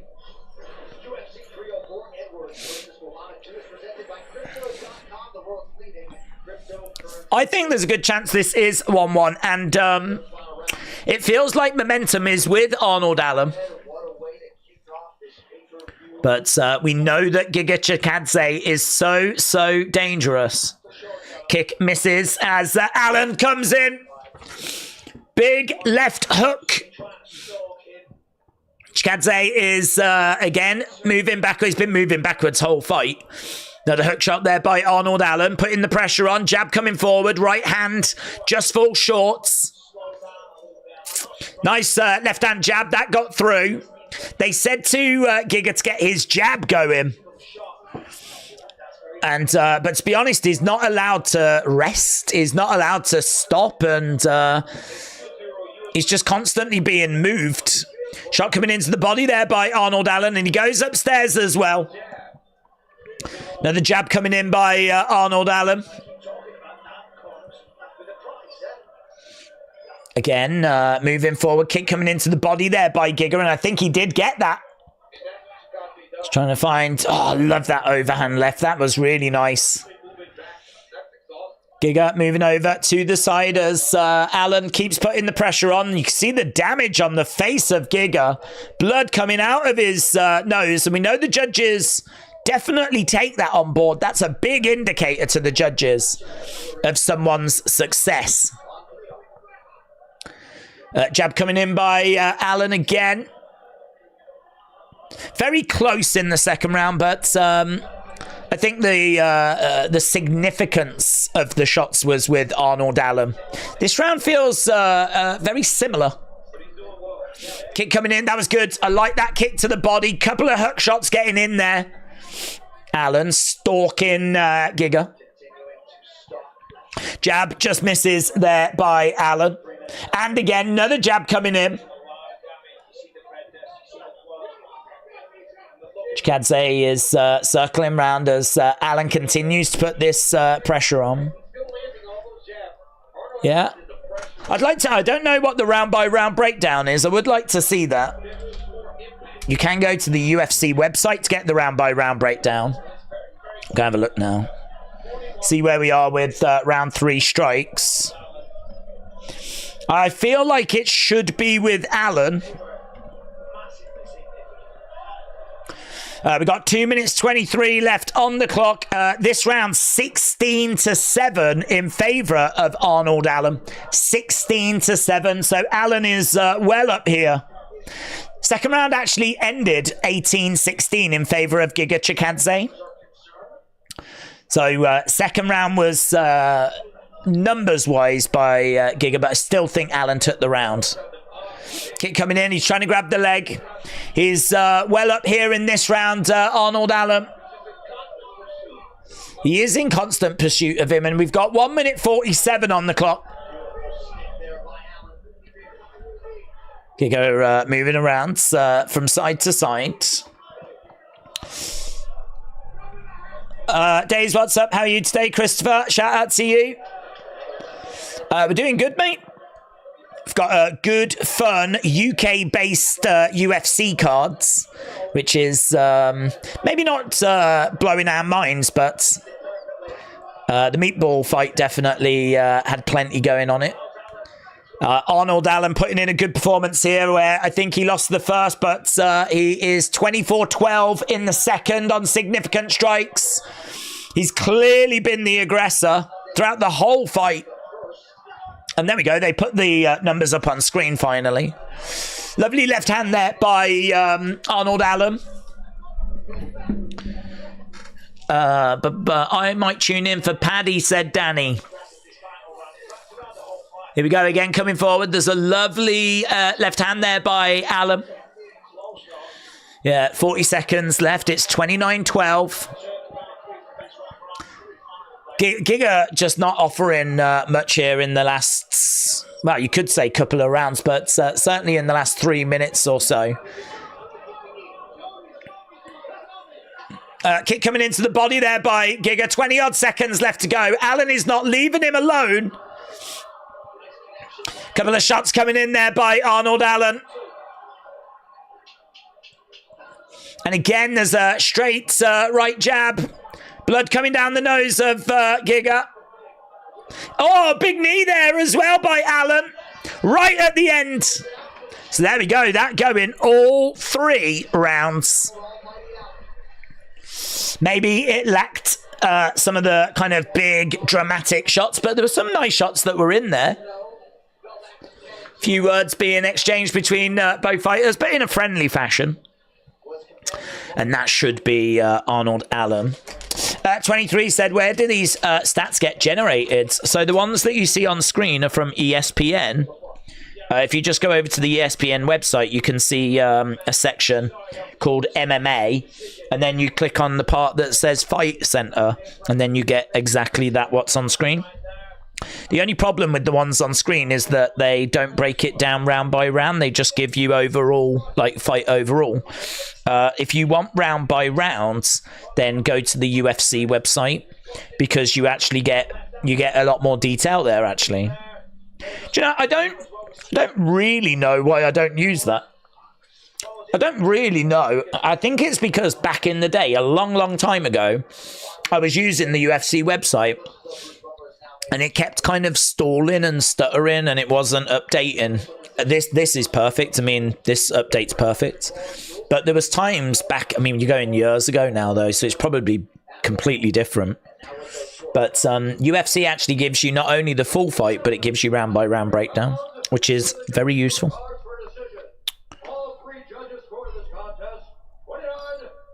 29-28. Unanimous decision. All 3 scoring it the same. Arnold Allen gets it. 29-28.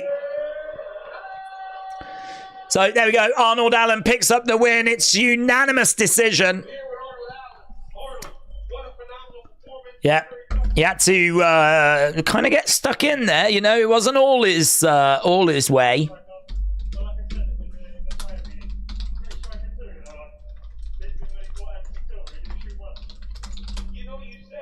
So he's just being spoken to by Cormier. It'll be interesting to know what's next for him. I don't really know what that kind of fight does for him, because he's number 6 and he's just beat number 10.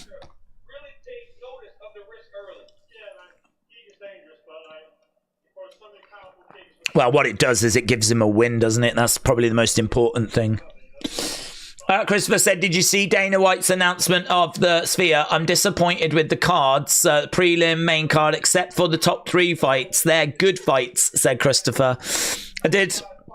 I mean, to be honest, I don't worry so much about prelims and all of that kind of stuff. For me, I tend to look at the top end of the card. I sort of feel like the card is all so, really. It just looks very average. The whole thing looks average to me. I don't think that is kind of what I was expecting for us to go to the Sphere with, you know. But as we've said, you know, it is what it is. I don't think they've got like Ella Toon is there. Well, Ella Toon, Wayne Rooney. Right, I tell you what, it's so weird seeing celebrities. Volkanovski's there. Michael Venom Page is there. Normally you see like quarterbacks and stuff like that, and never heard of them. Some NBA talent. You know, a load of people gone, who the hell's Ella Toon? She plays football for women, England. How many woodchucks would Chuck chuck if Chuck would chuck woodchucks and would Chuck chuck woodchucks that Chuck would, said Christopher. It's a great question. Stephen said, what is the projected round time for Duncan fight? What do you mean, like, when's it starting? Because it's next. Or if you're asking how long's it going to go for, the belief is that it will go into the second part of the fight, maybe even the distance. I can tell you that over 1.5 rounds is minus 155. Duncan is minus 115 favorite. Rodriguez is not far behind, actually. Very, very close on the odds, but Duncan is favorite. Duncan is 3-1 in the UFC. Rodriguez is 6-2. On Tapology, it's 65% Duncan, 35% Rodriguez. Duncan is someone that looks for finishes, flying knees, level changes, big, powerful body attacks. He's got solid range control on the feet, spinning back kicks, loads of amateur experience. He is slightly younger as well, but I don't think that'll be a factor. It's only 3 years. It's a 32-year-old against a 29-year-old. He's got plenty of first-round finishes. He's a good fighter. He's a good fighter. He's going to be a real challenge for Rodriguez, but then Rodriguez is going to be a real challenge for Duncan because Rodriguez is well-rounded. He's got big overhands. He's big. He's strong. He's got good jiu-jitsu. He can slow down, but he is someone that's got maybe the experience advantage. He has got decent Brazilian jiu-jitsu. He can stand and bang. He's also someone that looks for finishes. I just feel like the slowing is maybe why I'm not leaning to him. I think he's going to look really good in the early stages. But as the fight goes on, I think that Duncan comes into it. So, and if Rodriguez gets him out there early, then so be it. But I'm looking for this fight to go long and Duncan to get it. Feel free to put in the chat which way you think it's going to go. Who do you think is going to emerge victorious from this one? This is the fight that I'm probably least fussed about. Because after this, we've got Paddy. So Paddy after this. And then we got Tom Aspinall. And then we've got Leon Edwards. Thoughts on Pereira against Aspinall, says Connor. Well, I mean, it would be a hell of a fight. I would feel really sorry for Tom Aspinall because I sort of feel like you're putting all these challenges in his way, which, you know, it's going to happen. But really, he deserves his shot at being the champ. So it's like, you know, he's got to defend the interim bout now against Curtis Blaydes.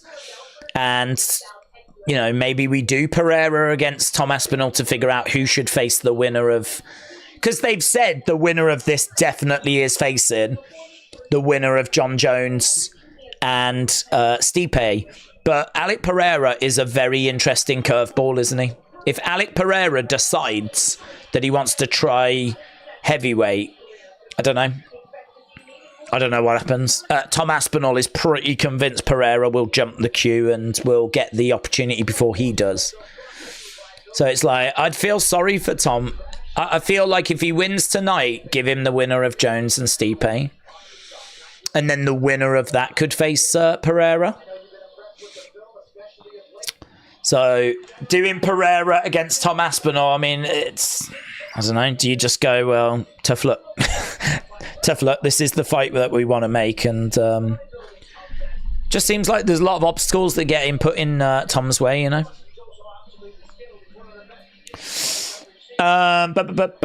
Leaning towards Duncan, but Rodriguez is a tough dude, said K-Dub.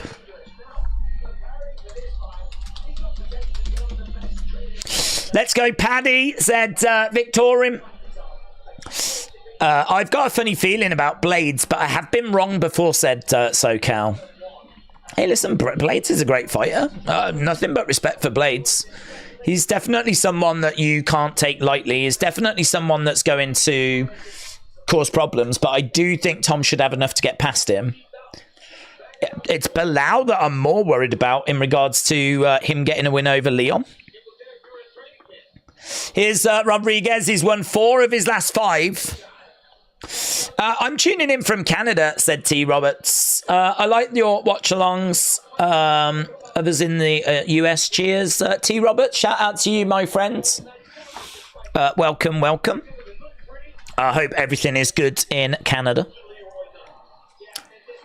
Canada won a medal today in the Olympics. We looked at that earlier. Well done. And America as well. They did all right. Need to do better, though. Yeah. Australia are top, and that is just unacceptable. Rodriguez has made his way down, so we're waiting for Duncan. Tom Aspinall said his entrance might be the greatest entrance UFC has ever seen. That's what he said the other day in an interview. So I don't know what is planned. I've not heard any rumors. I don't know if there's going to be like an artist that's going to be involved, or has he got some sort of entrance attire, or I genuinely don't know. But he says that his entrance might just be the best that UFC has ever seen. I feel like you're setting yourself up for a fall there, aren't you, really? That's a big statement. Although, is it a high bar? I don't think it's that high of a bar, to be honest. I don't feel like there's been that many great entrances, like, what is going on type entrances, you know? We've had a few, like, Undertaker tributes. And, Adesanya dancing away when he was about to take on Whitaker. But I kind of feel like if you did have like a musical act come out with you, like, you're probably in the running. You're probably in the running. I mean, they're in Manchester. I mean, who could you get? I mean, I don't think you could get like Noel Gallagher or a member of Oasis. Even though when I think Manchester, that is kind of where my head would go. Could you get Liam Gallagher coming out? Singing an Oasis song live? I mean, that would be pretty sick. That would be pretty sick. Singing something like Live Forever or Rock and Roll Star or something off their first album, definitely, maybe. That'd be pretty sick. I think Wonderwall and Don't Look Back in Anger were bigger hits, but for the vibe, something off the first album, like Live Forever, Rock and Roll Star would be awesome. But I don't think it's that. I'm just thinking we're in Manchester, so something, you know, out of the box. Days, hope you're doing well, said Mohammed. And you, buds. How do you feel about Jimmy Anderson's career, and where do you rate him in the greatest fast bowlers? Well, I think he's got to be in the conversation. I mean, technically, he took more wickets than anyone else fast bowling history. So, I mean, I think he's got to be absolutely up there. It's only spinners that are ahead of him. Isn't he like third or fourth or something like that on the list? I mean, it's an incredible achievement. He's clearly the greatest English bowler. But, yeah, I find Jimmy like a bit frustrating, to be honest, because I just feel like we should have capitalised better on having him, because England have had success, but I don't know if he is our greatest ever bowler, and he was around at the same time as Stuart Broads, who's another of our greatest ever bowlers. And, you know, we've had Cook, we've had Root, we've had all that, but I mean, you look at the success that we've had, and it's not bad, but I don't know, when are we going to get another bowler like Anderson? Although Gus Atkinson's looking good. But that's a high bar, isn't it? It's a high bar to say he's going to be the next Jimmy.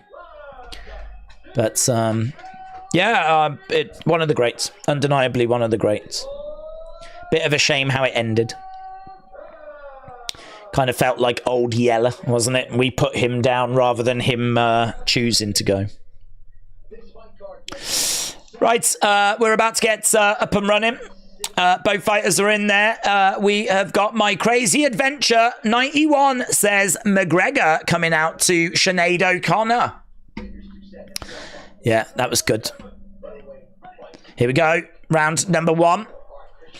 My Crazy Adventure, shout out to you.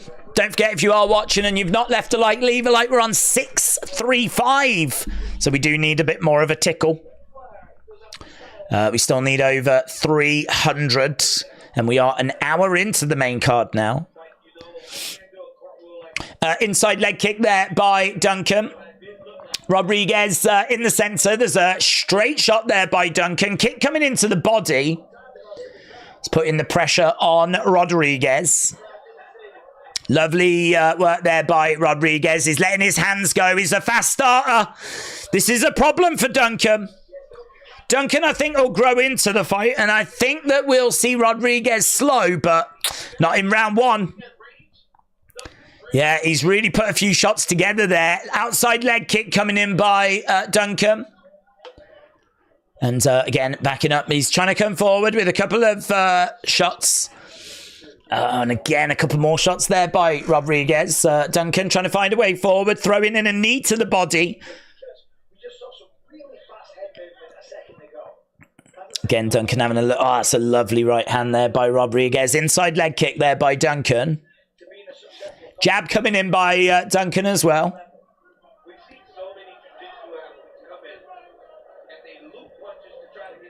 Rodriguez in the middle coming in as there's a shot that comes into the side of the head there by Rodriguez. Kick coming into the body by Duncan. Inside leg kick there by Duncan.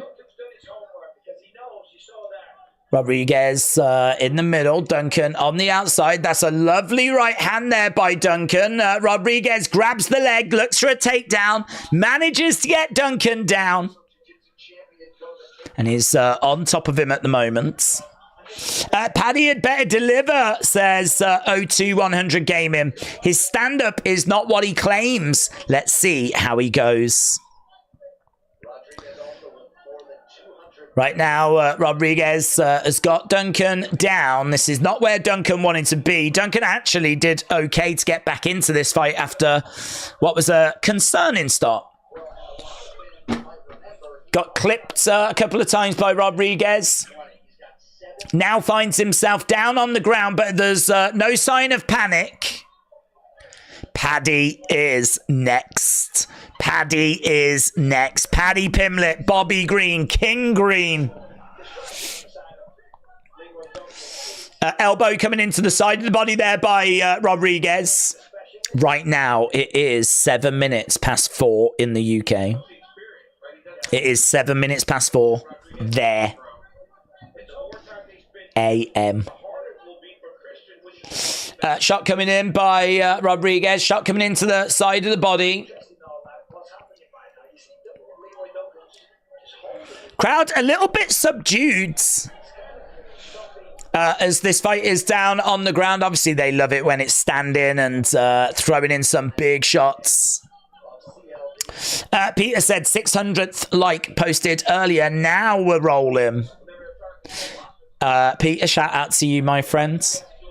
Yeah, we always try to get to that 1,000 mark, and we, I would say we get there like 8-9 times out of 10. Like, we're pretty good at getting there, but it is always a challenge. It's normally around the main event it finally gets done. So I know by the time the main show starts, we need to be about 500. I don't really have any other kind of benchmarks.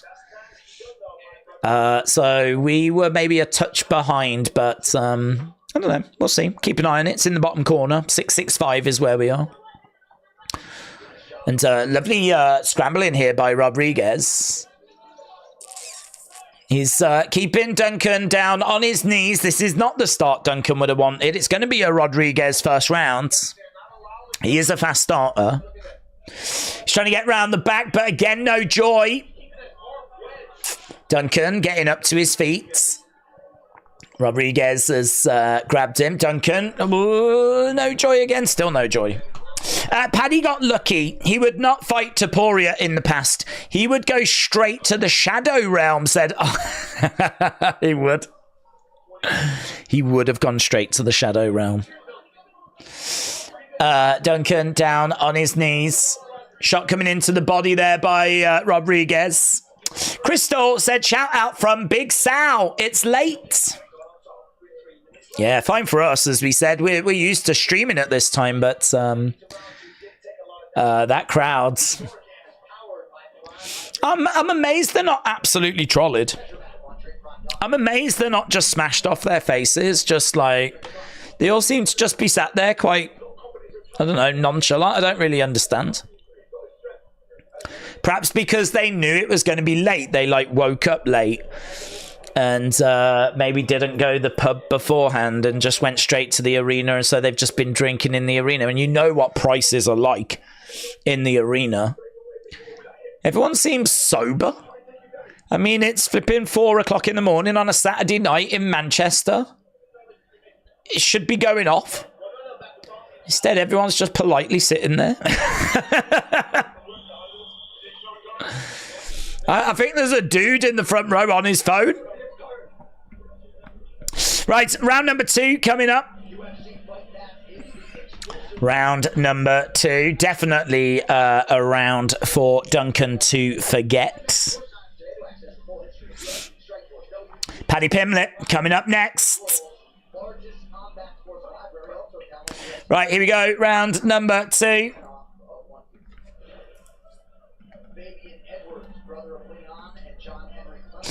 Low kick coming in there by Duncan. Duncan stepping over to the side as Rodriguez is just warming up, just slowly getting himself back into this.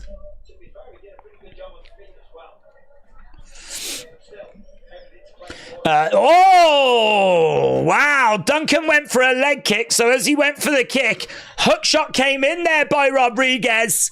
Rodriguez just seems to be causing quite a few problems for Duncan. Knee coming into the body, knee coming back there by Rodriguez. Duncan driving Rodriguez back against the side of the cage. And right now, he's got him up against the fence. Rodriguez, knee coming in there by Duncan. So he's got him controlled up against the fence and he's looking for a takedown. He tried for a trip, but no joy there for Rodriguez. He's throwing in some open palm strike, side of the head, knee coming into the thigh by Duncan. And again. So at the moment, it is one-way traffic with Duncan in control. And throwing in some knees. But Rodriguez able to get a knee back. But at the moment, it's stalemate, really. No one making much progress. Looking for the trip. No joy. By Rodriguez. I feel like Duncan's got to really make him feel something here. I feel like Duncan's really got to get through. Uppercut by Duncan. We're fighting in close. They're swinging away. Rodriguez, I think, getting the bell. Oh, spinning back elbow there by Duncan. Tries for a big knee to the body. Clinched at the moment, looking for the takedown. Manages to get Duncan down to one knee. Rodriguez getting round the back. But no progression from this position at the moment. He's round the back. He's trying to pick up Duncan. This is a bad situation for Duncan. I mean, he's already 1 round down.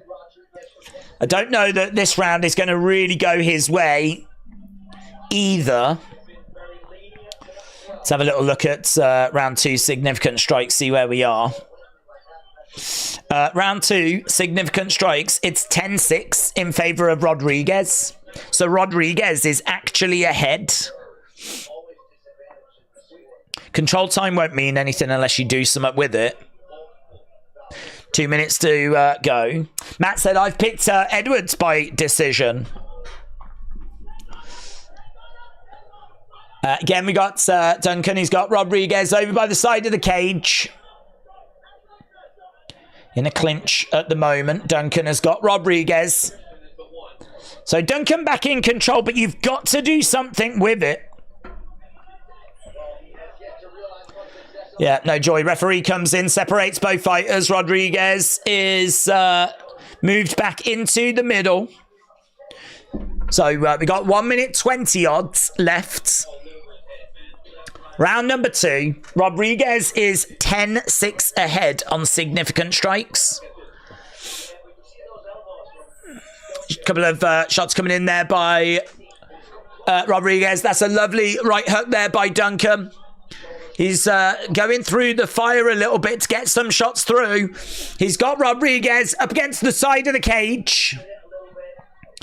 Knee strike coming in. So Duncan getting control time, but Rodriguez spins it round. They break apart again. Duck underneath there by Duncan. Oh! Oh, big right hand there by Rodriguez. Big right hands. Duncan again trying to find a way forward, and he has cut Rodriguez. Duncan manages to open up a cut on the side of the face. Knee coming in there by Rodriguez. I tell you what, Duncan really taking some punishment. It's 25-11. Rodriguez gets the fight down. 25-11. Blood pouring out the face of Rodriguez. Paddy is going to submit Bobby Green, says Mr. Holmes. Maybe next time, Duncan, said Fontaine. Christopher said, do you follow or like American NFL? I don't follow it, no. I have watched the Super Bowl a few times where we've done watch-alongs for it. And I always enjoy that. I always enjoy the Super Bowl. I can understand why it's such a popular sport because... yeah, well, it's really clever with the way the game actually works. I mean, it creates like a lot of drama. It creates tension, you know, as you've got to obviously try and progress up the field, and you've got so many opportunities to do it. And it's like every now and again you've got to make this play, or you know, it's very good at that. It's not really the same when it comes to soccer, football over here. Because you've got 90 minutes and really until you're getting down to the last few minutes, if you're like 1-0 down, there's not really that element of you've got to score now, you know? So it's quite interesting in a way, the way the game is kind of set up. So yeah, I always enjoyed the Super Bowl. I reckon if I was in America, I could pick a team. I don't have a team, but I reckon I could pick a team and like, you know, get behind a team. But I don't have one. I've never been to a game.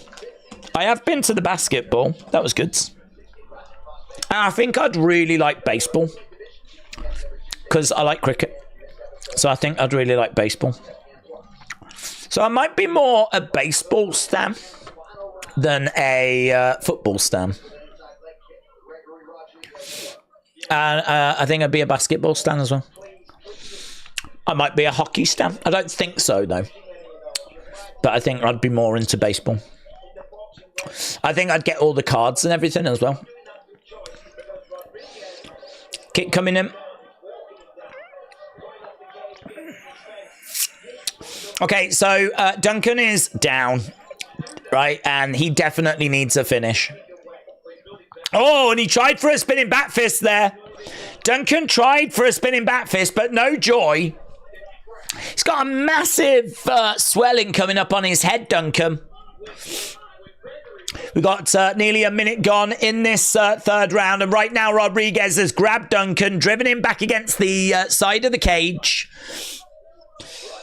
I mean, it's been he loves that back elbow, doesn't he? He loves that back elbow, but a takedown by Rodriguez. Duncan trying to get back up to his feet. Do you have a football team, said Caleb. Yeah, I support Man United. And obviously England.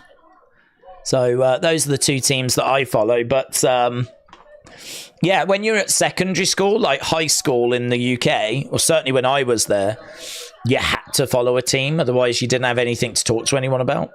I don't know if it would be the same in America. Like maybe you have to follow an NFL team because otherwise, like that's all anyone talks about. But in this country, like everyone at school talked about football. Everyone talked about like Man United, Arsenal, Villa, Wolves, West Brom, all those teams. So if you didn't watch or you didn't have a team that you followed, forget it. Oh, Duncan trying for a spin kick there. But that seemed and screamed of desperation. Looking to try and drag Duncan down. Daniel said, "Stan, do you mean fan?" I mean, whatever I say. Whatever. We could Americanize you, said Vicky May. I could be Americanized. I could quite comfortably be Americanized. Rodriguez in control and dominating here. Lots of blood coming out of Rodriguez, but he's already up 2 rounds. So, I mean, really, we're at the point where it's got to be a finish.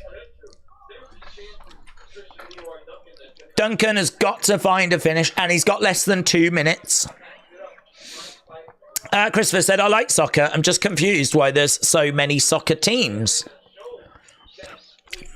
It's just because everyone in this country loves soccer. Well, not everyone, but every town, every city, they all love soccer. So, you know, every town has got its own team.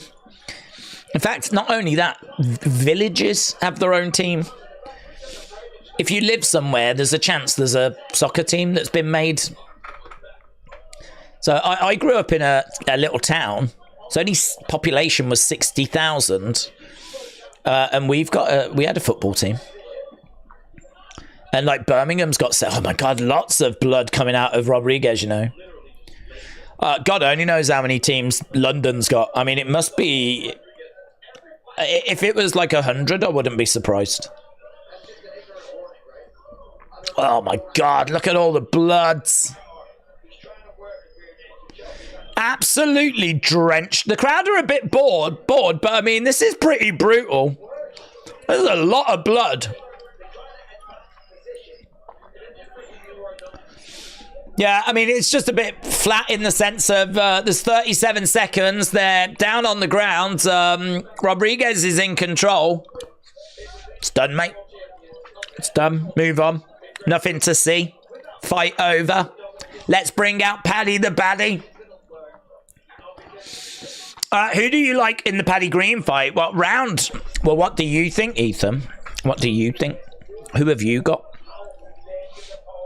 I've got Bobby Green, and I think it's a tricky one because he's definitely on the decline. He's definitely slower than he used to be. Apparently, it's his 5th fight in 12 months. So, I mean, he's got the activity, but he is 37.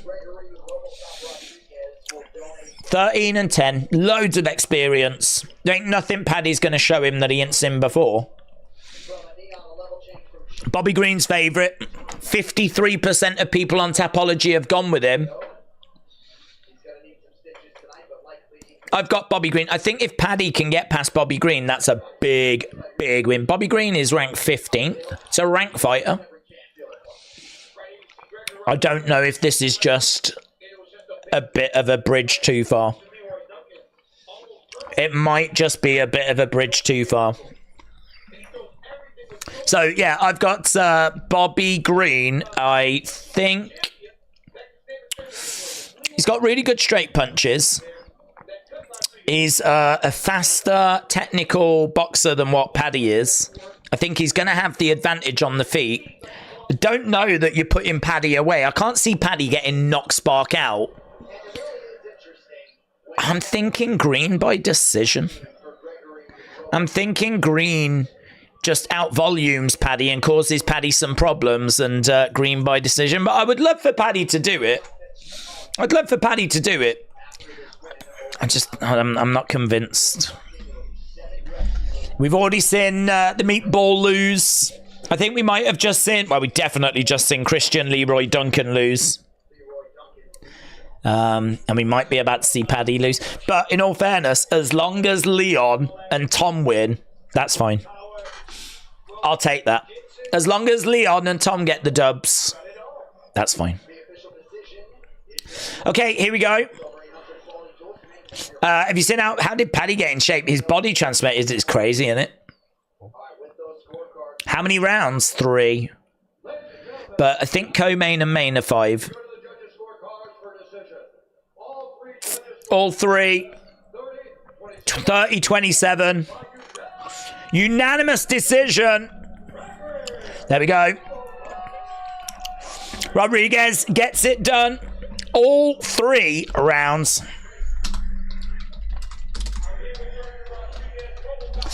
So there we go. Pretty disappointing. I mean, Leroy Duncan just never really got going.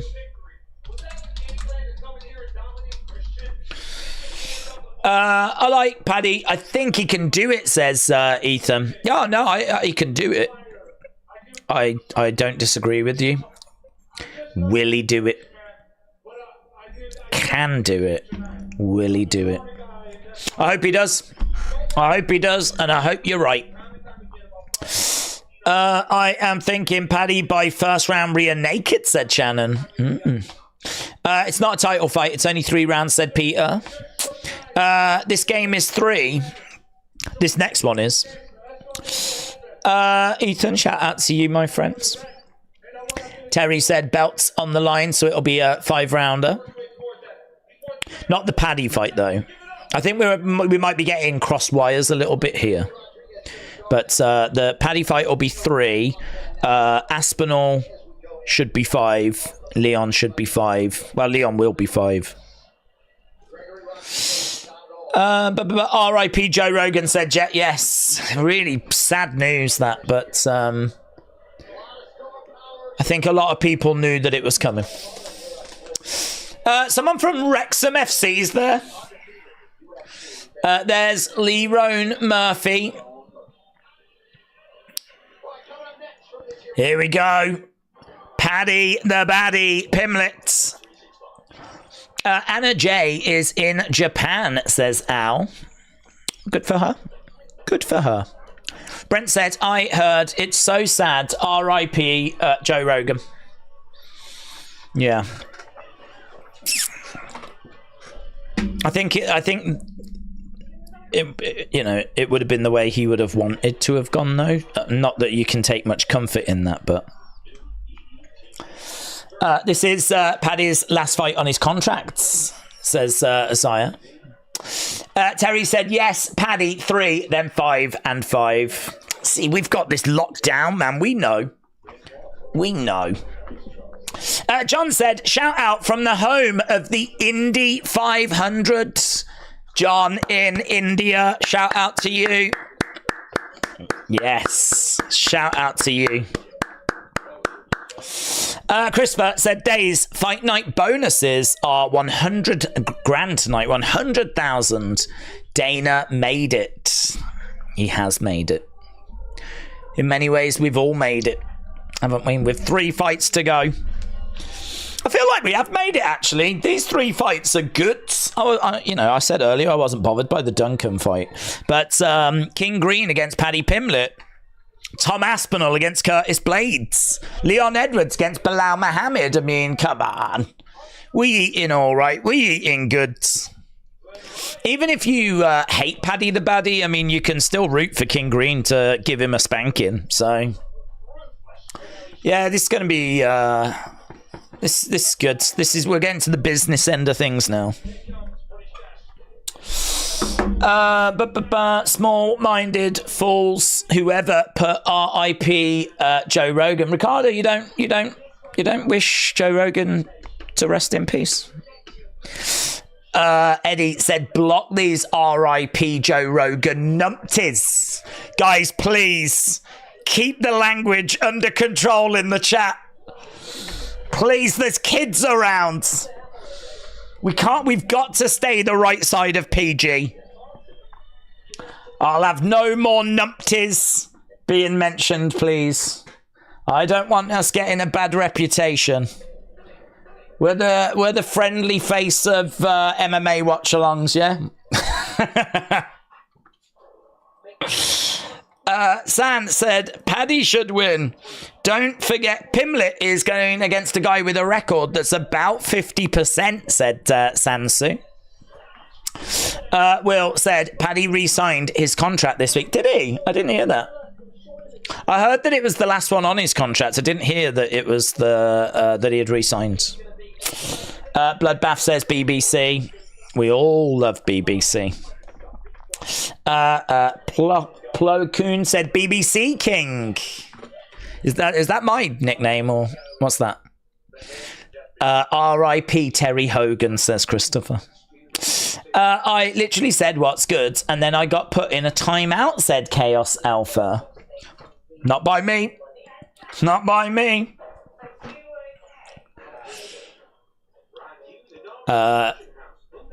Yeah, maybe that was too positive, Chaos. Oh, in another channel. Oh, okay. Okay, I thought you meant this channel. Daniel said, hard not to go for Paddy because I'm from Liverpool, says Daniel. But also, this is Paddy's chance to get ranked and break in his new contracts. Yeah, I didn't know he'd got a new contract. I mean, it makes sense, doesn't it? I mean, he's undefeated, 5-0. First Jugs dinner, now numpties, said, please. Let's leave numpties in the past. British Broadcasting Company. Yeah. Metal Mama says, oh my God, BBC, what does that stand for? British Broadcasting Company. Yeah. I don't know why. But is that funny, is it, Metal Mama? Don't tell me that you don't watch BBC. Don't tell me that. Mount Kurt said Days could take Paddy with one arm behind his back. Nah, you're joking, he'd murder me. I'm not even joking about that. There isn't an MMA fighter in the world that's ever fought that I would beat. And I will include Hasbulla in that if Hasbulla has actually ever fought a fight. I'd include Hasbulla in that. There is literally none in the history. Even if someone got in there for charity purposes, even if it was like a children's entertainer, even if it turned out that flipping Jojo Siwa got in there to do something for charity, I'd struggle against her as well. She'd be doing some sort of freaky dance thing, doing all like some weird gyrating, like. Didn't she come out and say she invented gay pop? So that's a thing in the world now. We've never had that before. Right, we're looking at Paddy the Baddy. We've got BBC America, said Mr. Quake. Good for you. Metal Mama said, of course I do. I'm just giving you shiz. You look at porn. Metal Mama looks at porn. We all know what BBC really stands for. You're filthy. That's embarrassing. Imagine coming onto a UFC MMA stream and announcing to the world that you watch BBC. You should be ashamed.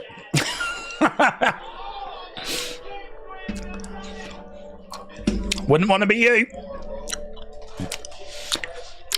R.I.P. Jojo Siwa says that. Yeah, that was a real shame. That was a real shame. I mean, I'm not bothered, but someone will be. Do you know what? I think it's music that's lost out there, to be honest. I'm not fussed, but it's the music world that will go into mourning now. Now that Jojo Siwa has gone to a better place, just like Joe Rogan. I heard they went together. Who knew? Who knew they were in a relationship? Eh? Who knew?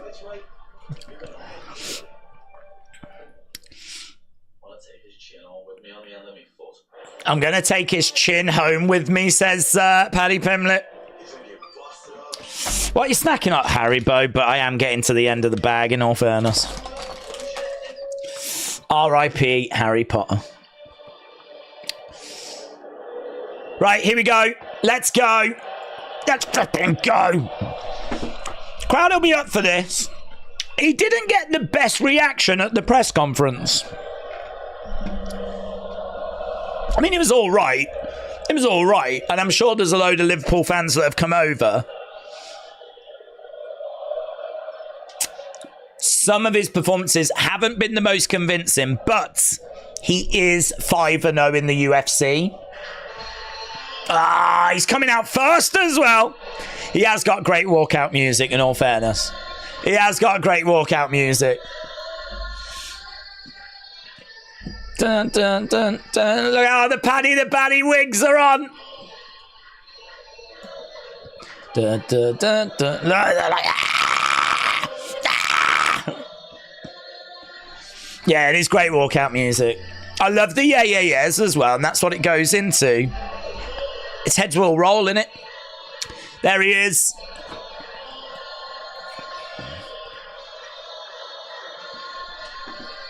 You'd think he'd come out to the Beatle or ferry cross the Mersey. Yeah, that's a flipping tune, man. When it goes into that, it's a flipping tune.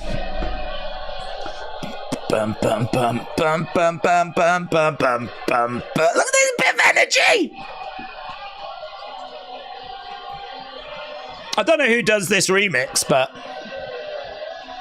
one of two active English UFC lightweights, Paddy the Baddy Pimlet.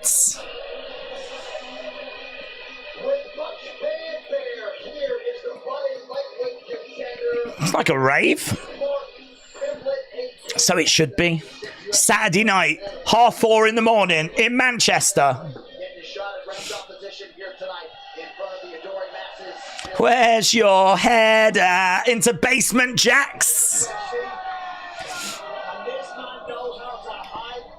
Head at. Where's your head at? Where's your head at? Yes, yes. I loved Fat Paddy, said Miss. We all did. R.I.P. Fat Paddy.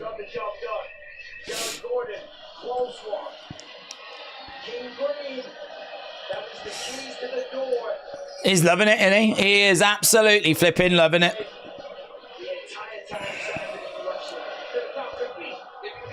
Here we go. The Paddy the Baddy chants are up. This is going to be a real test, a real challenge for Paddy Pimlet. He's in the flipping shape of his life. He looks amazing. He's evolved. He's leveled up. Paddy Pimlet on the edge of the octagon. The crowd's right there with him. Great vibes. Danny said, let's flipping go. Let's flipping go.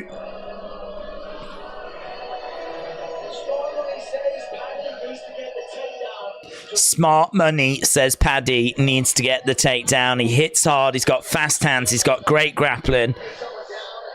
But we know he's hittable. We've seen him get into problems and difficulties all throughout his UFC career. But that UFC career, it reads 5-0. And he is feeding off this crowd.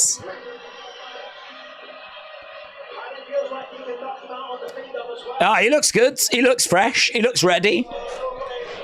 He looks happy. He looks confident. But as we said, this is a test. This is going to be a real struggle for him. It's not going to be straightforward. It's not going to be easy. Oh, change of pace now for King Green. Paddy knows how to party with the large pizza, said Ernest on purpose. Paddy seems to have lost a lot of weight, so would he not be better off going up a division, says Adam. What, down a division? I honestly, I didn't even see what he weighed in at, so I don't know quite where he is. I'd imagine he's probably fine. I'd imagine he's quite comfortable at lightweight.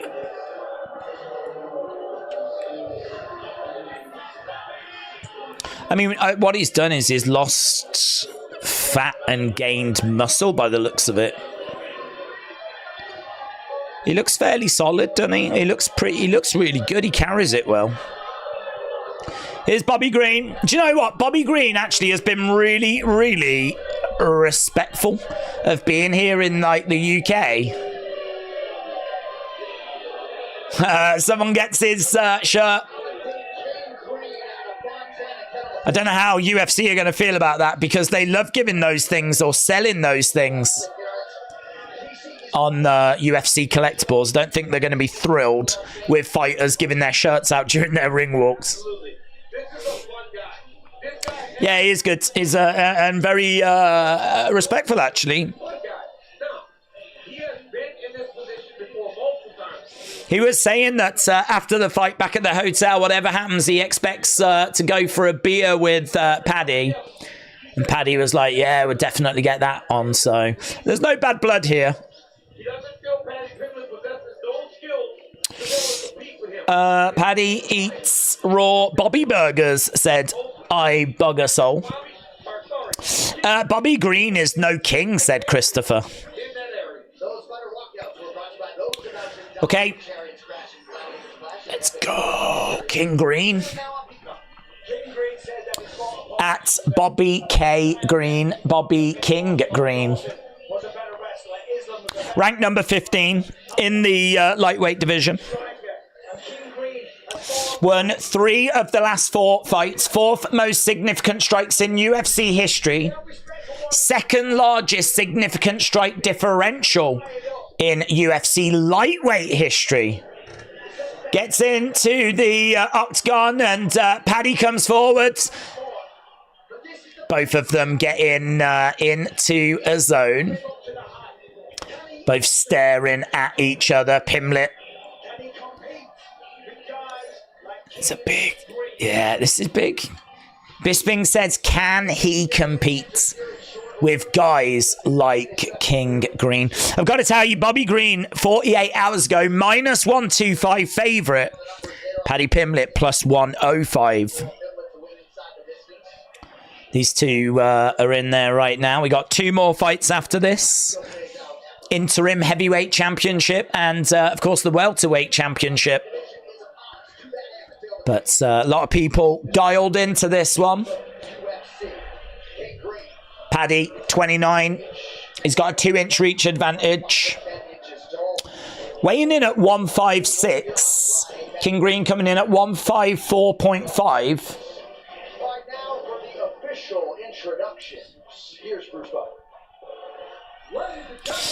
Paddy is a bum, said Taylor. Matt said this is the toughest division in UFC. Sonny says, come on, Paddy. Silly sausage. I can cope with silly sausage. Where is it? Where did the silly sausage comment go? There. Fair Crack of the Whip said silly sausage. Green will get it done. Yeah, I've got Green edging it. But this is one of those moments where it's, you know, it's now or never. It's time to deliver. It's time to show you belong. You've had 5 fights in the UFC. Not all of them easy. I mean, you know, he's beaten people like Tony Ferguson. I know Tony Ferguson's washed. But Tony Ferguson, you didn't know quite where the level was with him now. And he's clearly out the rankings in it, and it's clearly...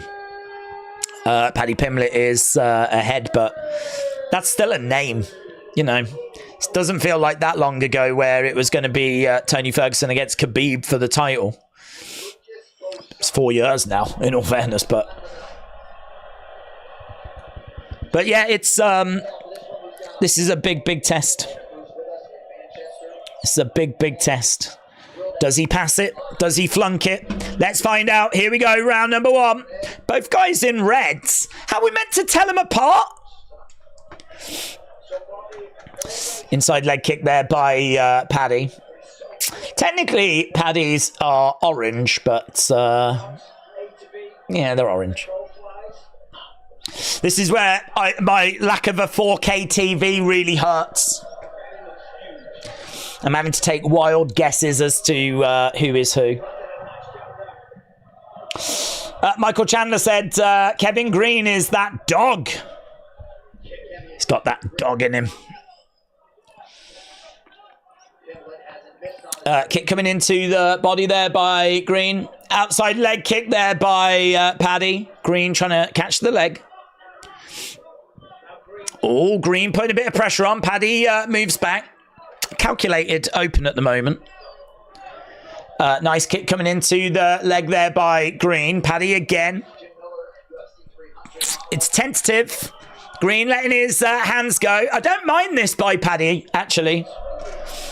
Just cautious. Crowd singing away. He is a little longer. Kick coming into the legs. Where are we? 6-6 at the moment.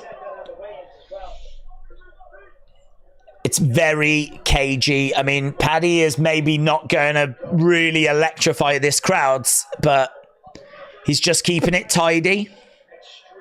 He's keeping it focused. And as Bisping said, it's extreme caution. He's really keeping his distance.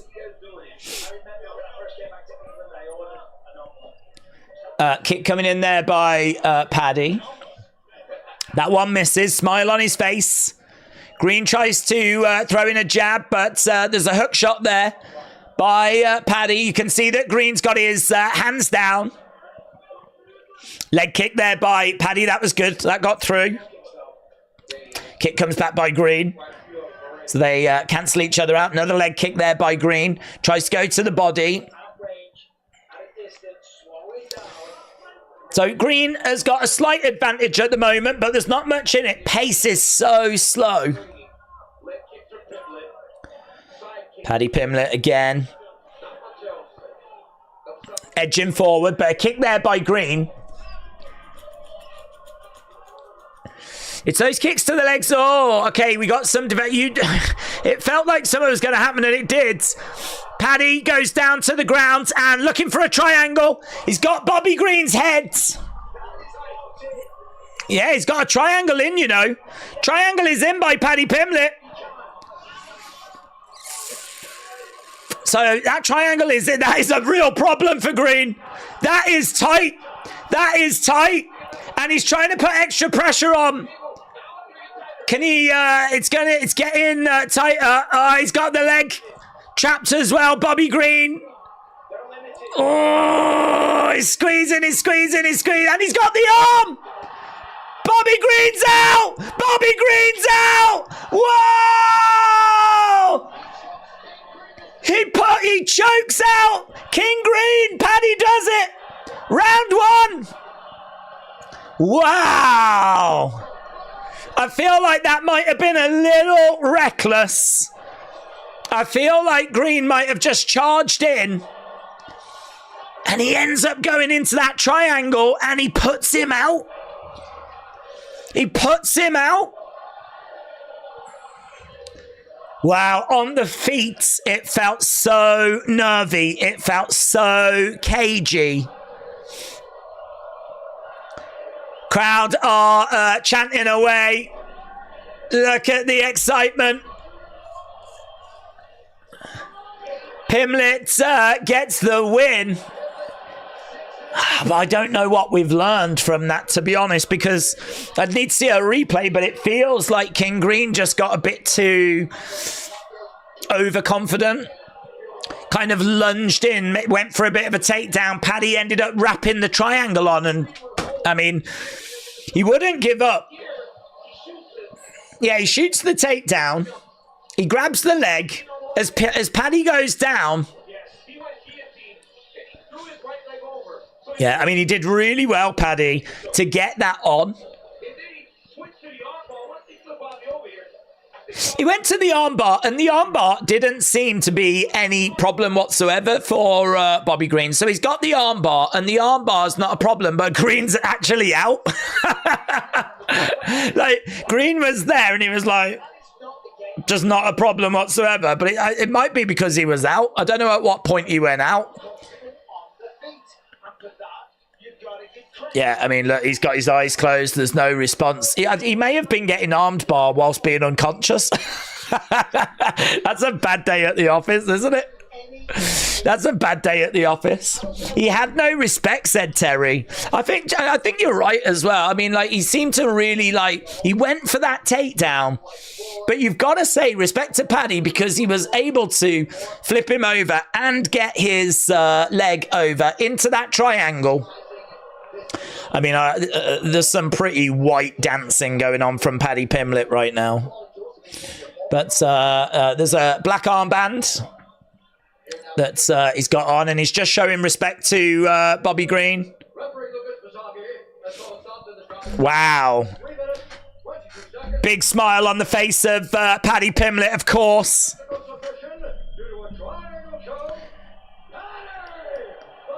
Bobby Green bows down to just nods his head to Paddy Pimblett.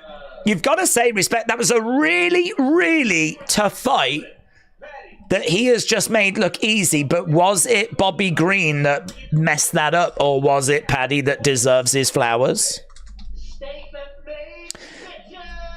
Statement made.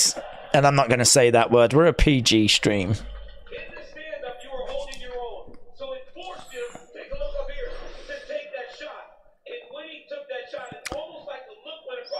I am civilly drinking Gentleman Jack with shredded ice, says William. Look at you. Green got caught with a knee trying to shoot, which probably hurt him, so Paddy wrapped him easily, says Craig. Chaos Alpha said, what just happened?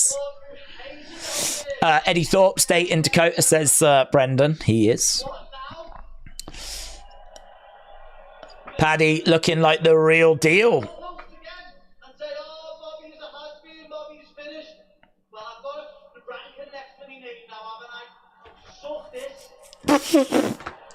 I've got a ranking next to my name now, haven't I? So suck this.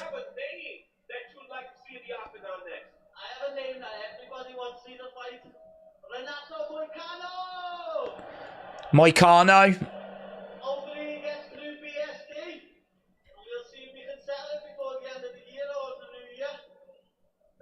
So Paddy said Moicano by the end of the year or in the new year.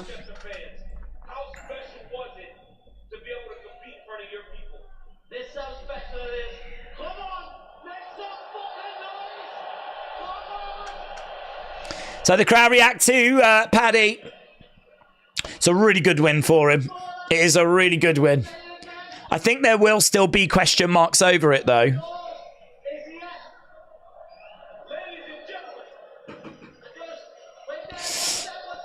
Oh my God, did we expect that? What a treat, said Christopher. Charlie said I had 1K on Bobby.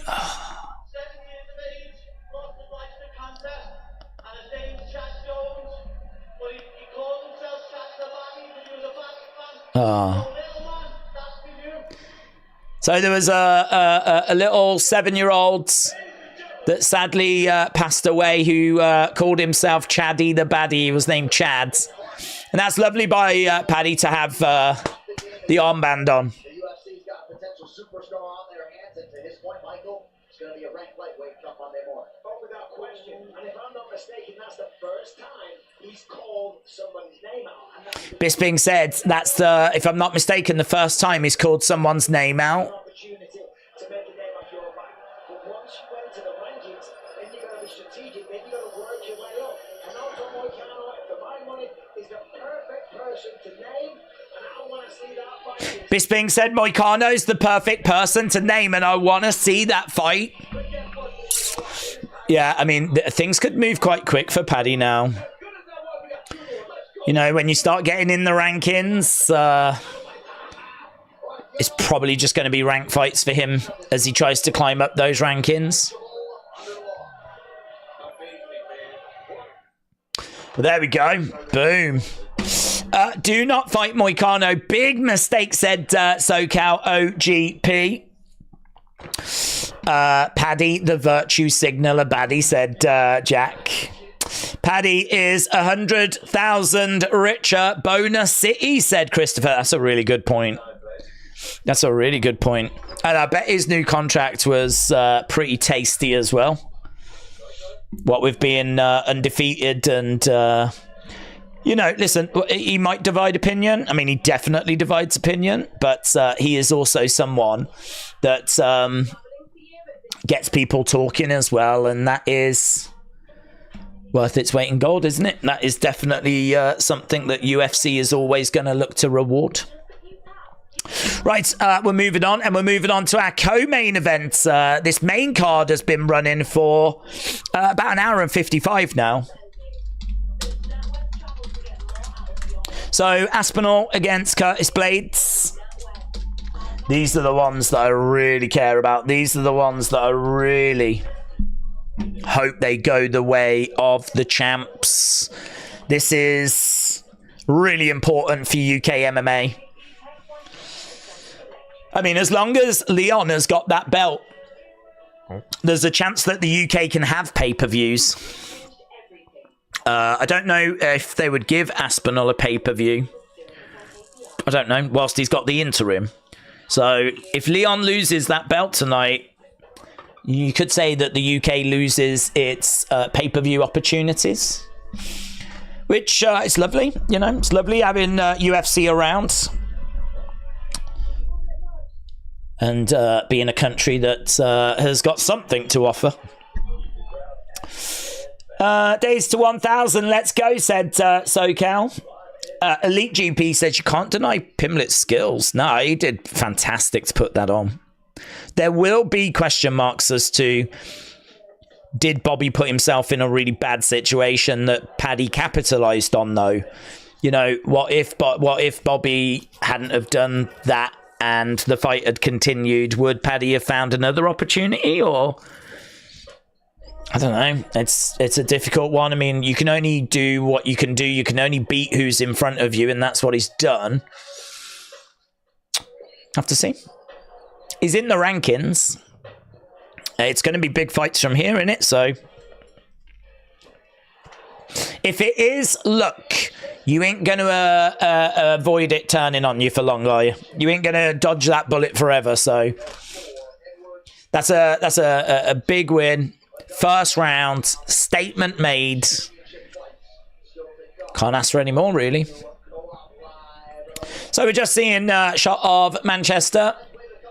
And we will be going over to our co-main event. Tom Aspinall, regarded as maybe the best active heavyweight. Obviously, Stipe and John Jones.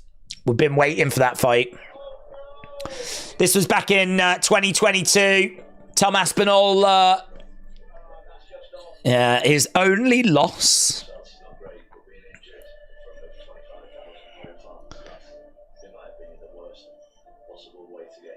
Yeah, really frustrating. There he was, getting stretchered out.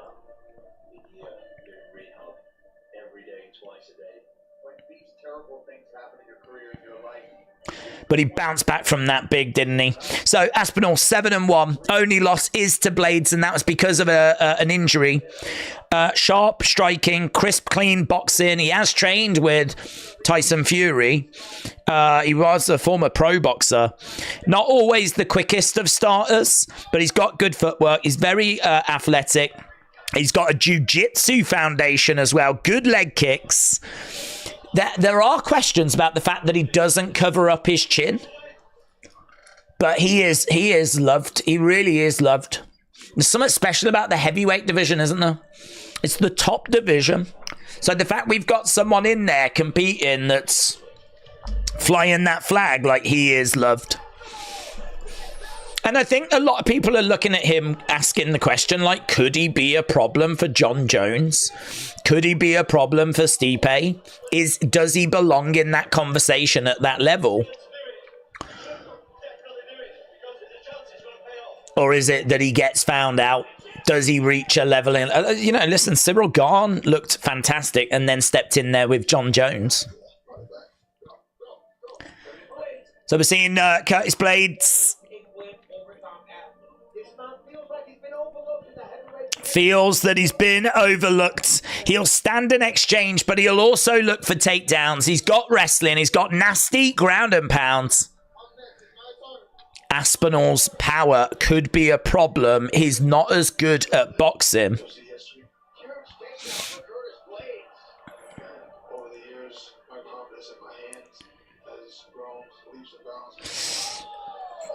My confidence in my hands has grown leaps and bounds. I don't think he's going to be able to match Tom.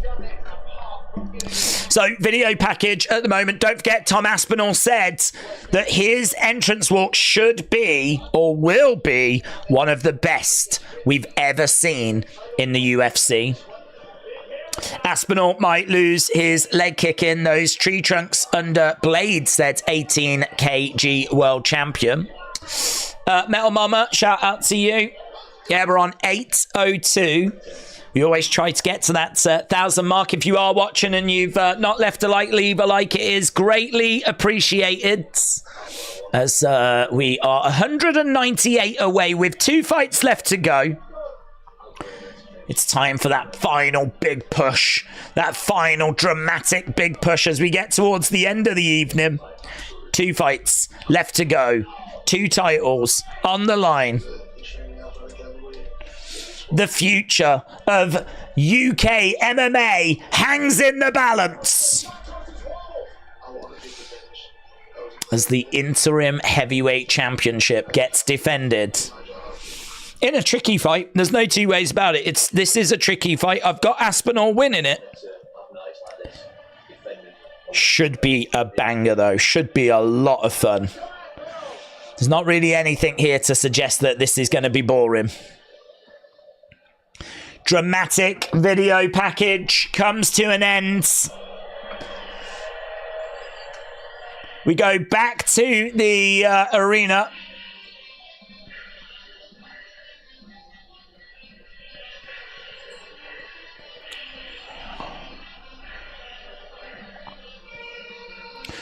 Mortal Kombat! Dun, dun, dun, dun, dun, dun, dun, dun, dun, dun. Been looking forward to this fight, says Anthony. Mortal Kombat! The Golden Globes are on. Jesus Christ, where they're making him walk from the car park.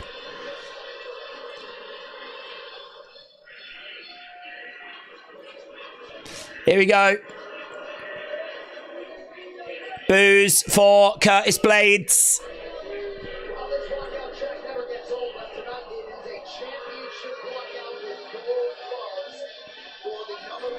Yeah, he's getting really pumped up here. Chicago. He's a good fighter. Really good. Ranked number 4. He's going to be a problem for Aspinall. Tom to win by knockout, said Alston. This fight should be fantastic, said Joe. David said, this is why we're all here for these next 2 fights. That security guard is massive, says Callum.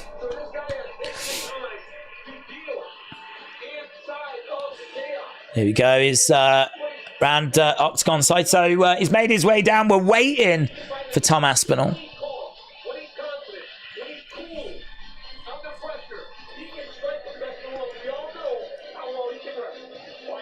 He can strike with the best in the world, and we know how well he can wrestle.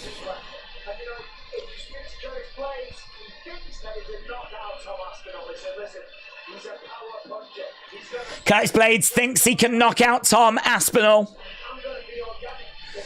13 wins by knockout.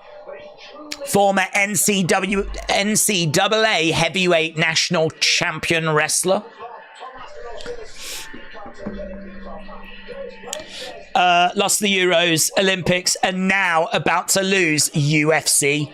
What will sports fans be like on Monday, says William. Yeah. What did we lose? We lost the Euros, that's true. We didn't lost the Olympics. It's only been one day. It's only been a day.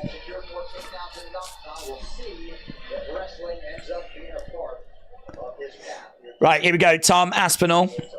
Kenny said Aspinall's too fast for Blaydes. Anthony, finish him.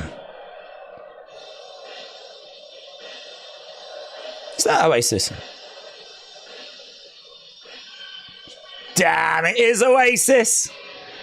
Da-na-na-na-na-na. Need to be myself. I can't be no one else. Supersonic. To be myself. Oasis from Manchester. Well, just playing Oasis ain't going to make you the greatest walkout ever. You better have flipping Nolan Liam Gallagher with you.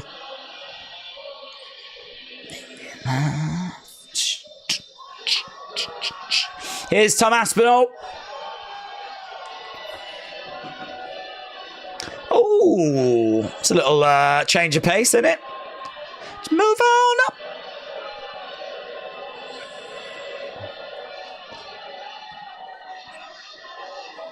Yeah, I feel like that was overhyped.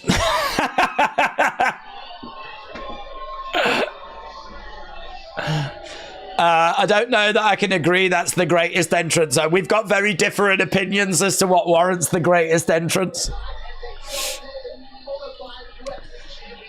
First English heavyweight champion in UFC history. Fighting out of Salford, England.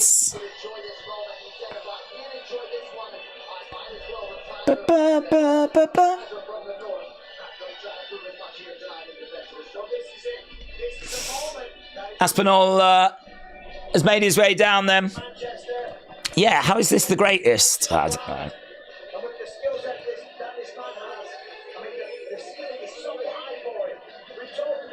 In his mind, it's, I don't know. In his mind, he's in Manchester and he's played a bit of Oasis. I mean, that would be like going to Liverpool and playing a bit of Beatles. Well done. You better win now. Flipping annoyed me. Right, Aspinall just getting... Metal Mama said, that was pretty bad. No golden buzzer from me. Is that a sex thing? Big Al said, it's a party with Aspinall at 5:05. I'd have someone there. You know what I mean? I'd have the actual flipping artist there. Someone would have done it. Get flipping Elton John. Imagine Elton John. Oh my God, that would be the best. That would be the best. Don't you know that I'm still standing better than I've ever been? Elton John walking down with like massive octagon-shaped glasses. Oh my God. Doing I'm Still Standing or Saturday Night's All Right for Fighting. That would have ruled. That would have ruled.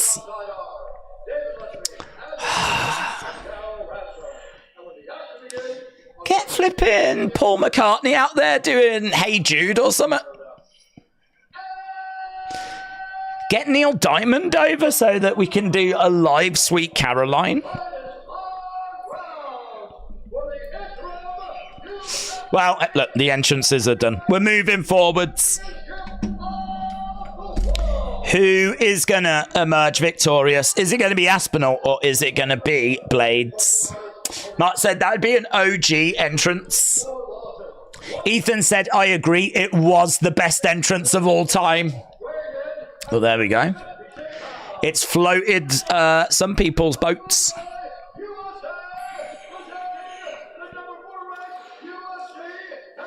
Right, both guys getting their intros. Tom inside 2 said Callum. Mr. Flim Flam, I like that. Mr. Flim Flam Frem Dippity Daniet said Blaydes will bring it back home to the US. And still said Joke Deadshot. Bloodbath said the music shows how soft he is. It's true. Should have had industrial metal. German industrial metal.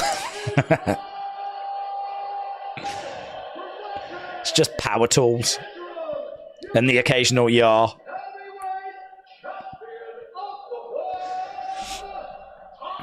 Tom Aspinall. I don't think this goes the distance. I don't think this goes the distance. Hawk said, Days, you could be a fighter. Remember, you're only 21. Hawks, I don't need to remember how old I am. I know how old I am. 21. If you want to touch, now's the time. God bless. Oh. Right, here we go then. Round number 1. My Crazy Adventure 91 said to be the best would have to translate to the US, but McGregor and Mendes with live performances by Aaron Lewis and Sinead O'Connor, they were the best. Yeah, I agree. I agree. For me, that wasn't even in the flipping neighbourhood, but it doesn't matter. We've moved on. Okay, Aspinall. Without question. A couple of shots there by Blaydes, but did they connect? I think they just fell short. Tom's boxing is so good. Oh, and he's driving Blaydes back against the side of the cage. Blaydes up against the fence. Yeah, it did look like he was going to go for the takedown there, Tom. It's just, it's a couple of shots there by Blaydes. Big right hand. Oh, he connects. Down goes Blaydes. Big shots coming in by Tom. Tom swarming Blaydes. And it's done, mate. It's done, mate. It's done. Tom Aspinall swarms Curtis Blaydes. First round finish. Paddy the Baddy setting the tone in the last fight. You can't outbox Tom Aspinall. You might have confidence in your striking, but it's proven to be too good. He knocks Blaydes down, follows him with big blows. And that is a statement, man. That is a statement. That is a great heavyweight that Tom Aspinall has just got past. That is a great heavyweight. Ranked number 4 in the world. The only fighter to have a win over Tom Aspinall. Boom. Just a lovely jab and it rocks. I mean, it's so simple. It's just a jab. It's just a jab. But the power in that jab, and then he swarms him. Look, it's just a jab. I don't know. I mean, like the hook shot that kind of connects, I'm sure that did something, but it seemed like the jab was what did the damage. Listen, mate, if a jab can put Curtis Blaydes down, Jesus flipping Jesus. Jesus flipping Jesus. Oh, he's a problem, isn't he? He's a problem. John Jones, you watching? We're coming for you. We're coming for your head. We're coming for your flipping head. Or Stipe, either. Not bothered, both, same time. Tom Aspinall. Wow. You watch, he'll face John Jones, he'll get murked. 30 seconds. Rear naked choke, he'll Cyril Garn him. Wow. Wow. Wow. By knockouts. Listen, Tom, you better turn around and speak to Dana. He's right there. So I definitely get the winner of Jones, Stipe, yeah? Definitely. Defo. Don't you screw me.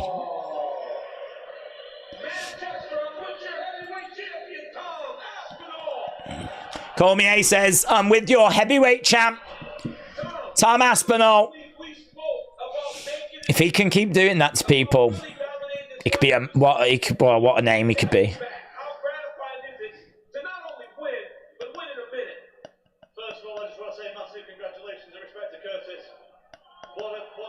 What a man this is.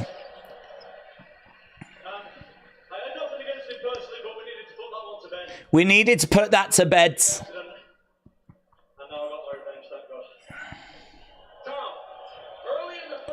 So his only UFC loss avenged.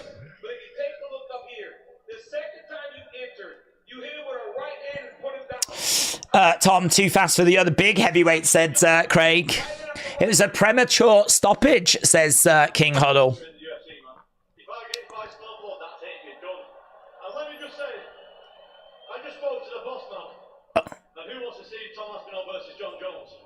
Who wants to see Tom Aspinall against John Jones? I bet Stipe's like, I'm right here, yeah? Tom, that would absolutely be the fight that the world wants to see. John Jones is probably watching this, so send him a message. No, John, I have nothing against you personally, but I just think I'm better than you. I just know that I can beat you. Tom Aspinall said, I've got nothing against you personally, but I just think I'm better than you. I just know I can beat you in a fight. This is absolutely amazing. And I have something that I just want to say to everybody up there in the nosebleeds and everybody watching this on TV at home. Listen, I'm a normal person. I'm a normal person. From a normal family. From a normal home. In a normal area. Just like you guys watching at home. Sometimes normal people can do extraordinary things, and I'm just proof of it. Let's just work hard and go for it, man. Stop holding back. Fucking go for it. Wow, look at this. Tom Aspinall, the motivational speaker. I'm just a normal guy. I know you all think I'm Jesus, but I'm just normal. I'm a normal guy. I mean, you don't talk to me or anything after the fight, but I'm a normal guy from a normal home with a normal family that just happens to have superpowers. What can I say? But maybe you've got superpowers as well. Probably not. Not like me. Not like me, Tom Aspinall. But maybe you have. But probably not. But work for it, because you might get it. I don't know. I'm not bothered. I've got it. That's what I heard. I don't think that's what he said, but that's what I heard. But there we go. Look, Tom Aspinall knocking people out and then giving words of encouragement to the kids around the world.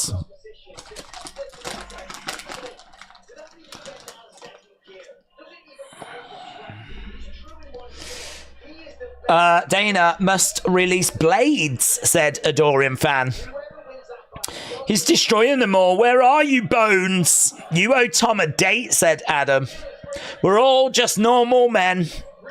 We're all just normal men. His sofa king, dull, said Jack.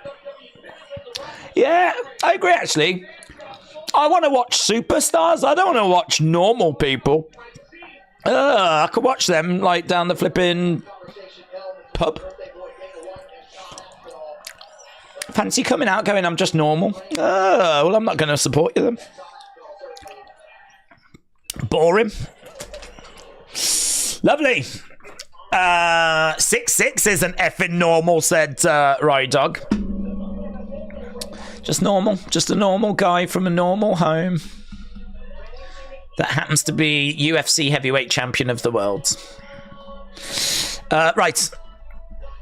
Now, can Leon get inspiration from that? Because it is time for our main events.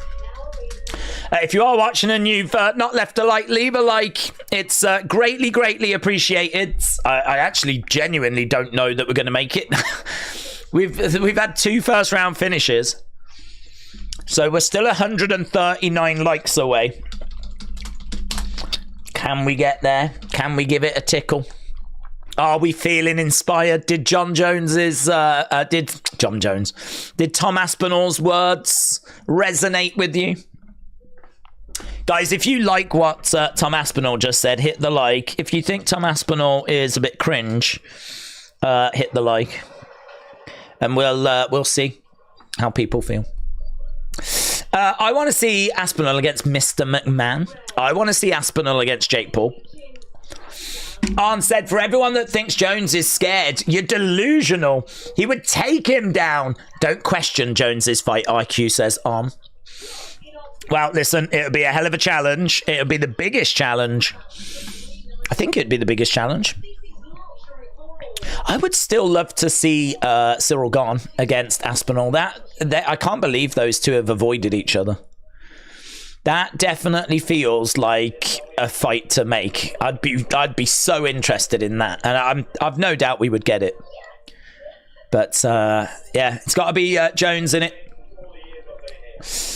But early stoppage for sure. I don't know why people think a brawler could beat Jones. Jones would destroy a fighter like that, says RJ. Remember that knee? Ask Thiago Santos. He can't really fight anymore, said Sansu. Dane said, I'm back. Customers have gone. Let's fucking go.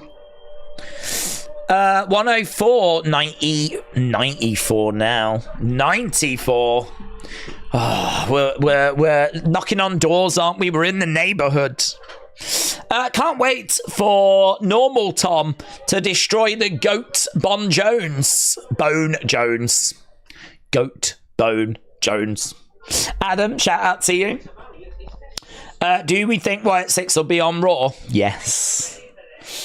Is Jones injured still? No, I think their fight's going to be in November. Dare said Aspinall wins, but Goddard is always too early. Seems like he's putting money on the game. Hawk said Garn ran from Aspinall. If he didn't, it would have happened. No one can beat Jones, said Benjamin. Chris said SummerSlam next weekend. Rayshawn said John Jones will do Tom Aspinall quick and easy. Don't let Tom 5 minutes of fame fool y'all, said Rayshawn. Alexis said Jones versus Aspinall, Garn versus Stipe. Oh, I'd be down for that, actually. That's a good shout.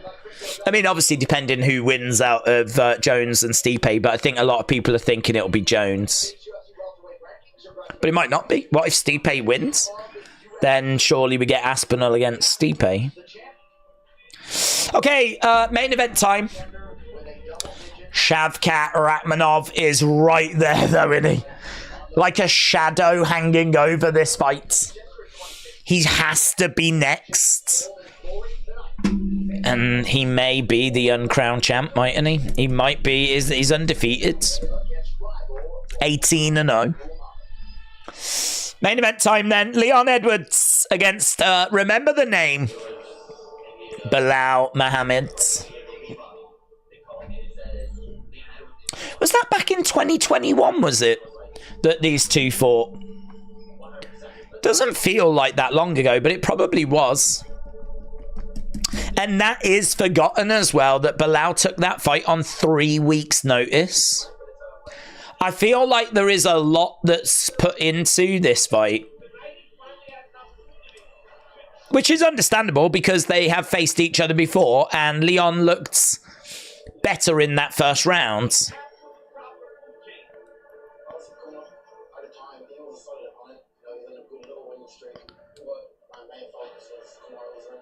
My main focus was Kamaru Usman.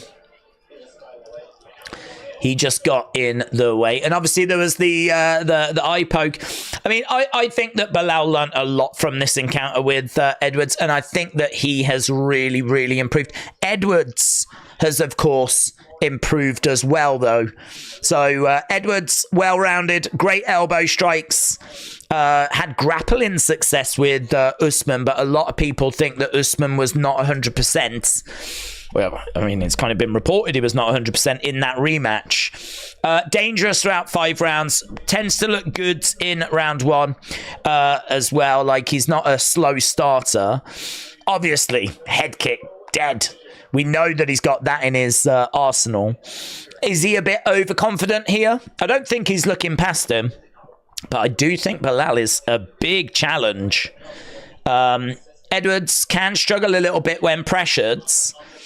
I mean, Belal, I don't know if he can find any answers in that first fight of Edwards-Usman, because Usman was winning that, and until that head kick landed, you know, he was down in that fight. And then since then, he's beaten Usman really off. It's so hard to know where Leon is, and it's so hard to know where Belal is.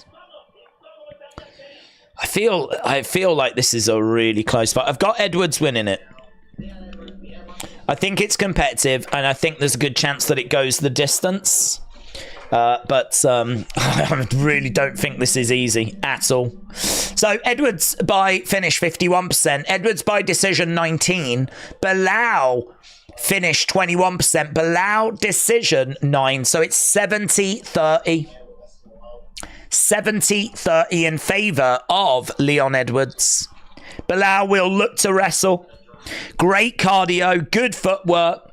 Very confident as well, but not overconfident. He trained in, or has trained in, Dagestan. He's obviously been doing some stuff with Khabib as well, which is going to obviously help. Leon thinks that he's just going to have too much for him. Certainly in the striking. But, yeah, this is going to be, as we said, fast pace, volume. It's going to be a really, really interesting fight. Here's Belal. Here's Belal. Belal for the KO. Headshot dead, said Reese. That was the chant, and I'm sure you're going to hear that chant as well in the arena. So here we have got Belal Muhammad making his way down. Belal is very dangerous, but I do want Leon to win, said Sansu. He is nicer and non-political. Aziz said Belal is the people's champ. He murders Edwards. Daniel said, I know where Belal and Edwards are. They're in Manchester. You're welcome. Thank you. And you're absolutely right as well, because Belal is next to walk from the car park and step out into the arena. So here we go. Loud boos. Loud boos for Belal Muhammad. Understandable, of course. He is facing the Englishman / Jamaican. Belal Muhammad making his way down. Kick to the head. KO. Let's go, Leon, said Chris. Belal, one of 9 active fighters from Chicago. So Belal has made his way down.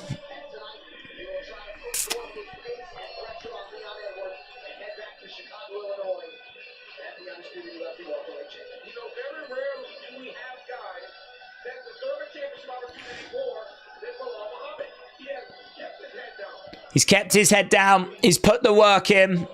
He's got some good wins on his record as well.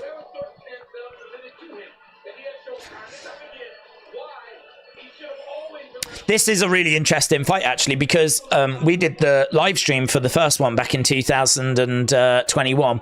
And I've been waiting for this rematch for a long time. I was surprised they didn't run it back straight away after.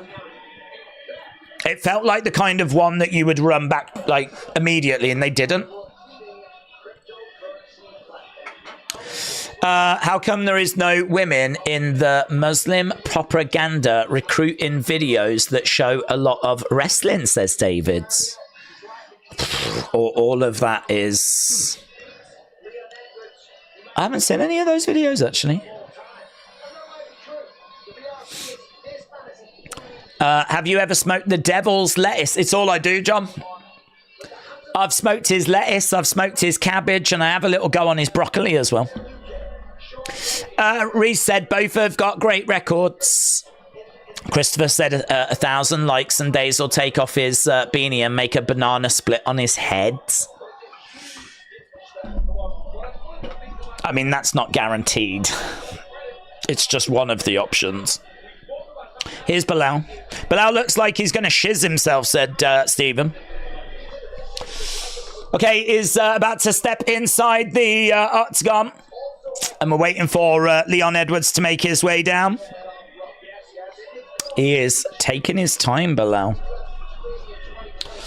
Belal for Palestine. Let's go, said Adam. Scott said, Belal has already lost psychologically. No cap, said Belal is a black belt in boring.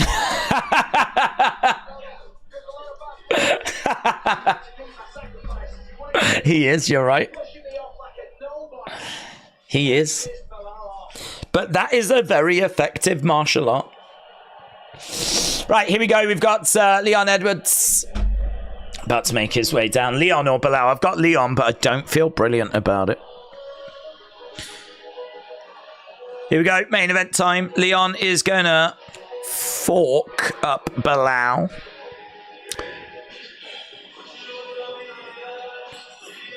I have no idea who this is, but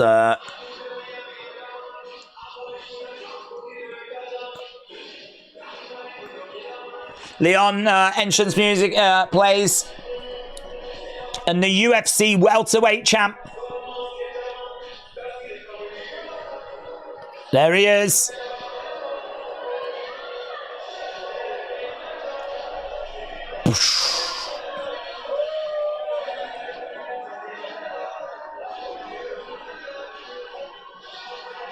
Here's Leon Edwards.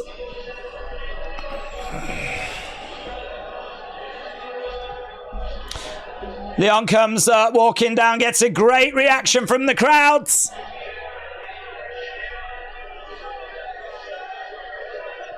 It's been a really good night, actually, for UK MMA. It's been really relatively successful. Not everything's gone the UK way, but Aspinall picking up a win, Paddy Pimblett picking up a win, Arnold Allen picking up a win, Nathaniel Wood picking up a win, Jake Hadley getting the win, Makayev getting the win, Oban Elliott getting the win, Sam Patterson getting the win, Mick Parkin getting the win, and that's it. But that's not bad, is it? From a 14-fight card, can Leon Edwards add his name to the UK victories tonight? Leon with the Jamaican Shabba Pot Jam, said Manny. I don't know who this is. I've never heard this before.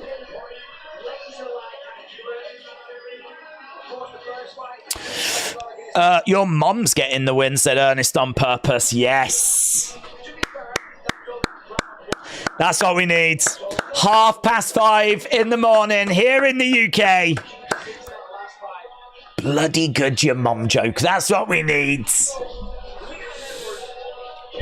Right. John Jones would lose due to age and injury prone, said Alston. G. Bavi said, I'm in New York. It's only 12:31. Yeah, 5 hours ahead here in the UK compared to East Coast. So right now, where they are, it is 5:32 in the morning, which is flipping bonkers. Good news, though, is if this does go the distance, I think McDonald's tends to do breakfast from about 6. So you could go into Manchester and get a McDonald's breakfast. Every cloud. Oh. A couple of egg and sausage and egg McMuffins. Don't like the pancakes. Pancakes are a bit dry. But I think and one McMuffin is never enough. You need more than one. Or you could just go into Wetherspoons, which is a chain of pubs, and get like a large, like full English breakfast.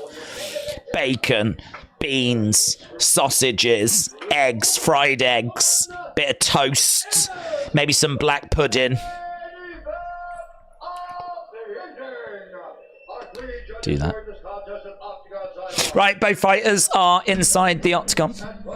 Might as well end the poll. I don't think it's really moved. My Crazy Adventure, shout out to you. Said, and new black belt boring Muhammad beats has been Ambian Edwards. My Crazy Adventure, shout out to you, buds. Shout out to everyone that's joining us. Tramp Daddy said the best walkout was Izzy, as The Undertaker, said Tramp Daddy. That was very good. That was very good. And Frozen Lake said Edwards win to cash my baseball parlay. Frozen Lake 22. I hope that comes through for you. Right, Bruce Buffer doing Bruce Buffer things as we are waiting to get... It's been a long main card, actually, but it hasn't felt like it.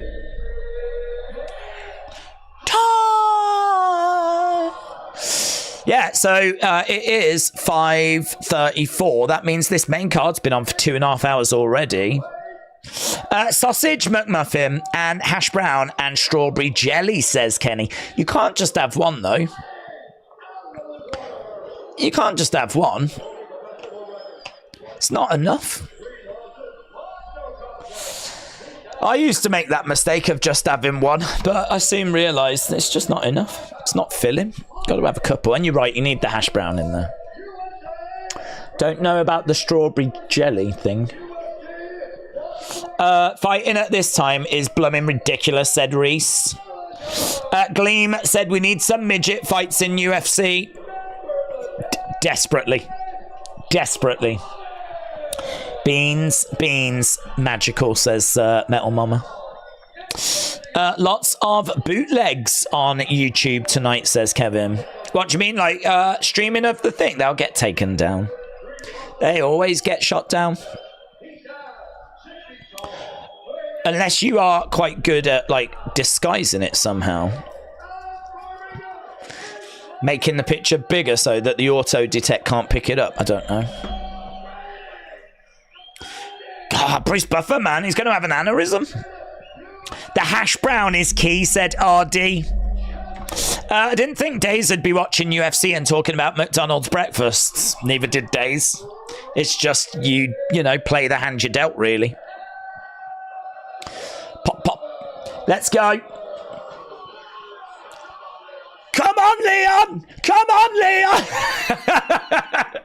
What, is that dude going to shoot himself if Leon doesn't win? Come on, Leon! Dude, chill. Calm down, it's all right.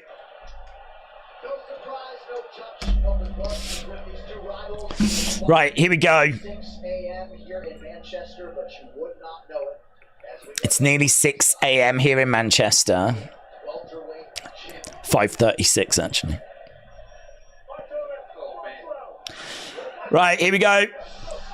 First round's underway. Both fighters coming out. Belal putting a little bit of pressure on Leon. We've got Edwards, green shorts. Belal, red. Belal lunging forward. He's got Leon. He picks him up, gets him down. Belal gets Leon down. Leon's on his back. Yeah, okay, so Leon is on his back with Belal on top. Okay, well, I don't think there'll be any panicking at this stage, but I think Leon would have liked to have kept that standing a little bit. Right now, Leon on his back. He's keeping it chest to chest at the moment. Belal throwing in a couple of shots to the side of the heads. And again, he's working. He's throwing in these shots. I mean, Belal is a good fighter, and this is for the Welterweight Championship. Leon trying to get back up to his feet. Belal putting that pressure on Leon. Knee strike coming in there by Belal. Leon, really good. Getting back up to his feet, spinning around. So, I mean, look, Belal has managed to get in some total strikes, but significant strikes we're not really seeing a great deal. Belal ahead.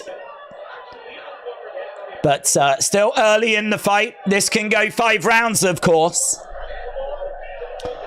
Crowd are chanting away. Shot coming into the side of the head here by Belal. Knees coming in by Edwards. Knee strike there by Belal. Shot coming in. Edwards. Again, he's got Belal pinned up against the side of the cage. He's doing really well, actually, Edwards, and they break apart. Kick coming in there by Belal. That was a kick to the midsection. Oh, a couple of shots. There was a nice strike there by Leon. Hook shot there by Leon as well. Leon backing up a little bit as Belal. Kick coming in by Leon. Another kick into a clinch, but they break apart. Ah, big knee there by Leon. Grabbed him. Boom. That was nice. Outside leg kick by Leon. So as we said, good start by Belal. But Leon has managed to survive that.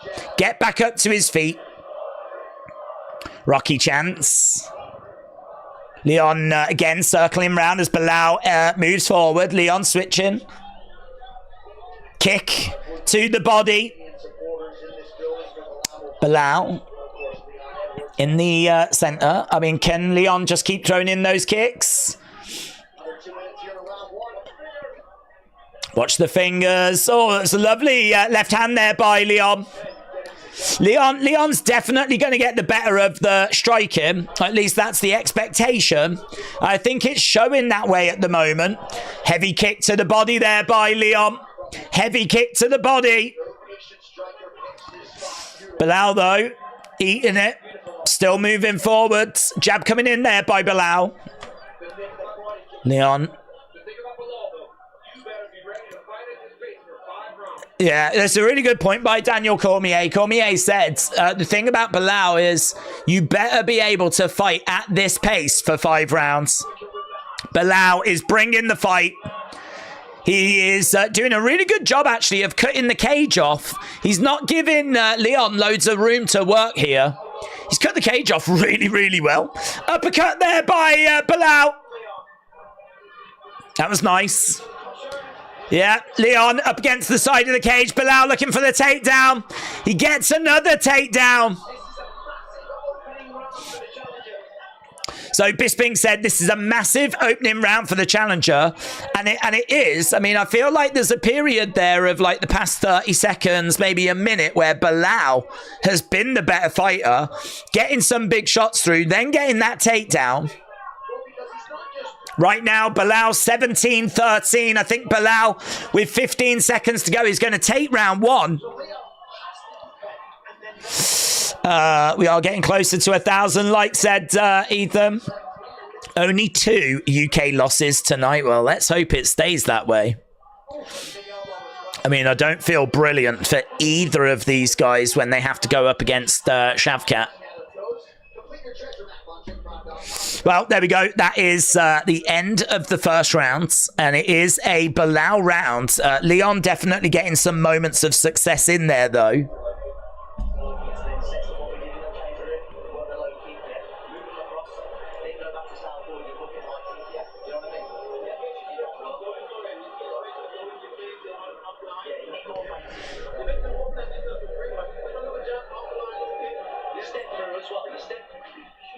Oh, I was just listening to what they were saying there, and then they cut away. What a beautiful round, they said to Belal. You got this. Something like keep it in your space. Yeah, I love that knee.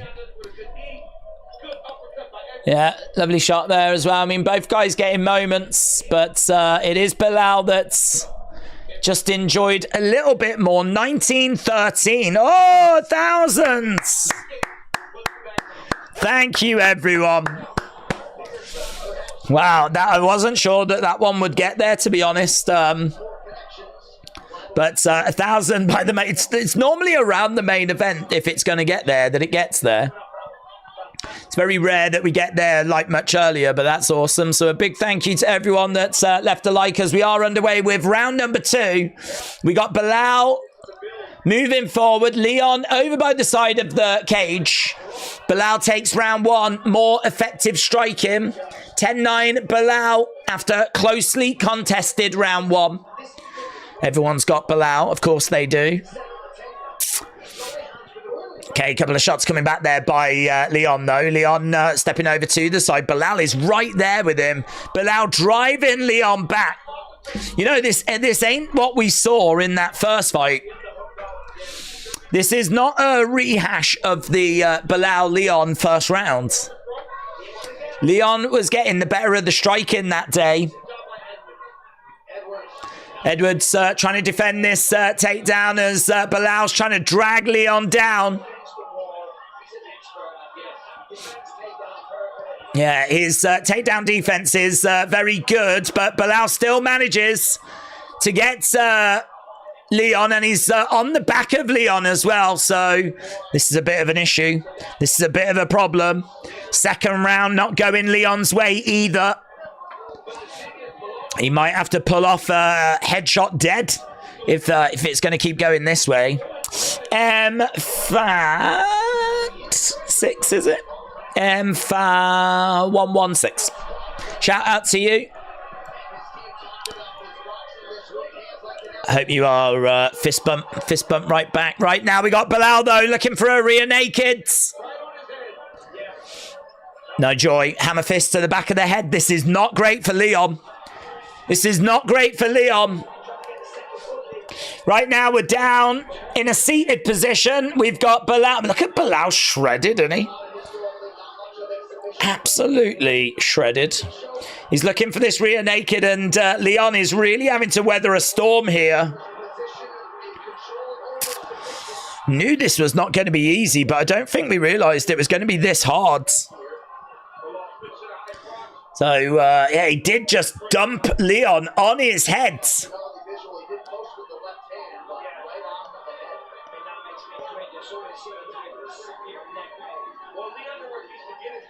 Leon, though, is okay. He's trying to get back up to his feet, and he does. He's having to... Oh, and he's just...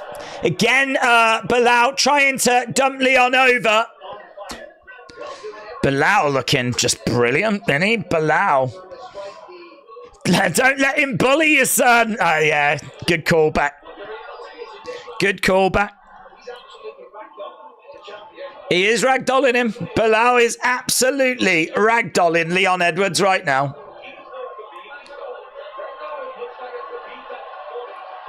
This looks like a Khabib kind of performance, said Daniel Cormier. We know that he's been training with Khabib.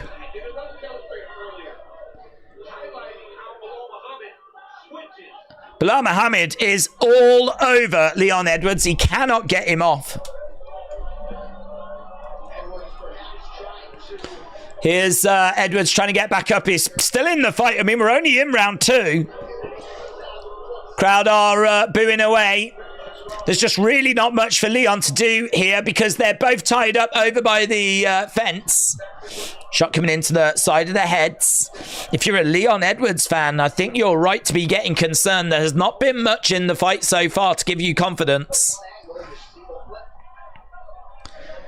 But Leon is an excellent fighter. He can find a way back into this. He's managed to get up to his feet. He throws in a knee there to Belal. And he's looking to try and get Belal down. And he's trying to get round the back of Belal. Belal did an excellent job there of spinning rounds. Not allowing Leon to get round the back of him. So 20-odd seconds. Yeah, 6 takedowns for Belal. One of them in particular really nasty where he dumped Edwards on his head. He went for that. He kind of picks him up and then like really arches him over.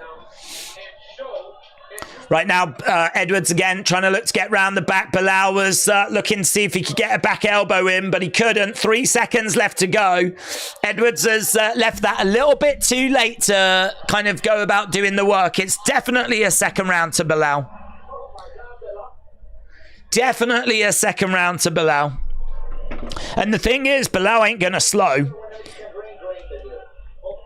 He's not going to slow. You're going to get 3 more rounds of that from Belal.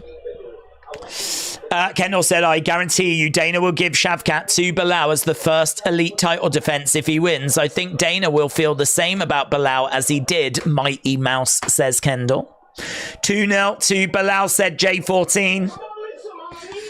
Spartan said, maybe Leon is unhappy because Villa lost a friendly match today. It must be that. Don't be letting him dominate you too much. Is that worse? Is that worse than don't let him bully you, son? Don't let him dominate you too much. It's the same flipping message, isn't it? Oh. I mean, he did have one hand out to just stop his head taking the full force of that, but it is moody, isn't it? Don't let him dominate you. Getting dominated. My Crazy Adventure says 10-8 rounds. Not for me. I think a 10-8 round is where it's all just one-sided and there's like real like submission attempts and everything. It was good by Belal, but it didn't have that submission attempt in there. He tried to get around for the rear naked, but he never got it in. And then Leon reversed it and had a bit of success himself. So, yeah, I would say that it was 10-9, but there may be a judge that's gone 10-8. Right now, again, over by the side of the cage, and Leon trying to get round the back of Belal. He can't afford to lose this round. Belal is on absolute fire. He is clicking on all cylinders. Edwards round the back of Belal. Oh, yeah, that was really good. He kind of took the legs away and he's got the arm around. Edwards in a good position. Belal not panicking. It's on the chin.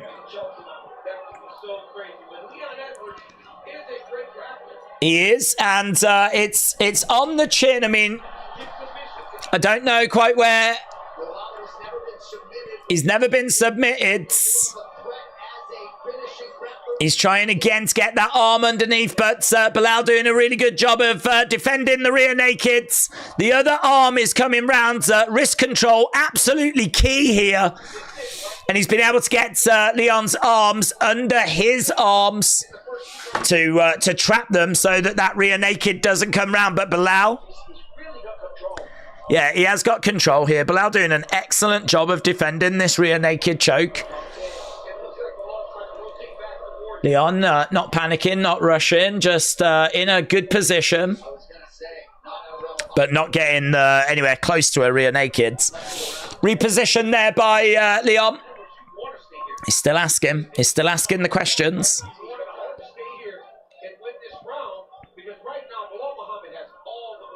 Yeah, that's true. Cormier said, just stay here, win this round.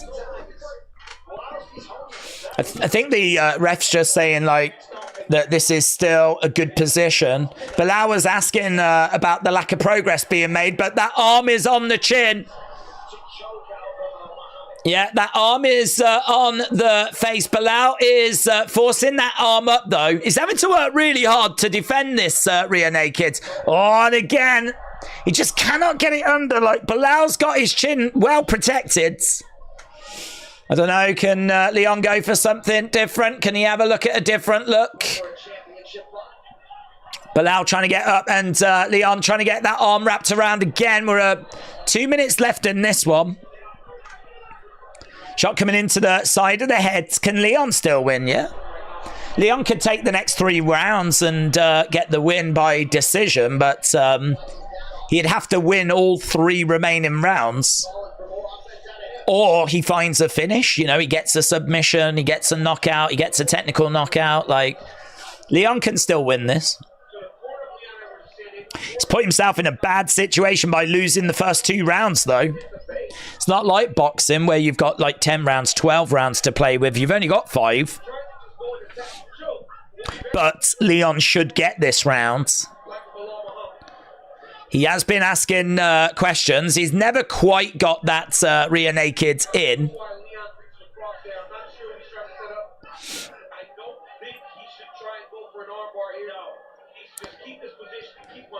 Yeah, 3 minutes control time. Who's in the lead? It is Belal that's took the first 2 rounds.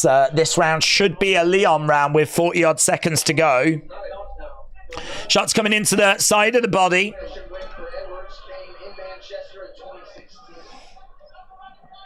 Again, Belal sitting up. I mean, Belal just needs to get out the round now, doesn't he? Write the round off. Come back in the next round. 25 seconds left to go. Don't let him Belal you, son, said Way of Wuda. Don't let him Belal you, son. So Muhammad is on his back. There's a back elbow there by Edwards. And there we go. End of the round. So, yeah, that one goes to Leon. It's 2-1. Belal. Knew it would be tough. Knew it would be close.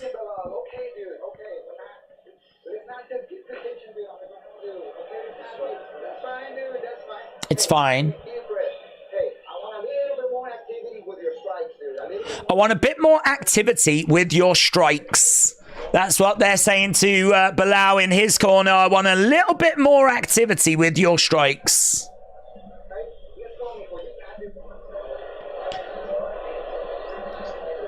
Leon Edwards is taking some deep breaths in his corner.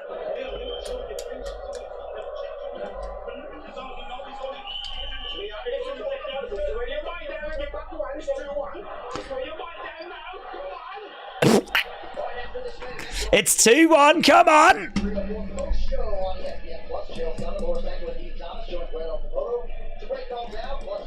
Can Leon get this round, take this fight to 2-2 with 1 round left?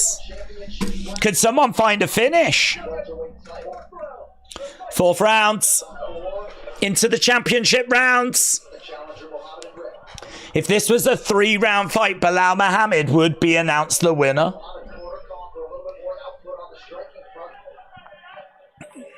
Okay, right now we got Belal right in front of Leon. Head kick.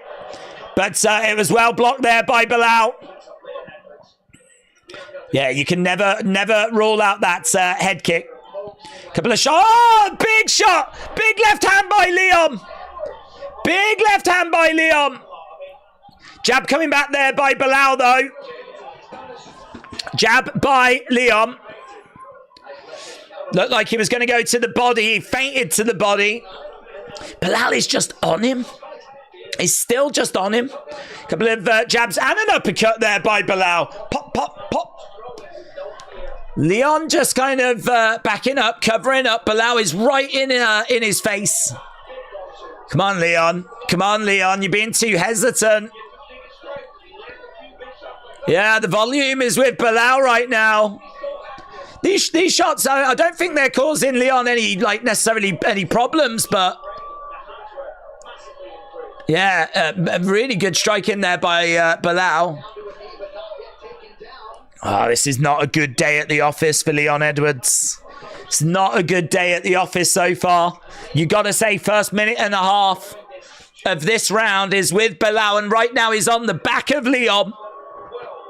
He's on the back of Leon.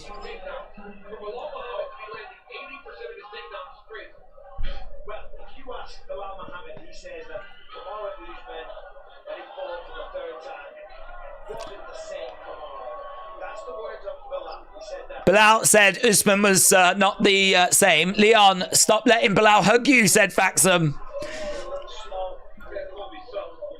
Yeah, this is a real problem here because we've got 3 minutes left to go.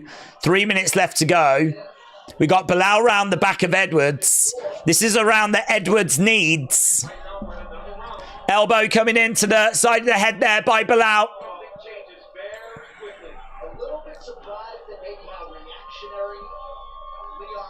Yeah, it's a big problem, man. Faxam said, go, Leon. Get him, Rocky Edwards, said Aaron. Listen, live odds right now would have Belal firm favourite. 2 rounds up, 2 rounds to 1.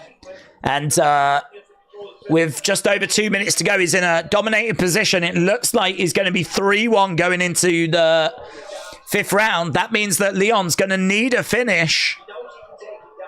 Leon looks tired.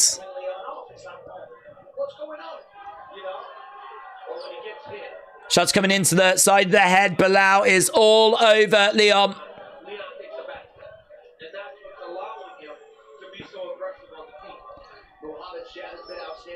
Again, shots coming in by Leon.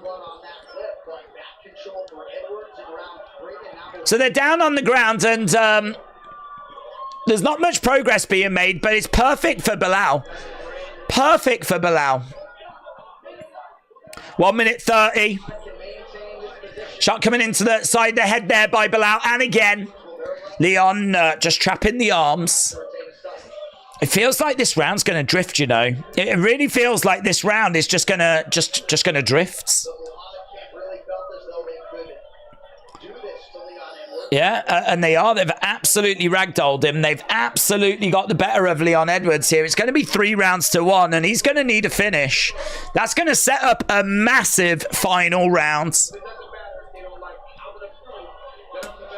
Rocky chance. At least I'm confident with myself. Why project insecurities? Belal looks like Colby on steroids, said 8K. Right now is round the back. Do we think Leon will blame the 6 a.m. start, said Daniel? Well, I hope not. I hope not, because that would feel like a bit of a... Do you know what I mean? This is UFC. This is fighting. I just think you can't really afford to blame that, because if you go to America, you'd be fighting at this time. And if you didn't get your body adjusted in the build-up to this event, that's on you, innit?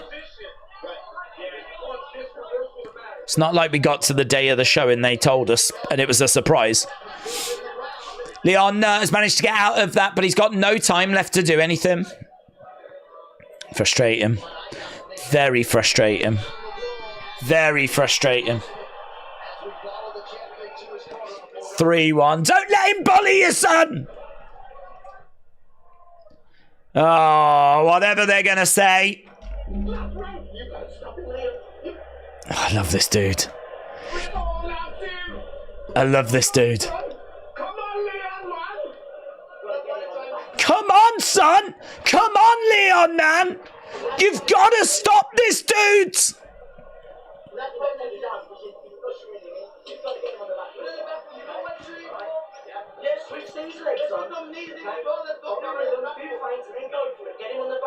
Get him on the back foot. Come on, now. Come on, man.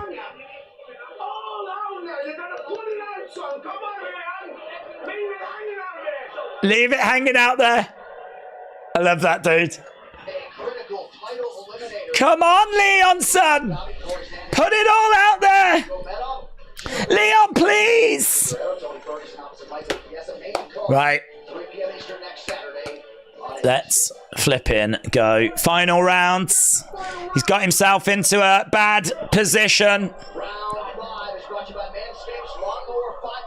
Just do the old headshot dead. Do that. Get him on the back foot. Come on, Leon. Shot coming in there by Leon. Belal straight out the gates. Oh, there was the headshot. Couldn't land it. Nice body shot there by Leon. Yeah, he is throwing hard, but Belal looks at that takedown nicely. Stopped there by Leon. The volume from Leon is just way too low. It's like he's looking for the perfect moment, the perfect shot. He found it against Usman, but there's no guarantee he'll find it here against Belal. Leon, Belal charging him. He's got Leon up against the side of the cage. Crowd getting frustrated. Belal. Oh man, we might be about to get a new really boring champion. But also really effective. He looks tired, doesn't he? Common sense said headshot dead, coming any moment. I mean, it doesn't look brilliant right now. Right now, Belal is on the back of Leon. And Leon just looks tired. Muhammad had landed 2 takedowns in the first, 4 in the second. And right now, Leon, it's just a bridge too far, isn't it? Anu said Anas.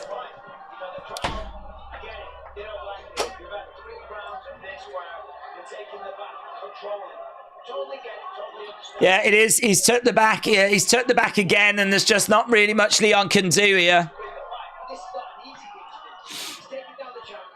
Hammer fists coming in. Not even close, said Turtle Green.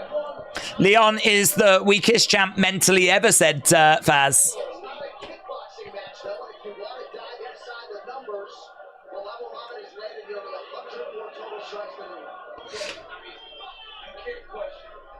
Yeah, he's done him everywhere. They're just saying, like, if you want to talk about striking, well, Belal's thrown 268 shots. He's landed 167. Leon's thrown 105, landed 71. His accuracy might be better, but the volume's nowhere near.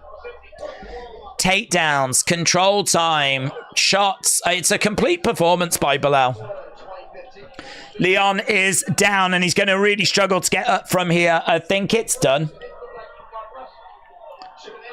I think it's done. 2 minutes left to go. He's going to have to try and get up from here and then find a kill shot. It's done, innit? It's done. Father's plan, said Christopher. This was Father's plan all along. Turtle Green said, I'm definitely crying. Danny Barnow said, this is boring. It's not what we want. English hearts breaking. English hearts breaking. We had to suffer a loss to Spain in the Euro final. And now here we see that welterweight belt being ripped away from us.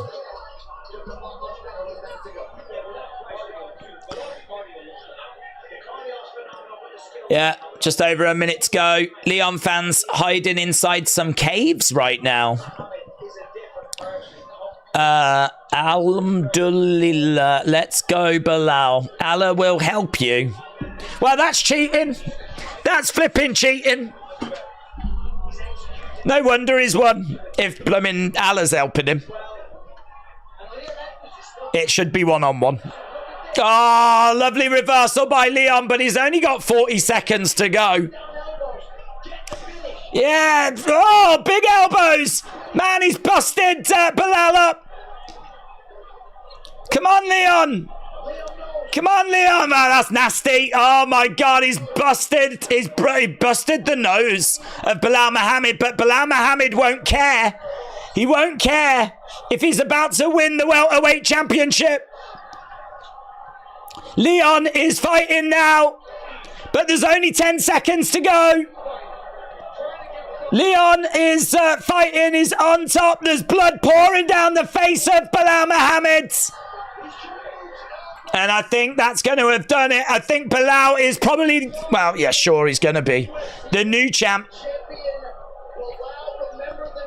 Edwards got himself into a position where he busts the nose of Belal right at the end of the fight. He was getting the ground and pound going, and it's all too late. It's all too late from Leon Edwards. I mean, that was an amazing shot on the ground. My Crazy Adventure said, I told you and knew. Well, we don't know that yet, do we?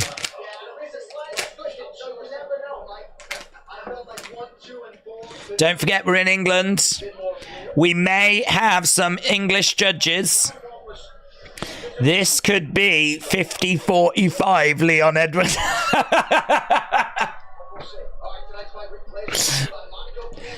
Let's go. Let's screw Belal. Yeah! Screw him. Screw him.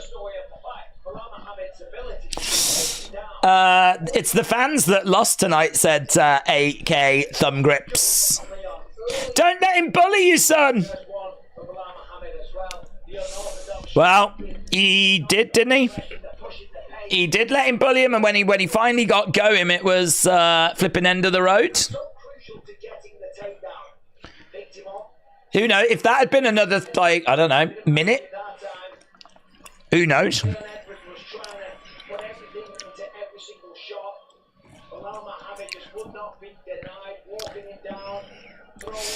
Dana is crying, says Callum. I think everyone's crying. I mean, the only thing is, I did not fancy either of these against Shavkat. I think Shavkat's going to get the belt in the next fight, so it's maybe a bit of a formality. Crowd are booing, but we don't know the result yet. Come on. Come on. Screw him. Screw him. Judges. It's 48-47. 48-47.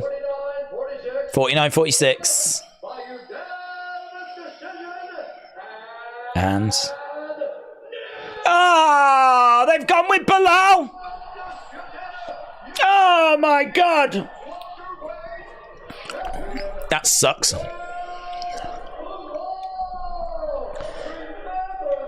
Belal, remember the name. Muhammad has done it. He's took that belt away from Leon Edwards.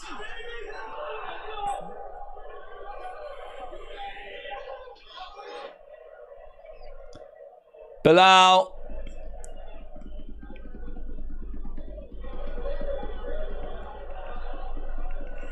The dream is over. Belal cheated? Yeah, he cheated. Someone said he used Allah. I think that's a performance-enhancing drug. Some woman in there, is she? Oh my God! Some woman crying. This is the fight game. Get her out of there. Oh, hello, is there a bit of trouble? No? Is it alright?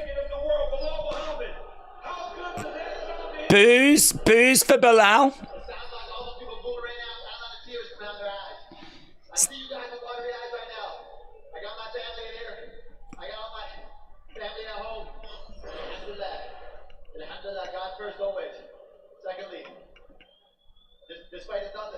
This fight is nothing.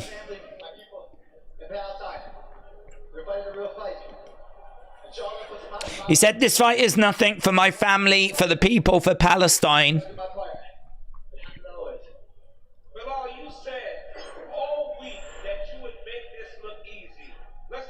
So he's on an 11-fight win streak. That puts him 4th on the list, you know. But loving the energy at the 11 o'clock, said Dave Robert Walker. Yeah, 11 minutes past 6 in the morning. But as we said, that's not bad because they can now go and get a McDonald's breakfast. Belal is oozing charisma and blood.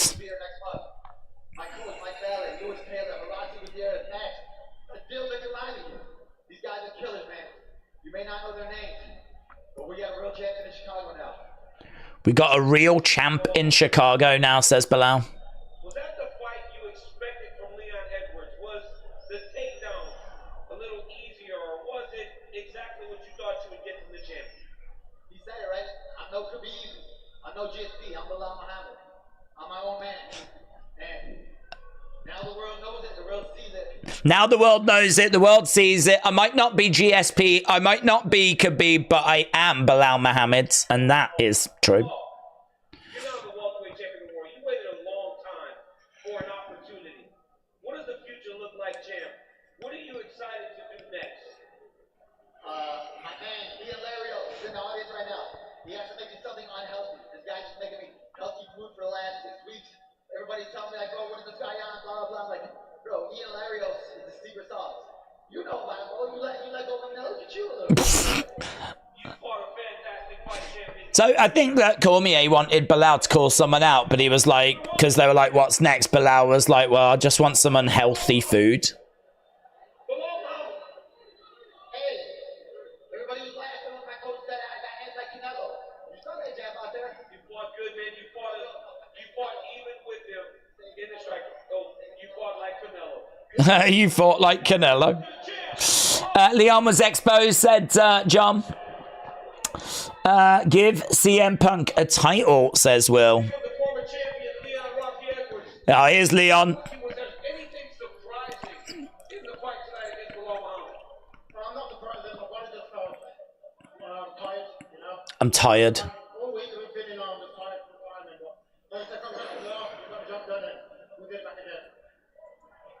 Yeah, it was the tie. I agree. It was the tie. Thinking about it is right. Is right. 5 o'clock in the morning. That's unfair. Leon said, I'd like to get one more fight in this year. Yeah, he was tired. It was tired. He was tired, guys. Tired. Have you ever tried driving when you're tired? There's signs on the road that says that sleep kills. I mean, actually, Leon Edwards lucky to be alive. That's how I'm looking at it. Leon Edwards is lucky to be alive. Tiredness kills. And he is very tired right now.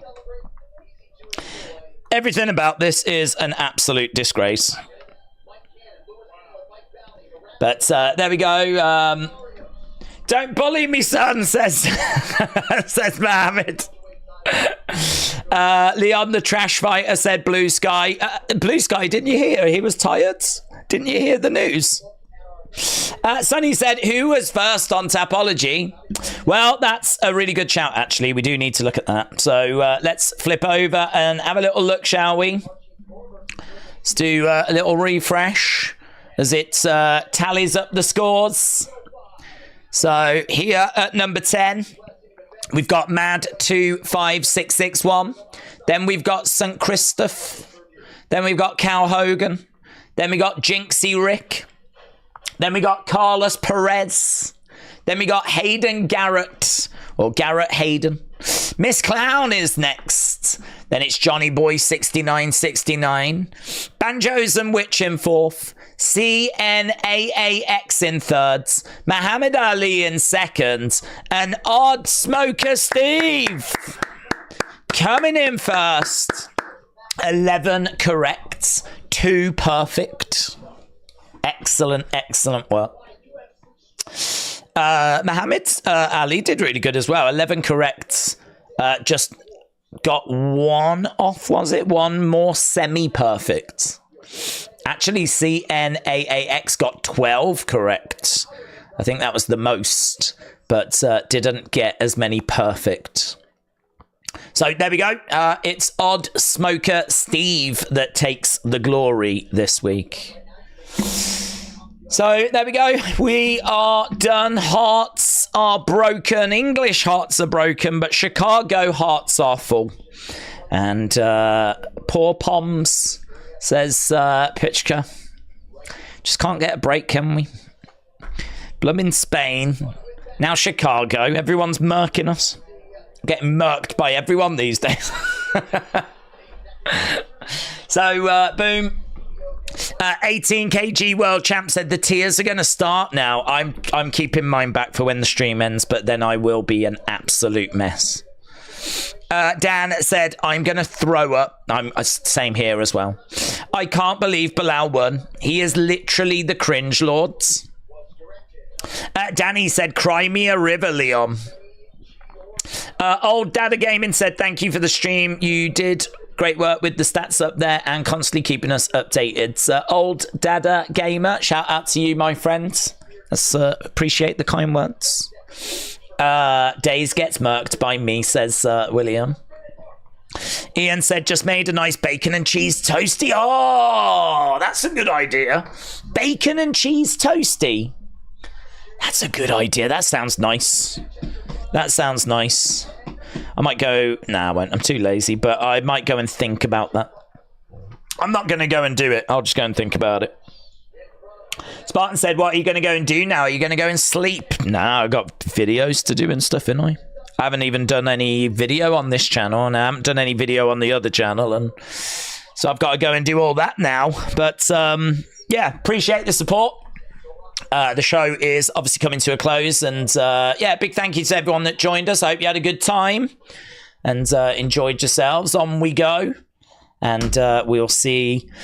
I don't know when we do UFC next. Obviously, next weekend is SummerSlam. Whether it's the weekend after that, I'm not sure, but either way, we will be back with UFC very, very soon. And we got some big shows coming up. We got the Sphere coming up, haven't we? Not that far away, so Should be good. Okay, have a good evening, everyone. Enjoy your weekends, and I will see you again next